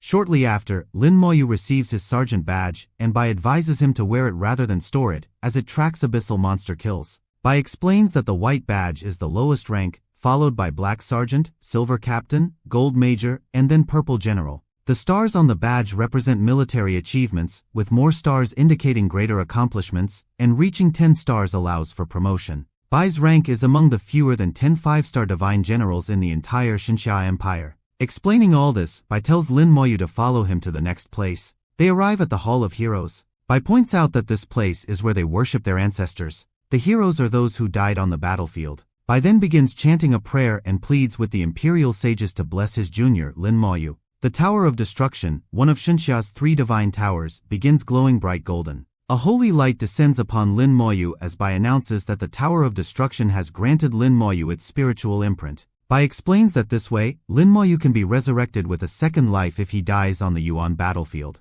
Lin Maoyu is taken aback, realizing Bai used a whole star of merit to grant him a second life. Lin Maoyu closes his eyes and gratefully thanks Bai. Bai grins and tells Lin Maoyu not to worry about it and advises him to kill more enemies on the battlefield. Bai explains that the war fortress of the Xinxia Empire is the Eternal Great Wall, consisting of 9 fortresses arranged in a row, separated by over 1,000 kilometers. Bai also notes that the fortress they are at now is the first and the front line of the Eternal Great Wall. The Yuan battlefield has many dungeon entrances, but abyssal monsters will either prevent entry or ambush humans, making battles at these entrances extremely intense and dangerous. Bai says he has no more to add and tells Lin Maoyu that the rest is up to him. 2 guards notice Lin Maoyu is level 22, with one asking if he came with his parents and the other mentioning the weakest monster outside is level 30, prompting Lin Maoyu to say he will go see it. Once outside, Lin Maoyu feels the abyss aura is very strong and struggles with poor visibility. Suddenly, he senses an attack from behind and swiftly summons the skeleton armor around him. Lin Maoyu looks around but is unable to see any enemies and wonders if it's an invisible monster. The skeleton warrior swings its sword through the air. Finally, Lin Maoyu spots a level 30 battlefield ghost, a transparent monster composed of wisps of smoke. The skeleton tries to attack the ghost, but its sword passes right through it. Lin Maoyu decides to try an elemental attack on the ghost and summons the skeleton mages. The mages raise their staffs and send spells at the ghost. This kills the ghost, providing Lin Maoyu with 300,000 EXP and a soul breath. Lin Maoyu decides to stay on guard, thinking there might be other monsters immune to both physical and elemental attacks. He and his skeletons make their way forward, clearing their path of any monsters they come across. After walking for about 2 hours, Lin Maoyu thinks he might reach a dungeon soon. Suddenly, out of nowhere, some men come running and screaming towards Lin Maoyu. With fear etched on their faces, they seem to be fleeing from abyssal monsters. Lin Maoyu sees huge and terrifying level 31 abyss hounds galloping at him. The men realize the hounds have changed their target to Lin Maoyu and think Lin Maoyu is done for. Lin Maoyu notices a hand dangling from one of the hounds' mouths. as if it has eaten a person. He gives a disgusted look and states that dogs like those hounds should die as he sends the skeletons towards them. Lin Mayu skeletons, level 22 and silver grade, charge at the hounds. The hounds also lunge back at the skeletons. The skeleton mage's spells strike the hounds, sending them crashing onto the ground. The skeleton warriors take the chance and raise their swords, lunging at the hounds. For killing the hounds, Lin Mayu receives 310,000 EXP as well as +1 merit. The Thanatos side's level increases by 3.33%, and Lin Mayu estimates he needs to kill about 30 more abyssal monsters to reach level 2. As dozens of hounds approach, Lin Mayu raises his hand and uses corpse explosion on the dead hound's body. Lin Mayu notes that killing these monsters earns merit points and levels up his scythe, hoping for more abyss hounds as his scythe levels to 2. The fleeing men hear the massive explosion behind them, stop running, and look starstruck and relieved to see they are saved. The abyss is surprised, sensing its pack of dogs suddenly die and decides to send out more dogs. From the darkness, an army of abyss hounds begins appearing. Outside, near the level 26 Dungeon Dragon frontline post, many parties of people are resting around their campfires. As Lin Mayu walks around, the people stare at him, noting he looks like a teenager and discussing who he might be. Two men approach Lin Mayu, asking who he is and offering to let him join their party, but Lin Mayu thanks them and declines. Lin Mayu makes his way towards the level 26 dungeon and learns that it has a hell level difficulty and decides to try it. As Lin Mayu begins to teleport, a man tries to stop him and offers him a place in their party. But the man is shocked to see that Lin Mayu really went into the dungeon alone. The man bellows that entering the dungeon alone is asking for death, while another adds that he will investigate, noting that people from Xinxia often show off. The man uses his dungeon detector, claiming it can detect the number of teams at each difficulty level and any casualties within the dungeon. The detector reveals that there is one party of 4 in normal mode, 2 parties in nightmare difficulty, and only 1 person in hell difficulty. It becomes clear that Lin Mayu went in alone on hell difficulty, leaving everyone from Xinxia open-mouthed in shock. The dude who used the dungeon detector asks how long Lin Mayu might survive inside. The knight from Xinxia shouts at that dude to shut up, who says he was just joking. The knight warns the dude from Y country to keep his mouth shut if he wants to live. The knight points out that Lin Mayu must be an extraordinary talent for arriving alone and laments that he will likely die alone in the dungeon. Meanwhile, Lin Mayu enters the dungeon and feels a strong sense of restriction, as if something is being held back. He realizes he can't use his inventory, making various items unusable, and understands the true nature of a hell-level dungeon. He is certain that the monsters here will be extremely strong. From the forest, massive horned monsters with glowing hair begin appearing. They are level 30 dragon spearmen who notice Lin Mayu and charge at him. Lin Mayu sees the spearmen and finds their attributes surpass those of his skeletons, making each one comparable to a nightmare dungeon boss. The level 30 dragon spearmen and Lin Mayu's level 22 skeleton warriors charge at each other. The spearmen swing their spears at the skeletons, hitting them. The skeletons all get stunned, and Lin Mayu tries to recall them but is unable to. The monsters then crush 3 stunned skeletons. Lin Mayu commands the warriors to surround the monsters and the mages to get ready to fire. The skeleton warriors follow Lin Mayu's orders and round up the monsters. Lin Mayu notes that despite the monsters' strength, their numbers make them vulnerable, as they are burnt to death by mages' spells, giving Lin Mayu plenty of EXP. Lin Mayu summons the skeleton armor and decides to be more cautious to prevent the monsters from surrounding his skeletons. He smirks, claiming he's always had it easy, but now that he's found strong monsters, he finally has to stay on guard. A while later, Lin Mayu encounters more monsters deep in the forest. He plans to use a few skeletons as bait and group the monsters to one-shot them all at once. The skeletons reveal themselves to the monsters and turn around, trying to lure them into a trap. Suddenly, a powerful gust of wind blows through, and the skeleton warriors become entangled out of nowhere.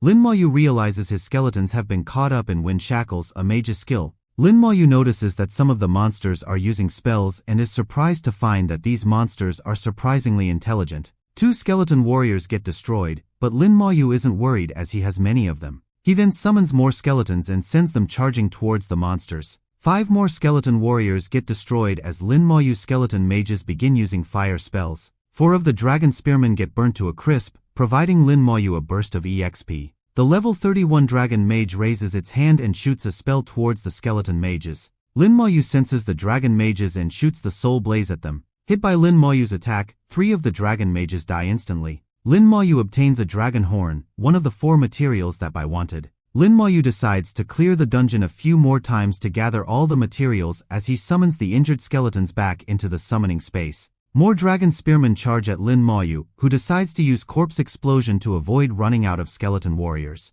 A skeleton draws the dragon spearmen, and when they reach close, Lin Maoyu uses slow curse on them. Hit by the curse, the spearmen's movements slow down significantly. Lin Maoyu instructs the skeleton mages to prepare to attack the spearmen. At this moment, back at the academy, Bai teleports to Meng, who is seated at the table enjoying tea. Meng asks Bai if he is done, and Bai, taking a seat, affirms. Meng notices only 4 stars on Bai's badge and comments on his seriousness for sacrificing 1 star to give Lin Maoyu the spiritual imprint. Bai claims that it's just a merit and that Lin Maoyu's life is more important. Bai explains that he assigned Lin Maoyu to collect materials from the dragon race, forcing him to go to the dragon frontline post, which will serve as training. Meng notes the low drop rate on nightmare level, and Bai says he wants Lin Maoyu to clear the dungeon 7 or 8 times with the cooldown talisman to get stronger. Meng mentions hell difficulty, but Bai, looking worried, says Lin Maoyu wouldn't have chosen that. Meng assures Bai not to worry, but Bai says he should have informed Lin Maoyu that hell and nightmare levels are completely different. Bai asks what if Lin Maoyu clears the hell difficulty dungeon, and Meng replies that it would be simply amazing. Meanwhile, in the dungeon, Lin Maoyu has only 2 dragon horns from 20 dragon mages, his skeleton warriors are injured, and he's barely completed a third of the dungeon. He agrees it's tough, as the monsters are strong and can even combine their attacks. Moreover, Lin Maoyu is curious about how strong the boss might be. A monster suddenly attacks Lin Maoyu from behind, but he reacts in time with a spell, causing a fiery explosion. Lin Maoyu stands before the huge castle and notices the archers on the walls have crowd control skills too. Lin Maoyu raises his finger, points it at the archers, and is about to give them an order. But suddenly, an attack from behind destroys one of the skeletons, taking Lin Maoyu by surprise. Lin Maoyu swiftly turns around but sees no one there and wonders what it might be. Another skeleton warrior gets destroyed, leaving Lin Maoyu puzzled as he still can't see anyone. Thinking it might be an invisible monster, Lin Maoyu instructs the skeleton mages to cast AoE spells. The mages' spells fly forward towards the invisible enemy. As the ice storm passes through, Lin Maoyu gets a glimpse of a monster. A skeleton warrior quickly charges at that monster, which is revealed to be a level 32 dragon assassin. Lin Maoyu sees the dragon assassin's attributes are really high and understands how it was able to one-shot his skeletons. He also realizes the assassin's invisibility is cancelled if it's attacked and sends all the skeletons at them. The skeletons successfully kill 3 dragon assassins at once, and Lin Maoyu obtains 1 dragon's heart. The dragon archers on the palace's walls shoot dozens of arrows at Lin Maoyu. The arrows strike Lin Maoyu's skeleton armor as Lin Maoyu grins, saying it's perfect timing. The skeletons throw dead monsters' corpses at the castle walls, and Lin Maoyu raises his hand to use corpse explosion. The dragon archers watch in horror as a massive explosion blows up the wall, killing the dragon archers at once. Lin Maoyu obtains the blood essence from killing the dragon archers and points out the only thing left is the core. The skeleton warriors storm the castle, killing every monster on the way. Lin Maoyu looks around, wondering where the boss might be. The huge statue nearby Lin Maoyu begins crumbling, sending dust and stones everywhere. Standing where the statue was seconds before is the sentry post guardian at level 32. Lin Maoyu looks concerned as he analyzes the boss, reading its terrifying attributes and noting it has 2 crowd control skills. Lin Maoyu steps back as the boss monster bellows out, sending powerful shockwaves all around. Lin Maoyu decides to restrict the boss from moving freely and uses the slow curse, binding the boss in chains and slowing it down. The boss lets out a loud groan as the skeleton mages bombard it with different skills. Lin Maoyu wonders if he managed to injure the boss with all these attacks. The boss's eyes begin glowing, and it uses the buff resistance, causing Lin Maoyu's slow curse to lose its effect. The boss swings its blade, destroying 4 skeleton warriors at once. Now furious, the boss raises its blade and smashes it onto the ground, stunning every skeleton warrior nearby. The boss then destroys 12 more skeletons with a single attack. Lin Maoyu claims he can resummon the destroyed skeletons, but it requires spirit, so he calls out his undead general to guide them. The undead general raises its staff and uses the military influence upon the skeletons. Lin Maoyu is surprised to see the general's military influence significantly shorten the skeleton's stun duration. He notes that his skeletons have nothing to fear if the boss's stun skill is useless. The skeleton mages unleash their skills simultaneously at the boss. Hit by the spells, the boss's physique decreases nearly by half. The boss casts crowd stun on the skeletons, but the general uses military influence to remove it. Lin Maoyu says the boss's attack is no use and prepares to counter. Suddenly Lin Maoyu looks frightened as he sees the boss charging straight at him. Lin Maoyu raises his hand and hits the boss with Soul Blaze, while the boss's attack hits the skeleton armor around his. Lin Maoyu lifts the boss off its feet with his attack and tells it to die. The boss gives a loud roar as the skeleton mage's spells rain down upon it. With this, the boss finally dies, granting Lin Moyu EXP as well as 2 dragon cores. Lin Moyu is shocked to see he has also obtained the necessary job transfer certificate for the Dragon War King position, which he claims is too overpowered.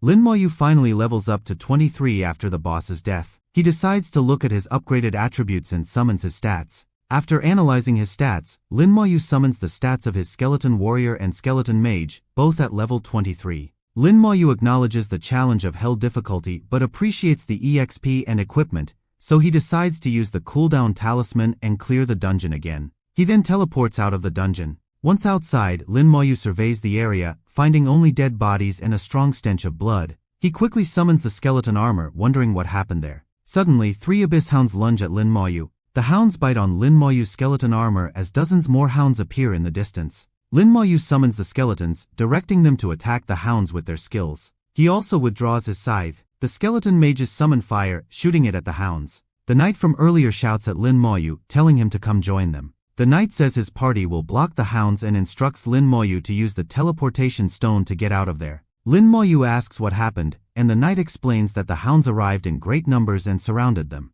Lin Moyu wonders if this knight and his party stayed to help people like him who come out of the dungeons unaware of the dangers outside. The country-wise party all seem to have been killed, with only some alive but severely injured. The girl investigates the dungeon and tells the knight that no one is left inside. The knight notices Lin Moyu still there and asks why he hasn't left. Lin Moyu grins and says he still wants to clear the dungeon as he summons a legion of skeleton mages. The skeleton mages get ready to unleash their skills. Suddenly, fire and lightning bombard the area, and a spiraling tornado appears, killing dozens of hounds. The skeleton warriors swing their swords, killing even more hounds. The knight is puzzled by all the noise and turns around, asking what's going on. He sees a number of skeletons battling the hounds and asks if they are Lin Moyu's summons. Lin Moyu instructs the people to retreat behind him. The knight and the girl obediently obey Lin Moyu and run behind him. Lin Moyu says he will now use a crowd attack skill, so he doesn't want anyone to get caught in the crossfire. Saying this, Lin Moyu raises his hand to use the corpse explosion. A massive explosion shakes the area, sending torrents of fire soaring high above. The knight is open-mouthed in shock as he asks what type of skill that was. Killing this many hounds, Lin Moyu gets promoted to 1-star private and obtains 1,000 points and 5 contribution points. Not just that, but Lin Moyu's scythe also levels up to 3. As more explosions occur, the people there believe Lin Moyu has to be a top student in a distinguished academy. They recall Lin Moyu entered the dungeon alone and wonder if he cleared it solo on hell difficulty, growing increasingly shocked. Lin Moyu's merit reaches 200, and he gets promoted once again to 2-star private. His scythe also levels up again, reaching level 4. Lin Moyu still sounds unsatisfied at killing only 200 hounds and hopes more abyss monsters will appear. The people take sighs of relief, knowing they are saved, and wonder why so many monsters suddenly appeared there. The knight extends his arm and introduces himself to Lin Moyu as Shishingen, a level 31 paladin. Lin Moyu shakes Shishingen's hand and returns the introduction. Shishingen asks Lin Moyu which batch he is from. Lin Moyu informs him that he is a fresher and attended the opening ceremony just a day before. Shishingen drops his shield in shock, asking Lin Moyu if he is really a new student. Lin Moyu sincerely affirms that he is indeed a new student. Seeing Lin Moyu so strong, the girl wonders if all new students are like this. She notes that a new student should be around level 15 or 16 and focused on the academy. Shishingen looks impressed at Lin Moyu for having this kind of strength for a fresher and praises him. Lin Moyu points out that Shishingen's party isn't weak and asks why they don't enter the dungeon. The mage says Shishingen can't tank enough and that they nearly got wiped out trying nightmare difficulty last time. Shishingen says they'll try nightmare difficulty again once he has his full set, and the mage hopes it will be soon. Shishingen assures the mage that if he doesn't get his set in the drops, he'll buy a gold-grade shield instead. The mage asks Lin Moyu if he needs any equipment, offering to sell it to him at a cheap price. Shishingen explains that the sentry post set is excellent and that Lin Moyu can use it once he reaches level 30. Lin Moyu withdraws the sentry post shield from his inventory and asks Shishingen if this is what he wants. Shishingen and the mage are both shocked to see the shield, which is actually the Hell's sentry post shield. Still bewildered, Shishingen asks where Lin Moyu got the shield, and Lin Moyu claims he obtained it from the Sentry Guardian recently. Unable to believe it, Shishingen asks if the Hell difficulty boss really dropped the shield, and Lin Moyu confirms. The mage is baffled as he asks Lin Moyu if he really solo cleared the Hell difficulty. Lin Moyu affirms he did. The whole team is baffled to hear that Lin Moyu actually soloed the Hell difficulty. Lin Moyu gives Shishingen the shield, and as he equips it, a bright golden glow surrounds him, activating the full set special effect. A powerful, dazzling laser shoots into the sky, drawing awe from people far away who notice it. Shishingen asks Lin Moyu if he can sell the shield to him and offers 10 million gold coins. Shishingen says that 10 million is all he has, but Lin Moyu tells him just 5 million is enough. Shishingen and his team all smile happily and thank Lin Moyu, looking forward to clearing the nightmare difficulty now. The team then decides to head back, and Lin Moyu also thinks he should go and recover some spirit. Lin Moyu then crushes the teleportation stone, ready to teleport back. The Abyss is still not understanding how its dogs all died and commands someone to go and inspect what's going on. A massive abyssal monster agrees to follow the Abyss's order. Once they teleport back, Shishingen thanks Lin Moyu again and says his team will now plan to attack the next dungeon. Lin Moyu turns sideways and sees Yi praising the profession of a purple-haired dude from the Zhendan Academy. Lin Moyu gives a smile recognizing Yi. Yi turns towards Lin Moyu and is startled to see him there. She runs towards Lin Moyu, happy to see him, and says she's there to complete a task as well. The purple-haired dude gives a curious stare at Lin Moyu. Yi takes a guess and says Lin Moyu's task is probably collecting materials from the dragon race, like horns and so on. Yi then says that task would be too simple for Lin Moyu. She takes another guess and claims Lin Moyu's task must be to get the dragon's core dropped by the boss. Lin Moyu tells Yi she guessed correctly, and Yi adds that she also needs to gather the dragon's core. The purple-haired dude, whose name is Zhou Lisheng, asks Yi who Lin Moyu is. Lisheng and Lin Moyu both introduce themselves to each other. Yi is surprised Lin Moyu is level 23 while she's only level 21, and Lin Moyu offers to clear the dungeon with her. Yi happily agrees, but Lisheng interrupts. Lisheng reminds Yi he'd agreed to help her, but Yi says she doesn't need his help anymore. Lisheng points out that Lin Moyu is just level 23, so he won't be able to carry Yi alone. Yi states that it's none of Lisheng's business and says she appreciates his help but doesn't need it now. Lisheng tells Yi to be careful and says she can still come to him later. Yi gives a smile and assures Lisheng that Lin Moyu is very good. Yi asks Lin Moyu if he's going to clear normal or nightmare difficulty. Lin Moyu says it will be hell difficulty and Yi gasps in shock. Yi clasps her mouth in horror hearing Lin Moyu will take on the hell difficulty mode dungeon. Lin Moyu confirms it's hell difficulty, and Yi breaks into a smile, saying she's been eager to see it for a long time. Yi asks Lin Moyu what kinds of dungeons he can clear at level 23. Zhou Lisheng is certain Yi will come back the next day asking him to clear the dungeon with her. Lin Moyu and Yi walk towards the entrance of a dungeon. Yi looks forward to experiencing hell difficulty as Lin Moyu uses the cooldown talisman. The others watch in shock as Lin Moyu and Yi enter the dungeon on hell difficulty, declaring it suicidal. Once Lin Moyu and Yi enter the dungeon, Lin Moyu summons the skeleton armor around himself and Yi for extra added safety. Blushing, Yi claims she really feels secure while Lin Moyu begins summoning his skeletons. Lin Moyu thinks the dungeon will be much easier if they don't get hit by the monster's control skills. The skeleton warriors begin slaughtering the spearmen and Yi looks very relaxed. Lin Moyu agrees that it's not that difficult. Yi mentions that only Lin Moyu would call this hell difficulty not difficult. Lin Moyu's skeleton warriors charge forward at the monsters while the skeleton mages shoot their spells. Yi admits that Lin Moyu has become a lot stronger than before. A while later, Lin Moyu asks Yi if she needs anything besides dragon cores for her mission. Yi explains she received a reward for the first mission and needs only the dragon core and level 25 to become a 1-star private for the second mission. Yi then shows Lin Moyu the Ring of Brulin. She claims that the ring is made from the Goblin King's core that Lin Moyu gave her last time. Suddenly, an attack hits Yi's skeleton armor, pushing her backward, and Lin Moyu grabs her hand. The dragon assassin becomes visible as a skeleton warrior strikes it. Yi exclaims in surprise, noticing it's an invisible monster. She points out that her assassin class skills can see through the monster's invisibility. Yi focuses her eyes and points at all the invisible monsters she can see. Following Yi's directions, Lin Moyu's skeletons begin killing the dragon assassins. Lin Moyu says that with Yi around, he doesn't have to always be on guard, and Yi gives a smile, calling herself formidable. Yi exclaims in surprise at seeing Lin Moyu is already a 2-star, and Lin Moyu explains it's because he killed some abyss hounds. Yi declares she's fallen behind and tells Lin Moyu he has to lead the way, which he agrees to. Finally, the two of them arrive at the final boss's place. Lin Moyu tells Yi to step back, who agrees and walks away. Lin Moyu walks forward to the statue as it begins to crumble like before. Yi climbs a tree and sits on a branch, noticing her storage space is sealed. The final boss makes an appearance, huge and scary looking with massive wings. Lin Moyu quickly uses the slow curse on the boss to slow down its movements.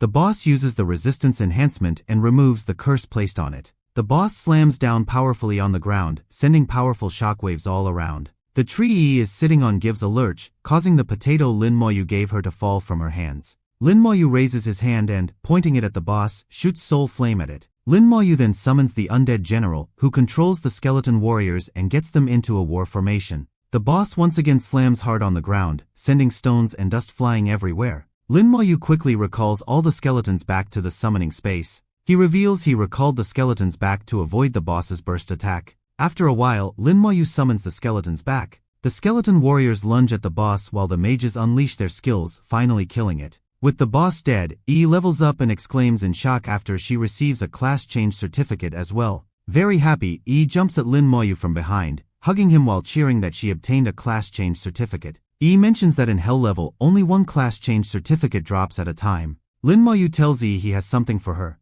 Holding the dagger Lin Moyu gave her, Yi asks if it's really for her and Lin Moyu affirms. Lin Moyu suggests a break to continue later and Yi agrees. Meanwhile, Shishingen and his team are battling monsters in a dungeon, grateful for the sentry set Lin Moyu gave him, noting they'd be in trouble otherwise. The dog demon states that those before him aren't responsible for killing his dogs. Right outside the dragon frontline post dungeon, the Abyss Hounds have surrounded a party of humans. A fierce battle breaks out as the hounds charge at the humans with spells raining down. Zhou Lixing is also there. Lixing seems scared as two hounds come running at him. As one of the hounds is about to bite him, he uses a spell, summoning aura around himself and his friends. Seeing so many Abyss Hounds, he is unable to understand why they came in such large numbers. Shishingen warns Lixing to watch out for the demon in the sky. Startled, Lixing looks up and sees the dog demon, hovering feet above with two large wings. The demon raises its massive weapon to attack Lixing. Lixing confidently claims the monster won't be able to break through his aura. The monster swings its weapon down at Lixing, hitting his shield with force. Lixing realizes his resistance aura isn't activating. The force of the demon's attack pushes Lixing backward. Puzzled by his failed aura, Lixing crashes to the ground, bleeding from his mouth, and realizes he almost died. Shishingen gives a disappointed look seeing Lixing get beaten like this despite his bluffs. The dog demon now turns towards Shishingen and his team. Shishingen notices that the demon is level 23 and looks concerned, hoping Lin Moyu won't come out of the dungeon for his own sake. The demon laughs and addresses Shishingen as a legendary knight, saying it looks forward to killing him. Shishingen claims that they have sent out an emergency signal and that help will arrive soon. The demon charges at Shishingen, saying it's too late. At that very moment, Lin Moyu and Yi teleport out of the dungeon. The demon sees Lin Moyu and, based on his scent, realizes he killed the Abyss Hounds. The demon bellows at Lin Moyu for killing its children and vows to kill him. Lin Moyu looks up at the demon as Shishingen warns him to watch out. The demon sends a powerful energy blast down at Lin Moyu. However, Lin Moyu, unhurt, asks what's wrong with the demon. The demon is puzzled as it is unable to touch Lin Moyu. Lin Moyu points his hand at the demon and uses the Soul Blaze skill. Hit by the skill, the demon begins screeching in pain. The demon turns to flee, still growling that it will kill Lin Moyu, as Lin Moyu asks why it's running. Lin Moyu then hits the demon with Slow Curse to prevent it from escaping. Shishingen notices that Lin Moyu's Slow Curse has caused the Abyss Hounds to get slower as well. The demon is bound in chains, its movement slowed, as he gives a slight giggle. Lin Moyu summons his skeletons, declaring it's his turn to attack now. The skeletons leap off the ground straight at the demon, who begins cursing Lin Moyu in rage. Shishingen gives a relieved look seeing Lin Moyu skeletons. Lin Moyu uses the corpse explosion, blowing up the demon. The demon crashes down with its wings destroyed as Lin Moyu analyzes its stats. The skeletons then finish off the demon, providing Lin Moyu EXP and military merits. Yi exclaims in surprise at receiving so much military merit. Lin Moyu's scythe levels up to 7. Lin Moyu asks Yi if she completed her task, and smiling, Yi thanks Lin Moyu for helping her. Lixing, seeing Lin Moyu receive the glory, clenches his teeth, thinking it should be him, not Lin Moyu, and feels embarrassed. Lixing vows to make Lin Moyu kneel before him and win Yi's favor. Lin Moyu asks Shishingen if everything is okay, and Shishingen confirms all is well, thanks to Lin Moyu's shield. Shishingen sees the guards of the Eternal Great Wall have arrived after receiving the distress signal. The guards arriving at the scene notice the hundreds of corpses sprawled all over the ground. One of the guards asks who sent the distress signal and Lixing claims it was him. Shishingen begins to explain what happened there. After hearing the explanation, the guards look at Lin Moyu, wondering if he really eliminated all these Abyss Hounds. The guards also look at the corpses and confirm they are Abyss Hounds, puzzled at how level 23 Lin Moyu killed them all. The guard's commander notices Lin Moyu's badge, which indicates Lin Moyu is a 5-star private. As the badges never lie, the guards accept Lin Moyu really killed all the Abyss Hounds. The commander then congratulates Lin Moyu, who claims killing Abyss monsters is his duty. The commander grins, saying it's good. At that moment, a group of people arrive there riding horses. A woman named Mo Yun, a divine summoner, is at the front. Shishingen gasps in shock, saying it's the princess from the Mo family. Mo Yun says she saw the distress signal and asks what happened. The guard's commander explains that it's all over now, and Mo Yun decides to leave. Turning her head, Mo Yun's eyes fall on Lin Moyu, and she remarks that she detests his aura. Lin Moyu notes that Mo Yun is a 4-star lieutenant, while he claims she is searching for Nirvana crystals. Shishingen explains that Nirvana crystal is a highly rare material that can increase the probability of class evolution. When professionals reach their second job change, their class direction becomes clearer with a slight chance of evolution, which can be greatly increased by using Nirvana crystals. Shishingen says a level 40 monster in the Yuan battlefield has a low chance of dropping Nirvana crystals, while he notes the Ghost Knight guarantees a drop. Shishingen points out that the Ghost King barely appears and is tough to defeat. Lin Moyu wonders why Mo Yun would seek to evolve her class despite already being legendary and if there are levels beyond legendary professions. He claims that she is a rare profession and will need to find the Nirvana crystals when the time comes. Meanwhile, the Abyss King realizes the hounds it sent were again killed instantly, and even the Abyss Dog Demon got killed. The Abyss King curses the humans and decides to try sending out more monsters. The Abyss King also mentions that it has reported the incident to someone higher up, so it will be handled now. Back at the academy, Bai and Ning are again seated at the table, as Bai asks how it is going. Bai tells Ning to explain what happened. Ning says that he communicated with the tower and received news about Lin Moyu. He explains that Lin Moyu is fine and is already a 5-star private after killing a lot of Abyss Hounds. Bai is surprised to learn Lin Moyu is already a 5-star private when it's been only 2 days since he received the badge. Ning also mentions that Lin Moyu killed an Abyssal Dog Demon, prompting Bai to stand up in shock. Ning says the upcoming tournament will be exciting, and Bai agrees it will be interesting with Lin Moyu around. Ning notes that he didn't expect Lin Moyu and Yi to be together, as Bai asks him what he saw. Ning claims he saw the nemesis of old Ning, and Bai says he didn't expect it to turn out like this. Back in the dungeon, Lin Moyu has just killed the boss. Receiving the EXP, Lin Moyu levels up to 24, and he looks impressed by his rapid progress. Before they can teleport back, Lin Moyu summons skeleton armors around them for protection, in case the outside is overrun by monsters like last time. He notes that an ambush is unlikely but agrees that caution is wise as they begin teleporting out. Arriving outside, Yi points out that they didn't get ambushed, while Shishingen points ahead, seeing a Shikigami. A massive demonic summon arrives there, pulling along a huge chariot behind it. On the chariot are 11 people from Country Y, aiming for hell difficulty to obtain powerful titles. Yi asks if there are really such titles, and Lin Moyu affirms, explaining the title is called Dragon War King. A Shikigami warrior sees Lin Moyu and Yi and finds them familiar. The summoner finally recognizes Lin Moyu, whom he had fought before. The summoner and Lin Moyu stand before each other and introduce themselves. The people from Country Y snigger at Lin Moyu's level 24, calling him a weakling. But Onmyoji is shocked that Lin Moyu has leveled up from 17 to 24 in just a few days, unable to believe his rapid progress. Onmyoji also notices the skeletons have grown much stronger and thinks they need to kill Lin Moyu now to prevent future problems. A guy behind Onmyoji warns him not to act harshly, reminding him they are in Shinxia's grounds. Onmyoji turns away and mutters he knows. With an angry look, Onmyoji challenges Lin Moyu to meet in the next tournament. As they're about to enter the dungeon, Onmyoji warns Lin Moyu not to be a disappointment when the time comes. Yi says Onmyoji is scared because of the crowd, and Lin Moyu replies he wouldn't fear Onmyoji even if he were alone. Yi explains that a worldwide competition is held every 5 years, and this time it will be in Xinxia where competitors from around the globe will gather. Yi points out that Lin Moyu can't escape the competition and suggests they both go sign up. Yi says they need 5 people for the team fight competition and mentions that the solo fight offers strong rewards. Suddenly, the badges of everyone present there begin giving a signal, implying that a military order has been given them. A loud voice booms out of the sky, telling everyone to return to the fortress at once. Receiving the orders, everyone begins teleporting back, with some concerned about what might have happened in Xinxia. Within seconds, all of the personnel teleport back and gather at the fortress. Lin Moyu notices Shishingen and asks him what happened. Shishingen tells Lin Moyu to look at the Demon Watcher, which is now facing the abyss where monsters have begun attacking. Lin Moyu says that the Demon Watcher is powerful and commands every large-scale battle, and Shishingen agrees with this. Lin Moyu admits he underestimated the Demon Watcher's abilities. The voice orders everyone below level 30 to ascend the fortress's walls. Once everyone below level 30 teleports onto the walls, the voice instructs them to form teams and warns them not to leave the fortress. Yi is confident that with Lin Moyu, they won't need any other teammates. Enai Xiong, a level 60 Legion overlord, stands high on the watchtower, and the people below cheer, their morale lifted.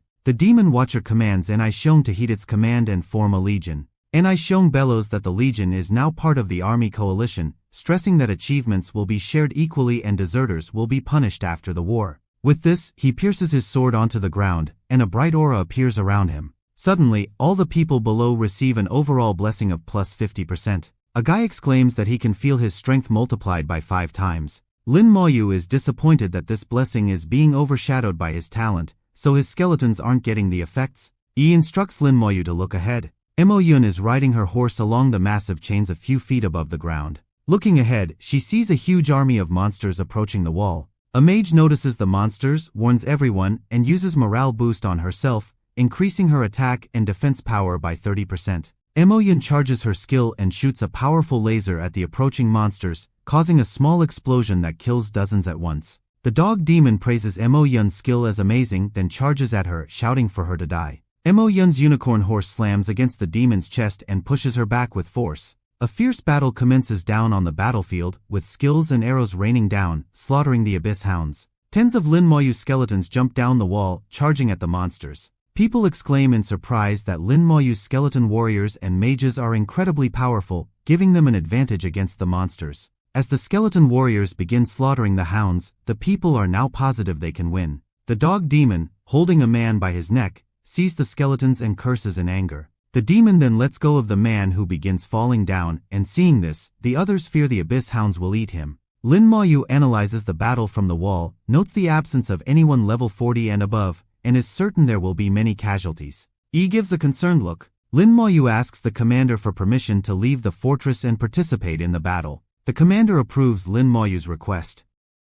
As Lin Moyu walks towards the battle, Yi tells him to be careful. Lin Moyu summons his scythe, looking forward to all the EXP and merit. Shishingen notices Lin Moyu and asks why he is there. Lin Moyu summons his skeletons and says he is there to clean up the battle. The dog demon recognizes Lin Moyu, who had killed its children, and commands all the hounds to target and kill him. Mo Yun is surprised to see the abyss hounds change their target and asks what's going on. Looking down, she sees all the hounds charging at Lin Moyu. Lin Moyu raises his hand and uses the slow curse on the approaching abyss hounds. Hit by the curse, the dog demons and hounds are bound by chains, limiting their movements. Shishingen gives a smile, praising Lin Moyu's skill. Lin Moyu then charges up the corpse explosion, claiming this skill will have maximum value on a battlefield filled with corpses. As one of the dead hounds begins to explode, the demon shouts out no. Suddenly, a massive explosion bellows out of the ground. The demon, scared of Lin Moyu, begins running away, but Lin Moyu notices it and asks where it's going. The demon gets terrified as it gets engulfed in flames set by more explosions. One after another, every corpse on the battlefield begins to explode, killing every other live hound there. Mo Yun shields her face from the heat, bewildered by seeing Lin Moyu's skill. Shishingen drops his sword, struck by awe as he watches the chain explosion, calling it a terrifying skill. Shishingen's party, still baffled by the newcomer's strength, notes they're no longer needed, while Shishingen is pleased Lin Moyu is a student at their academy. Lin Moyu looks at the remaining abyss hounds and declares he won't let any of them live. At that moment, Mo Yun realizes the aura she detested coming out of Lin Moyu is because of his summons. The skeleton finally kills the last remaining abyss hounds. Suddenly, Lin Moyu feels a strange sensation and realizes he has lost connection to a skeleton warrior. The Abyss King calls out Lin Moyu for killing its dogs twice, vowing to remember and eventually kill him. Lin Moyu tells the Abyss King he can only do such in his dreams. The others nearby notice a teleportation formation created by the Abyss King and are shocked, thinking Lin Moyu might be planning to attack it. Lin Moyu's skeletons, all holding the corpses of hounds, run towards the teleportation formation. Once near, they throw all the corpses at the formation, and Lin Moyu uses the corpse explosion on them. A massive explosion ensues, and the Abyss King warns Lin Moyu he is seeking death and declares he will kill him. Lin Moyu is surprised the Abyss King isn't injured and realizes he still has a long way to go since he couldn't destroy the teleportation formation. Suddenly, Lin Moyu gets an eerie feeling and freezes. From the formation, 2 powerful lasers fly out and pierce through a skeleton. Lin Moyu quickly summons skeleton armor, and the lasers strike it, pushing him back off his feet. Lin Moyu is shocked to see his armor last just 4 seconds. As the laser hits Lin Moyu, he activates the damage transfer skill. The damage Lin Moyu takes transfers to the skeletons, instantly destroying 124 of them. The Abyss King's laser then flies towards the wall, but an energy shield stops it. The Demon Watcher turns to the Abyss King and shoots a laser at him, causing the king to growl in pain and vow to kill Lin Moyu personally. Yi approaches Lin Moyu, asking if he's okay, and Lin Moyu affirms that he is. Lin Moyu hadn't expected the Abyss King's attack and claims he would have died without using damage transfer. He admits he underestimated the enemy and almost paid the price, vowing to show the Demon King in the future. The commander on top of the wall declares victory and announces that the distribution of military merit will begin. The commander announces that 10,000 Abyss Hounds and 100 Dog Demons were killed, totaling 25,000 merit points, including merit for protecting the fortress and no deserters. The commander awards 20 merit points each to 1,050 professionals present there, 500 to Mo Yun, and 3,500 to Lin Moyu, which everyone agrees is deserved. Mo Yun, though envious of Lin Moyu's merit, acknowledges that he did kill most of the Abyss Hounds. Lisheng, disappointed with his 20 points, realizes he is nowhere near Lin Moyu's level. Lin Moyu feels his scythe is changing, having absorbed many Abyss souls. Yi excitedly announces she is now a 2-star private. Lin Moyu looks at his badge and sees it has 10 stars on it. The badge begins glowing brightly, and Lin Moyu is promoted to Silver Captain. Yi bows before Lin Moyu, addressing him as a Sir and noting that he is possibly the youngest captain of Shenxia. The commander approaches Lin Moyu, bestowing him the title a Star of Shenxia. Lin Moyu mentions he already holds the title Dragon War King. The commander, surprised, asks how Lin Moyu obtained that title, noting it can only be earned in a Hell difficulty dungeon. Everyone then learns that Lin Moyu solo cleared the Hell-level dungeon, while Mo Yun is the most shocked as she had nearly died attempting it. The commander asks Lin Moyu to explain how he obtained the title for the Empire's records, and Lin Moyu begins explaining. The commander, impressed, pats Lin Moyu's shoulder and calls him a genius of Shenxia. The commander then points out that Lin Moyu will be using the merits to access some facilities, and advises him to save some himself. With this, the commander finally declares the battle is over and dismisses the legions. Lin Moyu looks at his scythe and notices that it's almost done changing. After a while, the scythe levels up to 25, and Lin Moyu realizes he needs other set items to level it further. So he decides to seek information about the other equipment pieces when he gets the chance. The scythe grants Lin Moyu a new skill, Evocation, which allows him to track the souls of killed bosses and summon one for 3 minutes using 1,000 spirit points. Realizing he can now summon bosses to fight for him, Lin Moyu decides to clear the frontline dungeon again. Shishingen explains that the 7th and 8th fortresses were also attacked, and not only Shenxia but countries Y, H, and M as well. Shishingen mentions their fortress is the farthest from the abyss, meaning minimal impact, but stealthy demons still pose a threat. Yi warns Lin Moyu he's been marked by the Abyss King, and Lin Moyu assures her he will be careful. At that moment, Yi's watch rings and she receives a call from her grandfather where she is now. Disconnecting the call, Yi nervously tells Lin Moyu her grandfather is coming, and Lin Moyu thinks that he must be worried about Yi. Moments later, Ning Tairan arrives there. Lin Moyu is surprised to see that Ning is a 5-star divine general on the same level as Bai. Yi waves happily at Ning, who looks relieved she is safe, then notices Lin Moyu. Ning turns to Lin Moyu and shouts his name, causing Lin Moyu to ask if Ning knows him. Ning laughs, claiming he was testing Lin Moyu's courage, while inwardly upset about Lin Moyu being with his granddaughter. Yi introduces Lin Moyu to her grandfather, and Lin Moyu respectfully bows, saying it's nice to meet him. Ning criticizes Bai for sending Yi to the Yuan battlefield, but Yi clarifies that Bai said Ning had assigned the task. Ning angrily curses Bai for fooling around. He then tells Yi to return to the academy with him, but Yi insists she will complete the task assigned to her first. Ning tries to speak to Lin Moyu, but Yi interrupts, asking Ning not to threaten him. Ning offers to send people to help Yi clear the dungeons, but Yi says Lin Moyu will carry her alone. Ning asks if they are planning to die, and Yi shows him the Hell's Sentry dagger Lin Moyu gave her. Ning, recognizing the dagger, is surprised that Lin Moyu and Yi actually cleared the Hell difficulty dungeon. Lin Moyu assures Ning not to worry, promising to protect Yi with his life, while Ning, seeing Lin Moyu's Dragon War King title, decides to discuss this with Bai.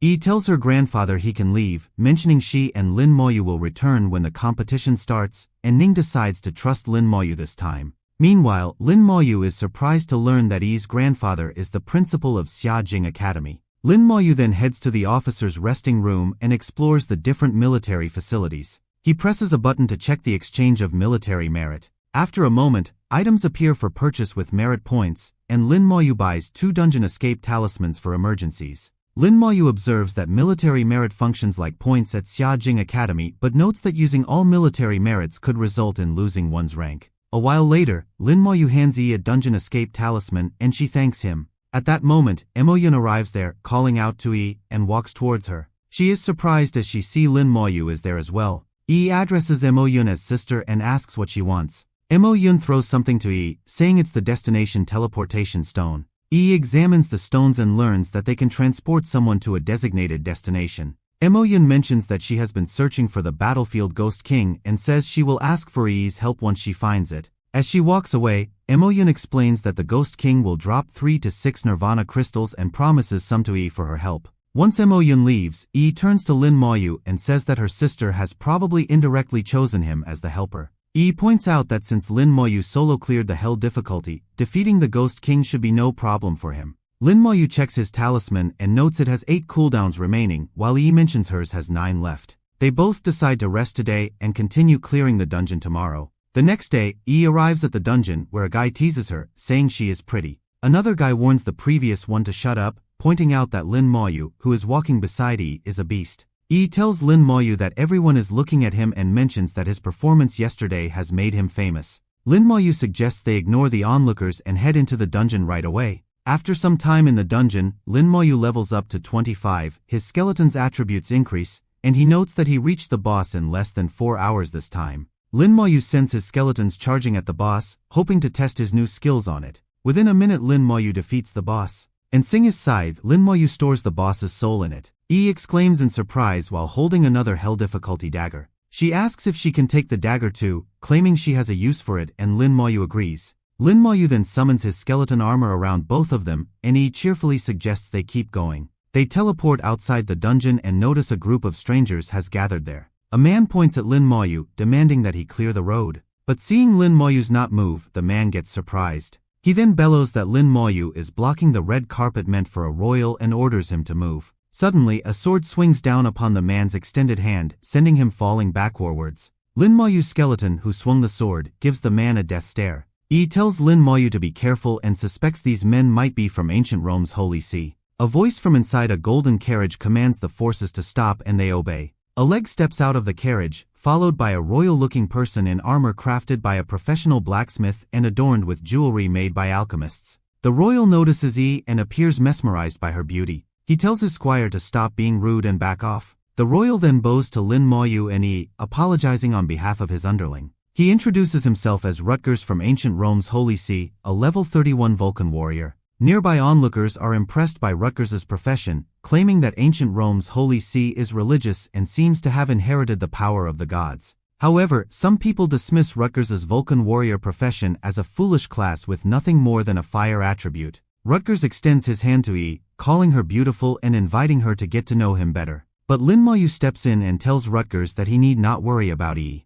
Rutgers points out that he is more qualified than Lin Moyu, who is only level 25, and calls him ignorant. Rutgers says it's normal to be narrow-minded at a low level and asks Lin Moyu if he knows which dungeon he is about to clear. Rutgers mentions he's going to solo clear the outpost Sentry Hell difficulty, obtain the legendary title, and then invite Yi to join him. Yi suppresses a laugh at Rutgers's arrogance. Rutgers is puzzled and asks what's going on as he sees other people silently giggling at him. Rutgers's squire runs towards him and whispers that the legendary title has already been taken. The squire then points at Lin Moyu as the one who took the title. Rutgers is shocked into silence, and he orders his party members to come to him. Rutgers and his party form a close circle and begin discussing something. After a while, the squire asks Rutgers if they will really do it, reminding him that they are in Xinxia's territory. Rutgers smirks and says they should be discreet so that if Lin Moyu and Yi die, others will assume it happened inside the dungeon. Lin Moyu assures Yi to ignore those guys and suggests they continue clearing the dungeon.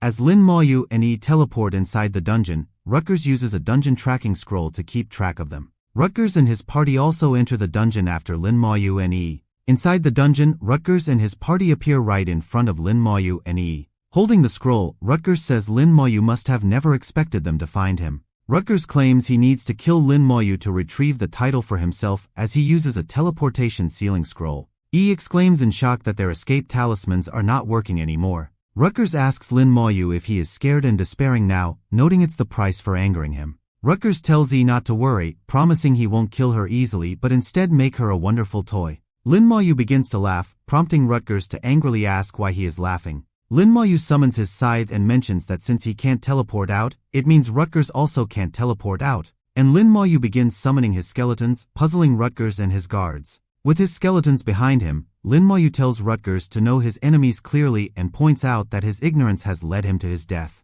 Grinning, Rutgers asks Lin Moyu if he plans to use his shabby skeletons against someone with the legendary Vulcan warrior profession. Rutgers commands his party members to attack while he transforms his body into a Vulcan body, looking stronger and tougher. Rutgers explains that in this state, all his attributes and skills attack power are tripled, and damage taken is reduced by 300%. Rutgers's party members cheer for him while he raises his sword, laughing and declaring no one is stronger than him. Lin Moyu analyzes Rutgers's skills and agrees they are quite strong as expected from a legendary profession. Lin Moyu then uses the slow curse on Rutgers's party members. Realizing they have been cursed, the party members shout for support to cleanse the curse, while Lin Moyu's skeleton warriors charge forward. Rutgers raises his sword and strikes a skeleton that blocks it, shocking him with its strength. Another skeleton's sword cuts through a knight's shield easily. The shield gets shattered in half, and the knight gets pushed back with force. Seeing the skeleton's power, the other party members begin to worry, afraid they will be killed. Rutgers turns back and sees his people getting overwhelmed by the skeletons, all pleading with him to save them. Lin Moyu smiles and notes that only one fool is left now. Rutgers bellows out in rage, shouting he will kill Lin Moyu. Lin Moyu says he was looking for someone to test his new skill and found Rutgers just in time as he raises his scythe and mutters, "Devocation." Dark wings materialize, followed by the zombified final boss, and Lin Moyu reminds Rutgers that he wanted to clear hell difficulty and tells him to fight this boss.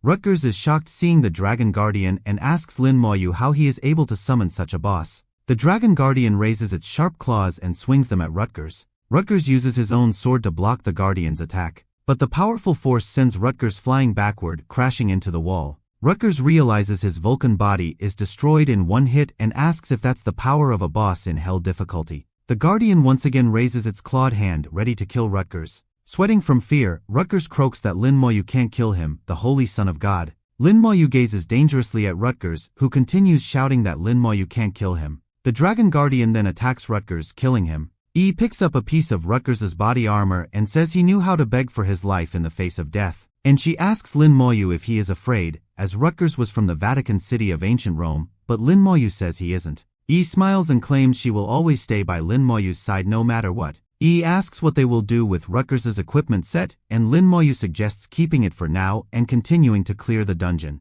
At this time at the Vatican headquarters, some people realize that Rutgers has been killed and hurry to inform the Pope. Back at the academy, Bai notices Ning approaching him looking glum and asks if someone angered him. Ning takes a seat and calls out Bai for sending his granddaughter to the battlefield, asking if he instructed Lin Moyu to flirt with Yi too. Ning says Lin Moyu took Yi to clear the hell difficulty dungeon and questions Lin Moyu's trustworthiness, while Bai says he'll know once they return. Lin Moyu and Yi teleport out of the dungeon after clearing it. Lin Moyu, now level 26, and Yi, level 23, decide to head back, Yi to recharge her talisman and Lin Moyu to prepare for the tournament. Arriving at the academy, Lin Moyu heads to the trade center and finds his equipment is valued at 20 million coins. The trader notices that the equipment is all from hell difficulty and wonders who Lin Moyu might be. Bai calls Lin Moyu, asking why he's back so early. Lin Moyu says he completed his task, and Bai tells him to come over quickly. Lin Moyu arrives at Bai's place, and Bai notices Lin Moyu is already level 26. Bai asks Lin Moyu how he leveled up so fast, and Lin Moyu claims he's been clearing dungeons non-stop. Bai notes that even with frequent soloing of nightmare difficulty, Lin Moyu wouldn't level this fast, and Lin Moyu explains he cleared hell difficulty with someone else. Meng smiles, saying he did mention Lin Moyu would clear the hell difficulty, and assumes that someone must be Ning's granddaughter. Bai asks Lin Moyu about the title, and Lin Moyu admits he did receive the Dragon War King title. Bai seems pleased and tells Lin Moyu he did good, asking if the cooldown talisman is all used up. Lin Moyu puts down the materials on the table and asks Bai for a favor. Bai mentions that charging up the cooldown talisman isn't easy, but Bai promises to help Lin Moyu recharge it as a reward for his good performance, and Lin Moyu thanks him. Bai then explains that the tournament held once every 5 years will be conducted in the Xinxia Empire and will start in 10 days. Bai expresses the desire for Lin Moyu to not only participate but also win it, and Lin Moyu agrees. Lin Moyu withdraws the Vulcan set equipment and requests Bai to take care of them too, prompting Bai to ask where he got it. Meng claims that he heard the Vulcan set was given to a Vulcan knight last year. Lin Moyu explains that Rutgers, along with his team, tried to kill him and Yi in the dungeon. Hearing the Vatican tried to give Lin Moyu trouble, Meng becomes enraged, and a powerful aura surrounds him as he asks how they dare touch his students. Bai tells Meng to calm down and not be hasty. Bai then instructs Lin Moyu to head back and leave this matter to him. Lin Moyu remembers Bai is also known as Xinxia's slaughtered god and once heard Bai invaded country H alone and almost destroyed it all alone. Bai asks Meng to assist with the Tyrant Necklace and charging Lin Moyu's cooldown talisman, and Meng agrees, noting that the Vatican is doomed for daring to attack Ning's granddaughter. In ancient Rome, a man looks startled as he notices an intense golden glow appearing in the sky. His eyes bulge in fear upon noticing a sun-like object hovering above the palace, and he wonders in shock what it is. The people below in the street point at the sky upon seeing there are two people levitating beside the glowing thing. The two are Ning and Bai, both of whom look pissed as they call out someone named Gubbit to come out.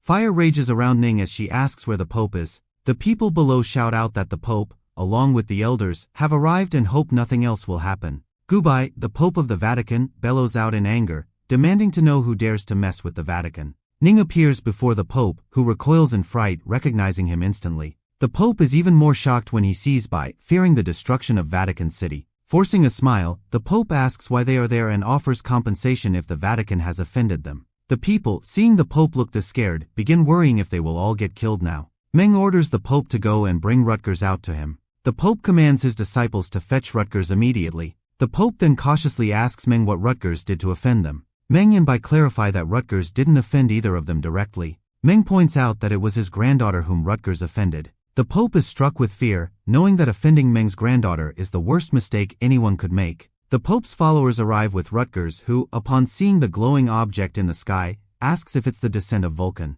Suddenly, a bright light descends upon Rutgers, lifting him off his feet and pulling him upwards. The Pope informs them that Rutgers is here and notes that he died 2 days ago but has just been resurrected. Ning asks Rutgers if he is the one who called his granddaughter a toy and chased after Lin Moyu. Rutgers is terrified by the menacing aura emanating from Ning. He then begins shouting that Lin Moyu dared to kill him, vowing to kill Lin Moyu and make Yi his toy. Gubai opens his mouth in shock, realizing Rutgers went too far. Turning to Bai and Ning, Gubai desperately tries to plead with them. Ning points out that Rutgers' stigma in the Vatican's divine statue is what allows him to resurrect and decides to destroy that statue. Ning then directs the flaming fire straight towards the church where the statue is located. Gubai bellows out, instructing everyone in the church to run away. Rutgers begins laughing, claiming he will just revive again if killed. The massive fireball consumes Rutgers, turning him to a crisp as it begins descending upon the church. With a deafening crash, the fireball slams into the church, destroying it. Ning vows to destroy the entirety of ancient Rome himself if anyone dares to mess with his granddaughter again.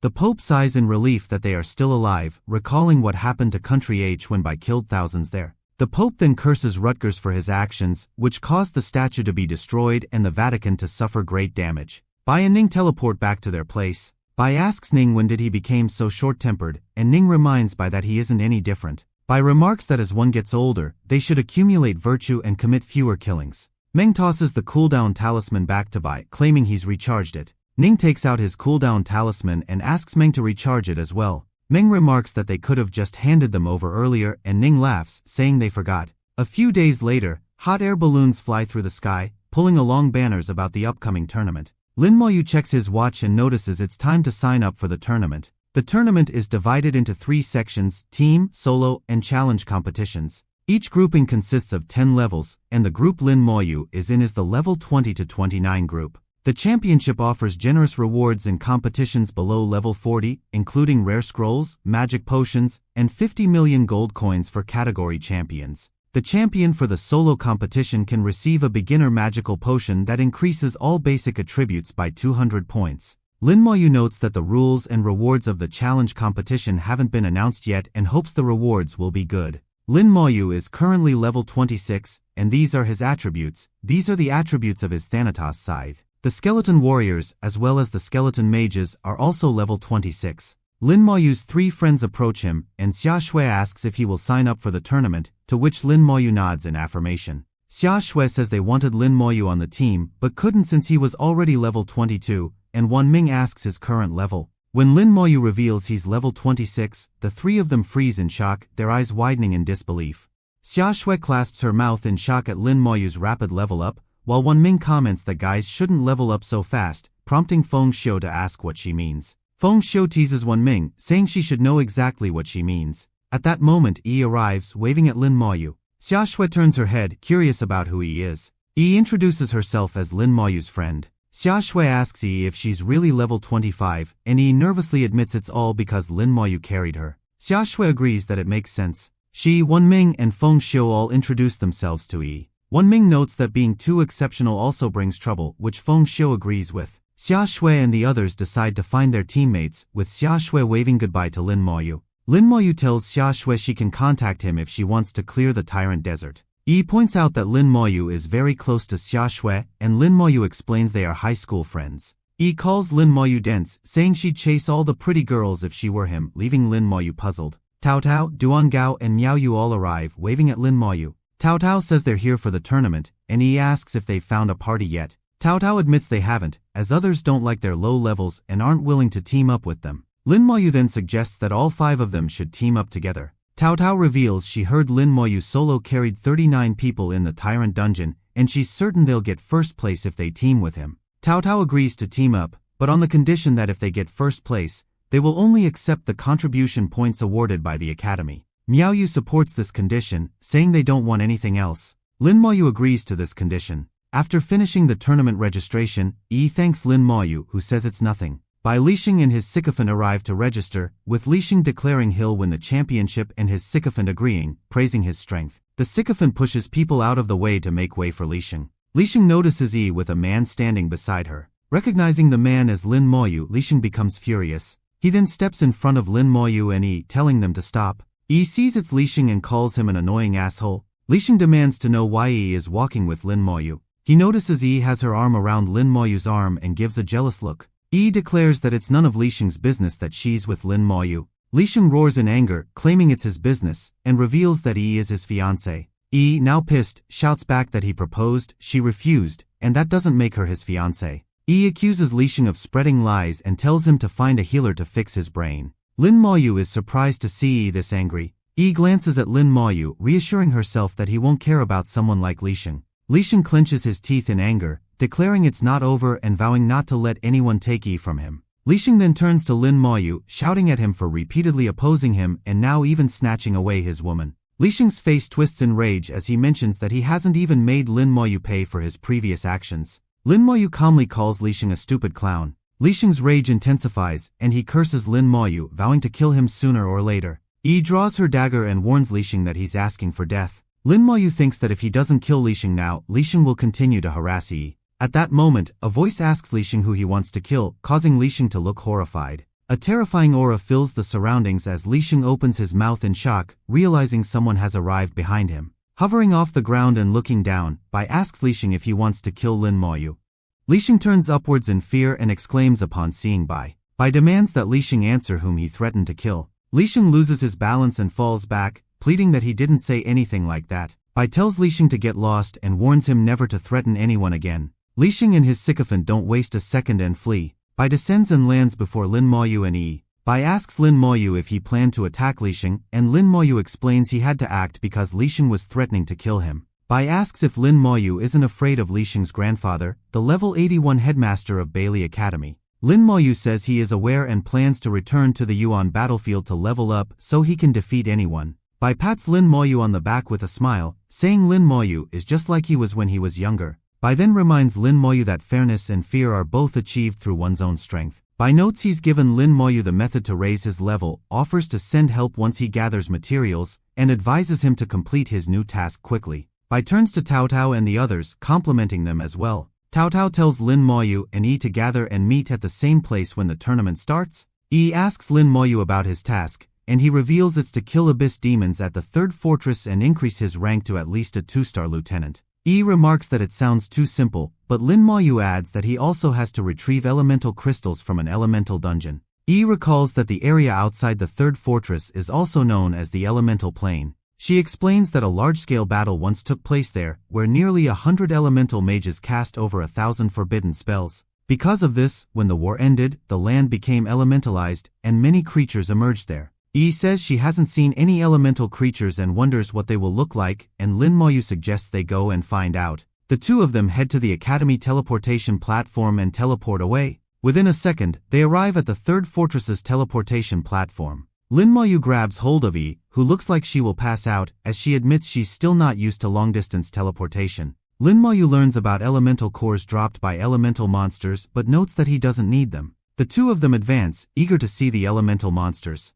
The wall's gate is massive with guards standing on either side. A guard sees Lin Moyu and Yi and warns them not to leave the wall as it's dangerous. The captain arrives, asking what's going on, and the guard explains that Lin Moyu and Yi want to go out. The captain sees that Lin Moyu and Yi are level 26 and 25 and thinks they are weak, asking why they are there. At that moment, something charges at the gate. It's a level 33 elemental spirit. The captain is shocked as he sees Lin Moyu summon his skeleton warriors. The skeletons charge at the elemental spirit with blinding speed. Nearing the spirit, the skeletons lunge at it, their swords raised. Within a second, the elemental spirit dies, providing Lin Moyu with 165,000 EXP. The captain and the guards are bewildered, seeing the spirit killed in one hit. The captain then notices Lin Moyu has a lieutenant badge as well. Yi asks if they can go out now, and the captain gives them permission. Lin Moyu and Yi leave the wall and venture into the elemental plane, discussing how the guards were too cautious. Yi suddenly screams as her hair begins flying upwards, charged with static electricity, and asks what's happening.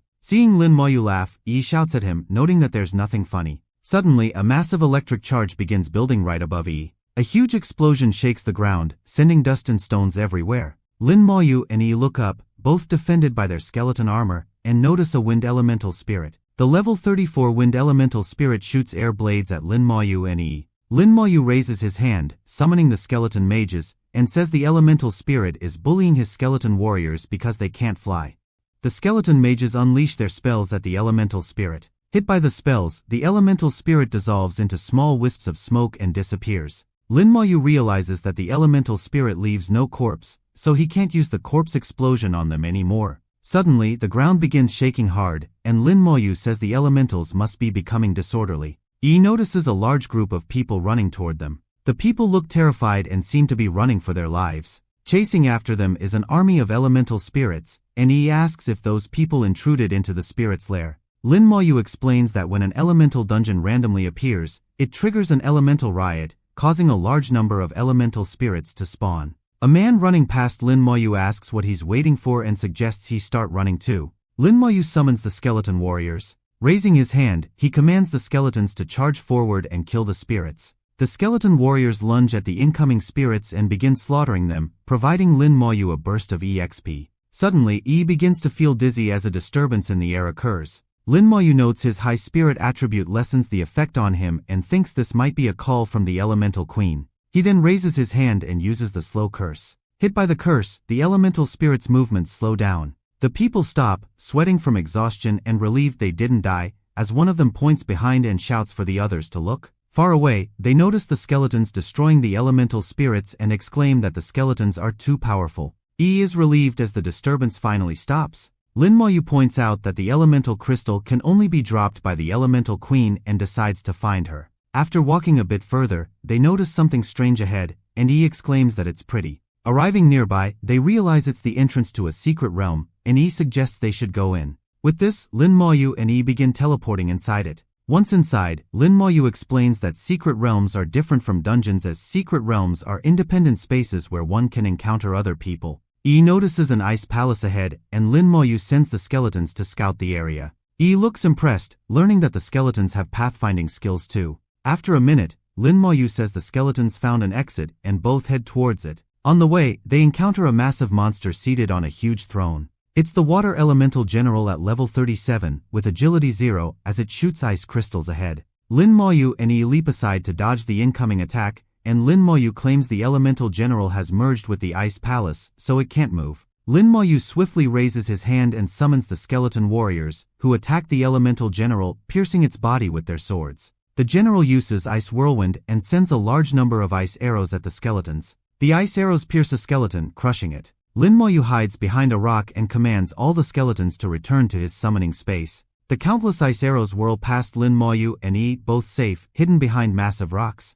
After the attacks cease, Lin Moyu peeks out and is shocked at what he sees. Lin Moyu sees that the elemental general has already regenerated all the damage done to it. Lin Moyu summons his scythe, claiming that the recovery speed will be useless if the general takes too much damage. And he then calls out the Outpost Guardian boss he defeated before. The Outpost Guardian, now an undead, is level 33. Lin Moyu smirks, noting that the attributes of the Outpost Guardian are higher than those of the level 37 Water Elemental General. He also summons more skeleton warriors to assist the Outpost Guardian. The Outpost Guardian begins walking towards the Elemental General, ready to fight. The Elemental General shoots more ice arrows at the Outpost Guardian and the skeletons as they advance. The Outpost Guardian has its wings extended as the ice arrows strike its body in different places. Lin Moyu points out that the same attack won't work against his Outpost Guardian. The skeleton warriors close in on the general and lunge at it. Half a dozen swords pierce the immobile body of the general. The general uses the Sky Flood skill, summoning a large amount of water around it. Lin Moyu gives a startled look as the water begins flowing everywhere, drowning the surroundings. Lin Moyu and Yi climb onto a large rock, and Lin Moyu agrees that the large AO's attack is a good counter to his skeletons. The elemental general looks ahead and sees all the skeleton warriors have climbed the Outpost Guardian's body to avoid the water. The skeletons then lunge forward at the general. The Outpost Guardian raises its arms and summons a massive energy attack, which slams down upon the general. The general gets crushed into pieces and then dies, providing Lin Moyu with EXP and 10 water element crystals. Lin Moyu recalls the Outpost Guardian into the scythe. He then points the scythe ahead and tries to collect the water elemental general's soul. But since elemental life forms have no corpse and soul, Lin Moyu realizes he can't use his evocation skill to summon them as undead. Lin Moyu collects the element crystals, noting that he can only summon a boss monster for 3 minutes. Yi notes that the elemental chaos has eased, making it easier to breathe, and Lin Moyu suggests they continue ahead. Walking for some time, Lin Moyu and Yi notice a place blazing with fire up ahead. Lin Moyu quickly summons skeleton armor for himself and Yi as they make their way through the hot, fire-filled surroundings. Lin Moyu notes they've encountered glaciers and now a sea of fire, wondering if they'll face wind or lightning areas next. A while later, they see what looks like a volcanic mountain ahead. As they get closer, Yi says it's not a volcano but a concentration of fire. Two massive eyes glow from the fire, revealing the Fire Elemental General at level 37, which, like the previous general, is immovable. Lin Moyu summons his skeletons, saying he knows what to do this time. The Fire General raises its hands and shoots a concentrated laser-like energy at the sky, causing a huge explosion. From the explosion, fire begins raining down. Hit by the fire, the skeleton warriors begin to burn. Lin Moyu summons the skeleton mages and instructs them to shoot ice spells at the Fire General. The large number of ice crystals fly toward the Fire General and strike it. Suddenly, the fire around the general intensifies as it slams its arms on the ground. This causes the ground beneath to shake hard. Through the cracks, torrents of fire emerge out from everywhere. Lin Moyu jumps off the ground and pulls Yi back, saying the Fire General is using its last desperate attack. The mages continue using their spells to shoot ice crystals down upon the Fire General. More cracks form in the ground, through which bright lights emerge, and Lin Moyu says he wants to show Yi something. Huge torrents of fire erupt and explode into the sky like fireworks as Lin Moyu and Yi watch in awe and the Fire Elemental General dies. Lin Moyu bends down to pick up the crystals while Yi says she didn't know Lin Moyu could flirt. Meanwhile, outside at the Secret Realm's entrance, a group of people have arrived. They all look pleased to have found this place after searching for so long. The group leader says someone seems to have already gone in, and the other person looks angry that they've been beaten to it. The group leader claims the aura suggests the people inside haven't been there long and notes it will be easier if those people lead the way. The person holding the cross agrees with their boss. Now that their path is cleared, all they need to do is kill the last boss. Confident, they prepare to enter the secret realm. Once inside, the hooded man analyzes the footprints and directs the team to follow him. Meanwhile, Lin Moyu, Yi, and the skeletons continue moving forward. Suddenly, something crackling with electricity emerges from the ground. Yi covers her mouth from the dust as the level 28 Lightning Wind Elemental General reveals itself. Lin Moyu notes that this Elemental General is a merge of lightning and wind elements. Suddenly a powerful bolt of lightning strikes down upon Lin Moyu, but with the skeleton armor around him, Lin Moyu takes no domain. Lin Moyu then uses Slow Curse on the Elemental General. The General's movements get restricted as it's bound by the chains. The General shoots numerous bolts of lightning at the skeletons, destroying many of them. The skeleton mages retaliate with spells that hit the General. The skeletons struggle to attack the General since it's off the ground. Lin Moyu grabs a chain binding the General, annoyed by flying opponents, and pulls the General down, allowing the skeletons to attack more easily.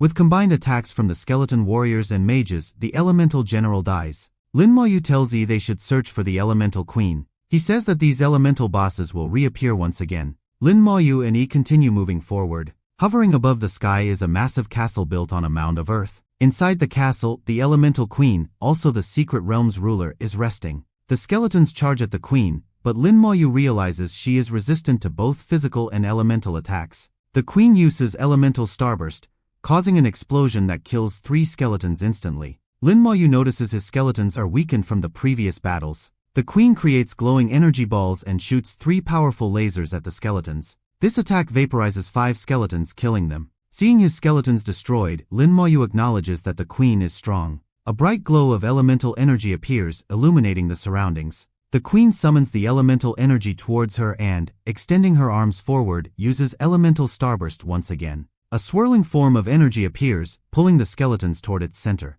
The queen also summons a huge, fast-spinning tornado. 11 skeletons get caught in the tornado and die instantly, and Lin Maoyu admits the situation is difficult, wondering why Bai gave him this task. With elemental creatures having no souls or corpses, Lin Maoyu's skills are mostly useless, so he decides to summon the undead general and outpost guardian. Lin Maoyu realizes he became reckless by confronting the queen directly and thinks of a new strategy. The party that entered the secret realm arrives and notices the fight is underway. The woman asks if they should intervene, but the hooded man suggests they kill Lin Maoyu and Yi first. The party leader instructs Xiao Fei to use her skill. Xiao Fei follows the order and begins channeling the skill. Yi's assassin instinct kicks in, and she senses Xiao Fei's skill. And she quickly turns to Lin Maoyu and warns him of an ambush. A strange circular rune appears around them while fireballs start hurling down from above. Xiao Fei directs the massive fireballs at Lin Maoyu and Yi with her staff. Lin Maoyu finally notices the humans are there and says it's a good timing. The massive fireball slams down upon Lin Maoyu and Yi. However, the skeleton armor around them nullifies the attack as Lin Maoyu commands the skeletons to attack. The skeleton warriors charge forward at the humans. As the skeletons approach, the party leader looks startled and asks where they came from, wondering if they are the queen's minions. The leader then assures the others to not panic. Suddenly, Lin Maoyu's slow curse hits the people, catching them off guard. Lin Maoyu is certain the healers from the party will be able to remove his slow curse with their skills, so he decides to target them first. The skeleton mages use their skills, sending numerous spells straight for the healer of the party. All of the skills strike the healer, resulting in a massive explosion around him. The party leader curses in worry as the healer falls dead to the ground. The leader uses the group provocation skill, sending glowing energy ropes toward the skeletons. Using the group chain skill, the leader causes the energy ropes to wrap around the approaching skeletons, halting their movement. The leader then withdraws a potion and tells the other members to do the same. All of them drink their own potions, which lift the slow curse placed on them by Lin Maoyu. Suddenly, the skeleton mage's skills strike down upon the party, prompting the leader to quickly use the group protection skill. A powerful shield surrounds the party members, protecting them from the skills raining down on them. Yi points out that the party members are all level 40 and their skills are strong after their second evolution. Lin Maoyu also notices that the party used anti-curse potions and wonders if this is the extent of second evolution professionals. Despite this, Lin Maoyu isn't worried as he has the skeleton armor around him and decides not to go easy on the enemies. He then directs the skeletons to charge forward and kill them all. The skeletons, swords ready, rush directly at the party members. The party tries to counterattack and throws every skill they can at the skeletons, but it does no damage. Xiao Fei, looking terrified, asks why the skeletons aren't dying and inquires what they should do. The leader curses, realizing Lin Maoyu is too strong, and declares that they will have to retreat. Lin Maoyu raises his hand and uses the Soul Flame skill. A party member gets hit by Lin Maoyu's attack and begins screaming in agony. Suddenly, a skeleton mage's lightning hits the party leader. The leader gasps, struggling to breathe as he sees the skeletons cutting down his party members. He then takes out another potion and drains it in his mouth. As the skeletons lunge at the leader, he summons a shield around himself. The leader begins running away, and he asks if they should chase him, but Lin Maoyu says it would be a waste of time. Lin Maoyu points out that they still have the queen to kill. The skeleton warriors run toward the queen, carrying the dead corpses of the party members. The queen uses the elemental blast skill once again, but one of the skeletons manages to throw a corpse at her. Lin Maoyu uses the corpse explosion, resulting in a huge burst. The skeletons fling more corpses at the queen. Even greater explosions erupt. The queen is heavily injured, with one of her hands even missing. Lin Maoyu decides to act now and kill the queen while she is down. The skeleton warriors advance on the queen while the mages prepare to use their skills for a final attack. The skeleton warriors charge at the elemental queen who, despite being injured, tries to fight back. But the swords pierce the queen and the mage's skills rain down on her. With this, the queen dies and her body begins to disintegrate. Exclaims in relief that they finally did it, while Lin Moyu claims he got all the elemental crystals. Stares at the queen's body, half of which has already turned to ashes. Lin Moyu notes that most of his skeletons are injured and will need recovering. The place where Lin Moyu and are is close to the third battlefield, so Lin Moyu decides to go there to increase his military rank. After a while, they arrive at the third battlefield. There, they notice the place is swarming with abyss devourers. A devourer lunges at Lin Moyu but is killed by a skeleton warrior, and after receiving little merit, Lin Moyu thinks it would be better to find an abyss demon. Kills another devourer and points out that the abyss demons have higher intelligence, so they hide and are difficult to find. Hearing a loud noise, both of them look up and see someone has sent a distress signal. Without delay, they start running towards where the signal came from. While on the way, notes that something is weird as there are no monsters around. Out of nowhere, a laughing voice echoes through the air, and recognizes it as a demon's voice. Both of them start running faster, realizing the one who sent the distress signal must be under siege. When they arrive at the scene, they notice a group of people has been surrounded by hundreds of abyss devourers. The knight among the group tells others to break out with him but stops and looks in fear at something. A level 38 abyss wolf demon, riding a flying monster, approaches the people. The knight curses in rage, realizing the demon is using their distress signal to attract more people. Lin Moyu and see the monster is flying and decide they need to trick it into landing. The demon notices Lin Moyu and looks excited, noting that they are just level 26 and 25. The knight is taken aback as he asks why people at level 30 are in the third battlefield.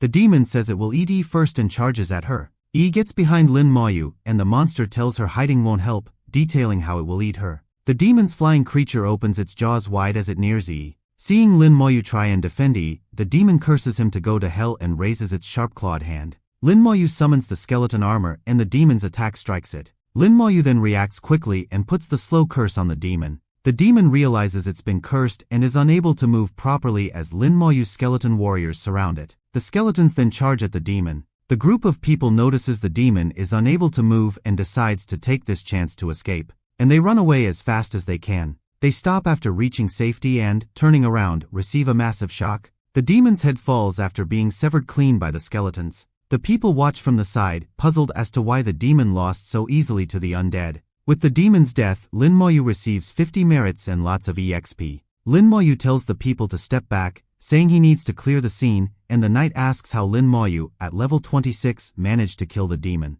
Tells the people to follow her to avoid getting hurt accidentally. The knight mentions that the devourers can't be killed easily, and tells him to just watch. Lin Moyu claims that this place, with so many corpses around, is his home ground. He then raises his hand to use the corpse explosion, resulting in a massive explosion.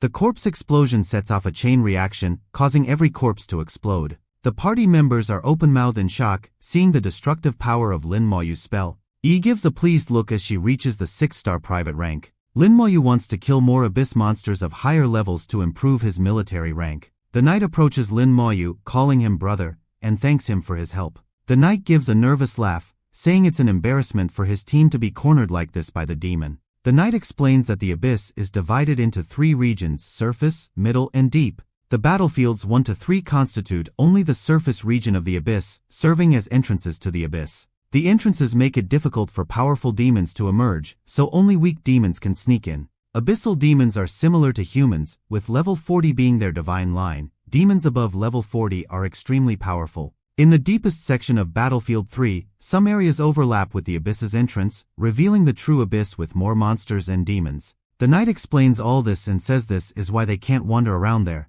Hearing there are more demons there, Lin Moyu thinks it will be a good place to earn military merit. He then asks the knight where that section is in Battlefield 3, prompting the knight to ask if Lin Moyu really plans to go there. Lin Moyu admits he wants to go there, and the knight becomes speechless. Lin Moyu and head over to that area, and the knight wonders if Lin Moyu is what a true genius looks like. On the way, they see a lot more demon hunting teams. Believes they must be very close to their target. A while later, they arrive at a dark place, finally seeing what the true abyss is like. Huge, glowing eyes look down, making Lin Moyu and feel intimidated. Suddenly, something appears in the sky right above Lin Moyu and startling them. Shouts that it's an abyssal demon. The demon slams down on the ground right before the two. Asks if the demon is dead, Yi sees an assassin hovering feet above the ground and says it's a silver-level assassin who is already over level 40. Lin Maoyu thinks they have come to the right place. Lin Maoyu suggests they move quickly before others kill the demons. Lin Maoyu and Yi go on a spree and begin killing the abyssal devourers.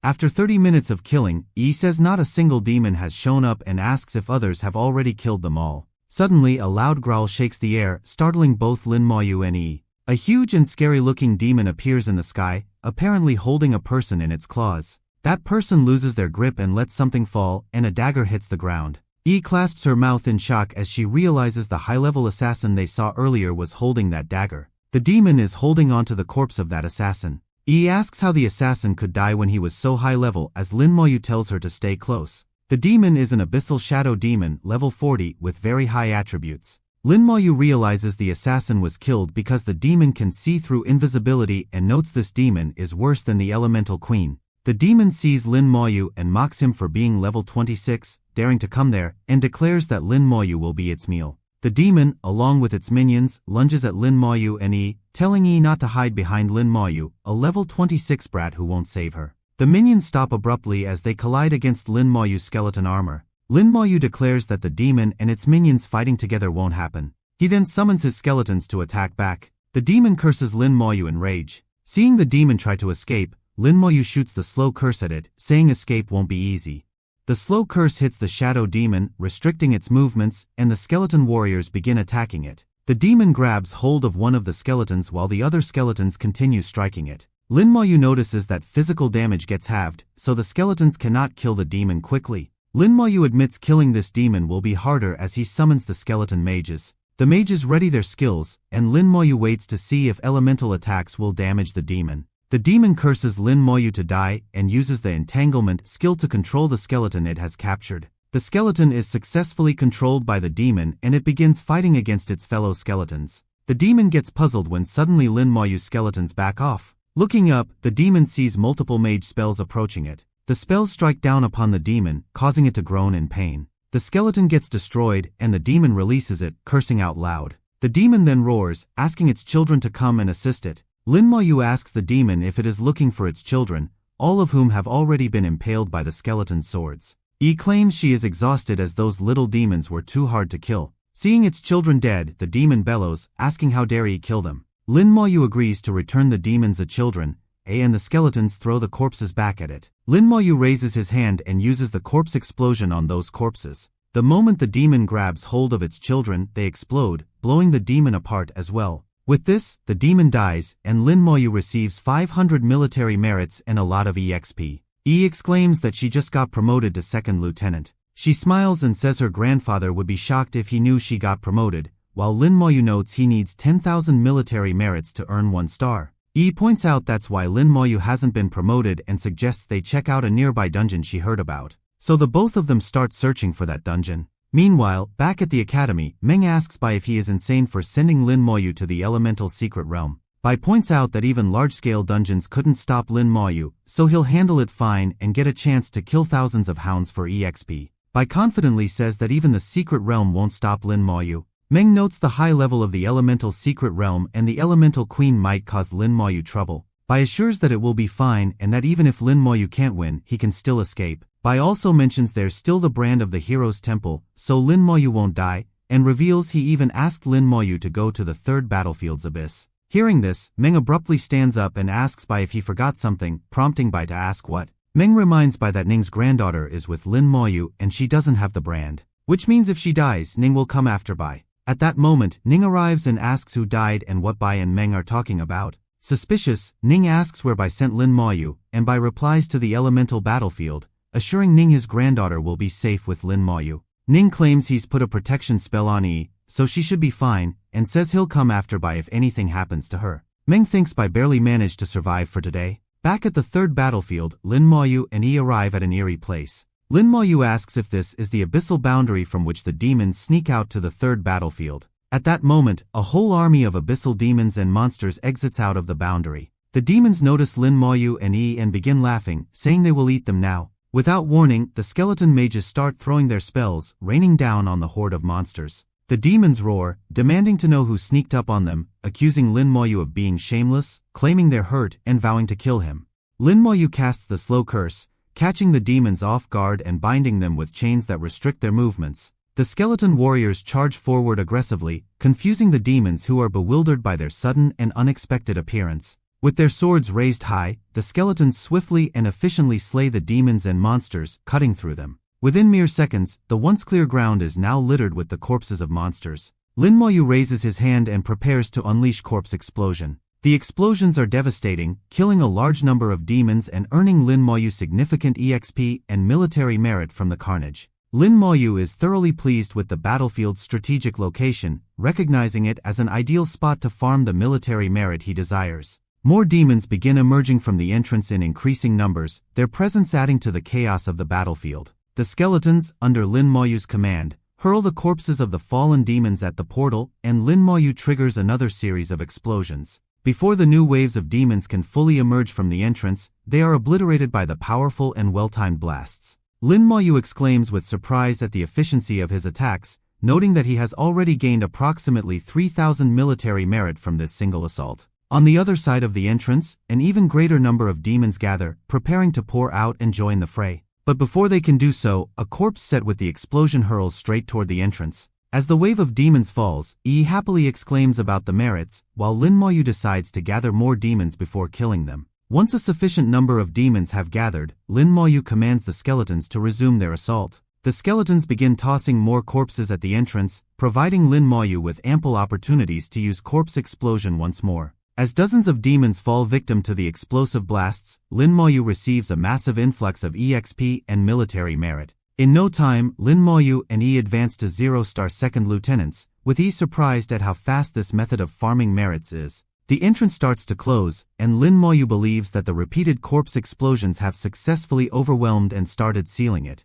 However, the entrance stabilizes shortly afterward and remains open. Lin Moyu remarks that they can now farm more demons and advance to 1-star second lieutenants. Suddenly, Lin Moyu notices something unexpected and is startled. He quickly summons skeleton armor around himself and Yi, pulling her to safety from the danger he just noticed. The Demon King's eyes flash with malevolent glee as it declares it has finally caught Lin Moyu in its sight, its presence radiating an aura of imminent danger. The aura emanating from the Demon King overwhelms both Lin Moyu and Yi, filling the air with a heavy, intimidating energy. The Demon King proclaims the end of Lin Moyu and unleashes a barrage of high-speed laser energy attacks aimed directly at him. Lin Moyu realizes with alarm that he cannot dodge the attacks due to their incredible speed. The Demon King's powerful attacks shatter Lin Moyu's skeleton armor, forcing him to utilize damage transfer to mitigate the damage. Dozens of skeleton warriors instantly get obliterated. As more of his skeletons get destroyed at an alarming rate, Lin Moyu casts a concerned glance and notes that this can't continue.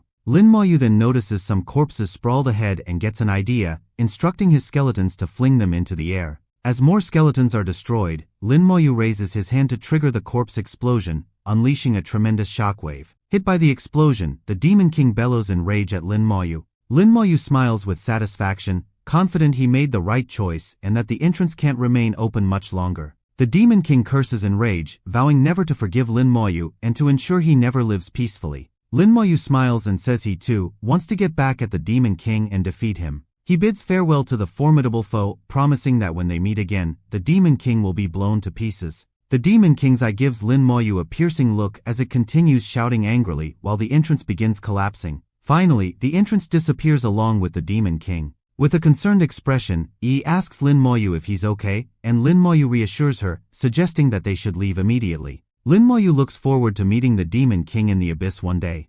Lin Moyu and Yi make their way through the Rocky Mountains. After a while, they arrive at the level 30 dungeon of the third battlefield, where many groups of people are already present. Lin Moyu begins to wonder what the dungeon, with the power of 3 combined, will be like. He inspects the dungeon's entry requirements and discovers that different parties are recommended for varying difficulties. With most of his skeletons fully recovered, Lin Moyu isn't worried about being ambushed by demons. He turns to Yi and suggests they enter the dungeon, to which she agrees. A man approaches Lin Moyu and Yi, reminding them that this is a level 30 dungeon. He warns them about the dangerous monsters inside and suggests they find a party. Lin Moyu thanks the man and assures him that they'll be fine. As Lin Moyu and Yi begin teleporting into the dungeon, the man thinks they're being suicidal, but another notices their lieutenant badges. The worried guy points out that Lin Moyu and Yi are only level 26, while the other explains that a level 24 lieutenant solo cleared a hell difficulty outpost a few days ago. Meanwhile, Lin Moyu and Yi have entered the dungeon and are overlooking a massive cliff.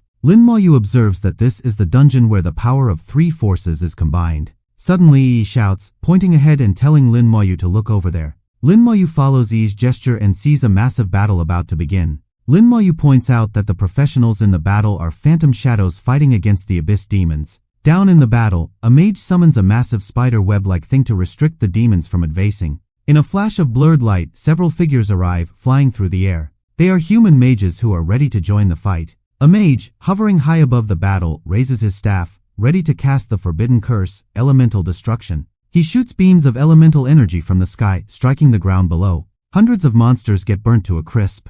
A massive demon appears, likely the boss, towering several feet over the battlefield. It extends its wings wide and shoots a powerful beam of energy forward. The mages and the demons' attacks collide midair, causing a massive explosion. Lin Moyu and Yi shield their eyes from the intense bright light. Yi slowly looks ahead and exclaims that everything is gone. The battlefield ahead is silent, with no sign of life, as Lin Moyu wonders if this is the origin of the elemental planes. Yi asks if what they saw earlier was a battle of forbidden curses and elemental powers colliding, and Lin Moyu says it might be. And Lin Moyu suggests they continue moving forward. It's dark everywhere, with a massive, statue-like stone figure standing tall in the center. This place seems to be swarming with monsters, their glowing eyes visible in the darkness. Lin Moyu quickly summons his skeletons, and Yi draws her daggers, both ready to fight. Suddenly a level 34 battlefield wolf demon starts charging at Lin Moyu. Lin Moyu's skeleton mages fire their spells at the oncoming demon. A small outburst occurs when the spells strike the demon. However, the demon is still alive and it lunges forward.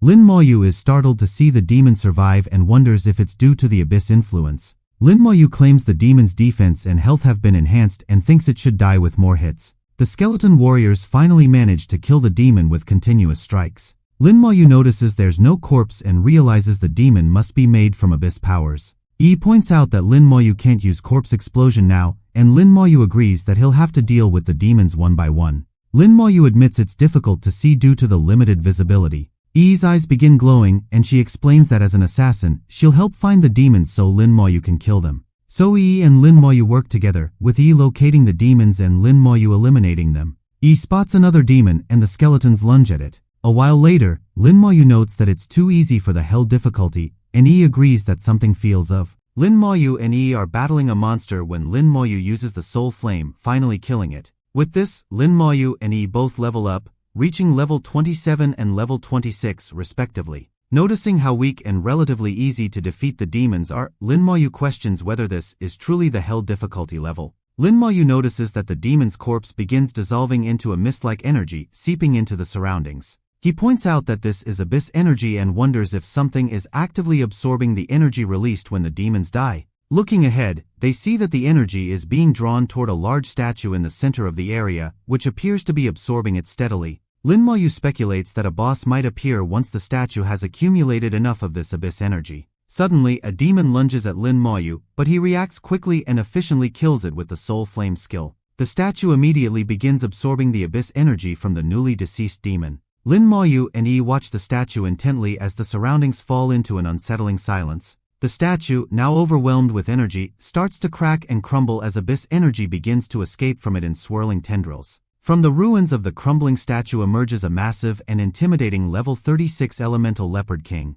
The leopard king lets out a thunderous roar and swings its massive paws at Lin Moyu and Yi, while Lin Moyu quickly summons skeleton armor around him and Yi, and they both leap sideways to avoid the powerful swipe from the leopard king. Lin Moyu notes that the leopard king is incredibly fast and feels thankful he has the skeleton armor. He instructs Yi to retreat to a safer distance as he summons his scythe and begins to use the evocation skill. The outpost guardian, summoned by Lin Moyu, emerges and takes a formidable stance before the leopard king, ready to engage it in combat. Lin Moyu casts a slow curse on the leopard king, significantly hindering its movements and reducing its agility. The outpost guardian seizes the opportunity and lunges straight at the leopard king. And it strikes the leopard king with a powerful blow, leaving a deep cut from which abyss aura begins flowing out. Lin Moyu notices this and understands something and promptly instructs all the skeleton warriors to begin their assault on the leopard king. The Leopard King lets out an enraged roar as the skeleton warriors start surrounding it from all sides, preparing for a coordinated attack. With a swift and forceful motion, the Leopard King slams its massive paw into the outpost guardian's chest. In response, the skeleton warriors activate their Rage Strike ability, all leaping at the Leopard King to strike it down. Hit by multiple swords, the Leopard King receives numerous deep cuts through which abyss energy visibly flows out in dark streams. The Leopard King opens its mouth wide and unleashes a powerful elemental explosion, sending shockwaves that violently push back the surrounding skeletons. Lin Moyu watches in shock as the Leopard King, momentarily appearing larger, suddenly shrinks down to a very small size. Lin Moyu then realizes that the Leopard King is not an ordinary abyss monster, but rather a creature made entirely of pure energy. The skeleton mages, under Lin Moyu's command, fire a barrage of spells at the shrunken Leopard King. The Leopard King retaliates by sending a powerful elemental blast back at the skeletons. The spells from the skeleton mages and the Leopard King's attack collide midair. At this moment, a skeleton warrior charges at the Leopard King and, taking it by surprise, pierces a sword into its back. Tia's attack finally kills the Leopard King, earning Lin Moyu both EXP and a valuable elemental scepter. Lin Moyu feels a tinge of suspicion, as the boss was surprisingly easy to defeat, and yet again he wonders if this is really the hell difficulty. Points up at the sky, drawing Lin Moyu's attention to something she just saw. Lin Moyu turns and sees a figure hovering in the sky, holding a massive staff and appearing both enigmatic and commanding. The figure, resembling a human, telepathically communicates with Lin Moyu, instructing him to come closer. Lin Moyu tells Yi to wait there, and she advises him to be careful, looking a bit concerned. Lin Moyu then climbs the stairs and soon stands before the mysterious person. The person, with a desperate and pleading demeanor, begins to beg Lin Moyu to kill him. The person continues shouting frantically, pleading for Lin Moyu to kill him as quickly as possible. He is the Great Elemental Mage, a formidable level 39 Hell Dungeon leader, and warns with desperation that if Lin Moyu doesn't strike him, he will be killed in return. The mage then unleashes a powerful elemental attack that rushes directly at Lin Moyu with terrifying speed. Reacting swiftly, Lin Moyu summons the skeleton armor around him, all while wondering why the boss looks like a human. A skeleton jumps directly in front of Lin Moyu, takes the full brunt of the mage's devastating blast and gets destroyed completely. The mage's even attack strikes Lin Moyu, but his skeleton armor nullifies the damage. Lin Moyu exclaims that the mage's skill is incredibly strong, realizing that this is the true power of a mage with 40,000 spirit. With no other choice, Lin Moyu summons more skeleton warriors, determined to fight back. The skeleton warriors charge at the mage, their swords raised high ready to strike. However, the mage raises his staff and summons a magic shield around himself, blocking the attack. The skeleton warriors' swords clash against the shield but can't pierce through, leaving Lin Moyu to admit that the shield's defense is higher than that of even the strongest knights. Deciding that he needs to use a skill that can bypass such defense, Lin Moyu opts for the Soul Blaze. The Soul Blaze attack flies toward the mage and easily passes through his shield, leaving the mage bewildered. The mage gives a piercing look as the flames hit him, but he seems unaffected by the attack and roars with laughter, asking Lin Moyu to kill him and get the answers he seeks. The skeleton mages bombard the mage with multiple spells, trying to weaken him further. But the mage summons a wave of water around himself, neutralizing all the incoming spells with apparent ease. The skeleton warriors, undeterred, leap upwards at the mage while the skeleton mages continue their assault. A bright light suddenly illuminates all the skeletons, followed by a blast of energy bellowing downwards. The energy attack hits a skeleton mage, silencing it immediately and rendering it powerless. Lin Moyu turns his head, noticing that the silenced skeleton mage is now completely confounded. The mage raises his staff again and shoots multiple wind shackles at the skeleton warriors, binding them and rendering them unable to move. With his skeletons now unable to fight, Lin Moyu decides to rely on his own strength, and he charges forwards at the mage.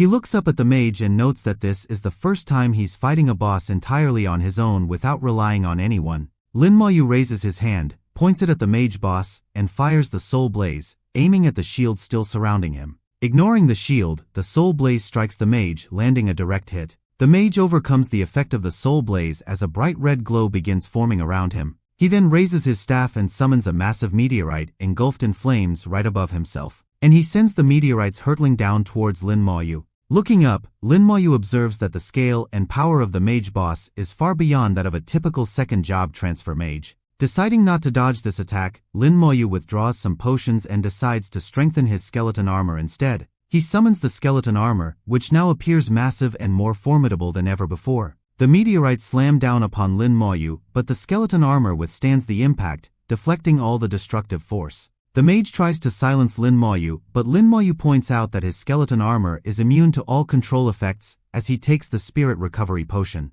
Lin Moyu raises his hand once more, unleashing the soul flame, and challenges the mage to see who will be the last one standing among them. The soul blaze strikes directly at the mage, engulfing him in white flames. Writhing in pain, the mage begins yelling out loud, his mouth wide open. With a grin, Lin Moyu declares that he is the one still standing.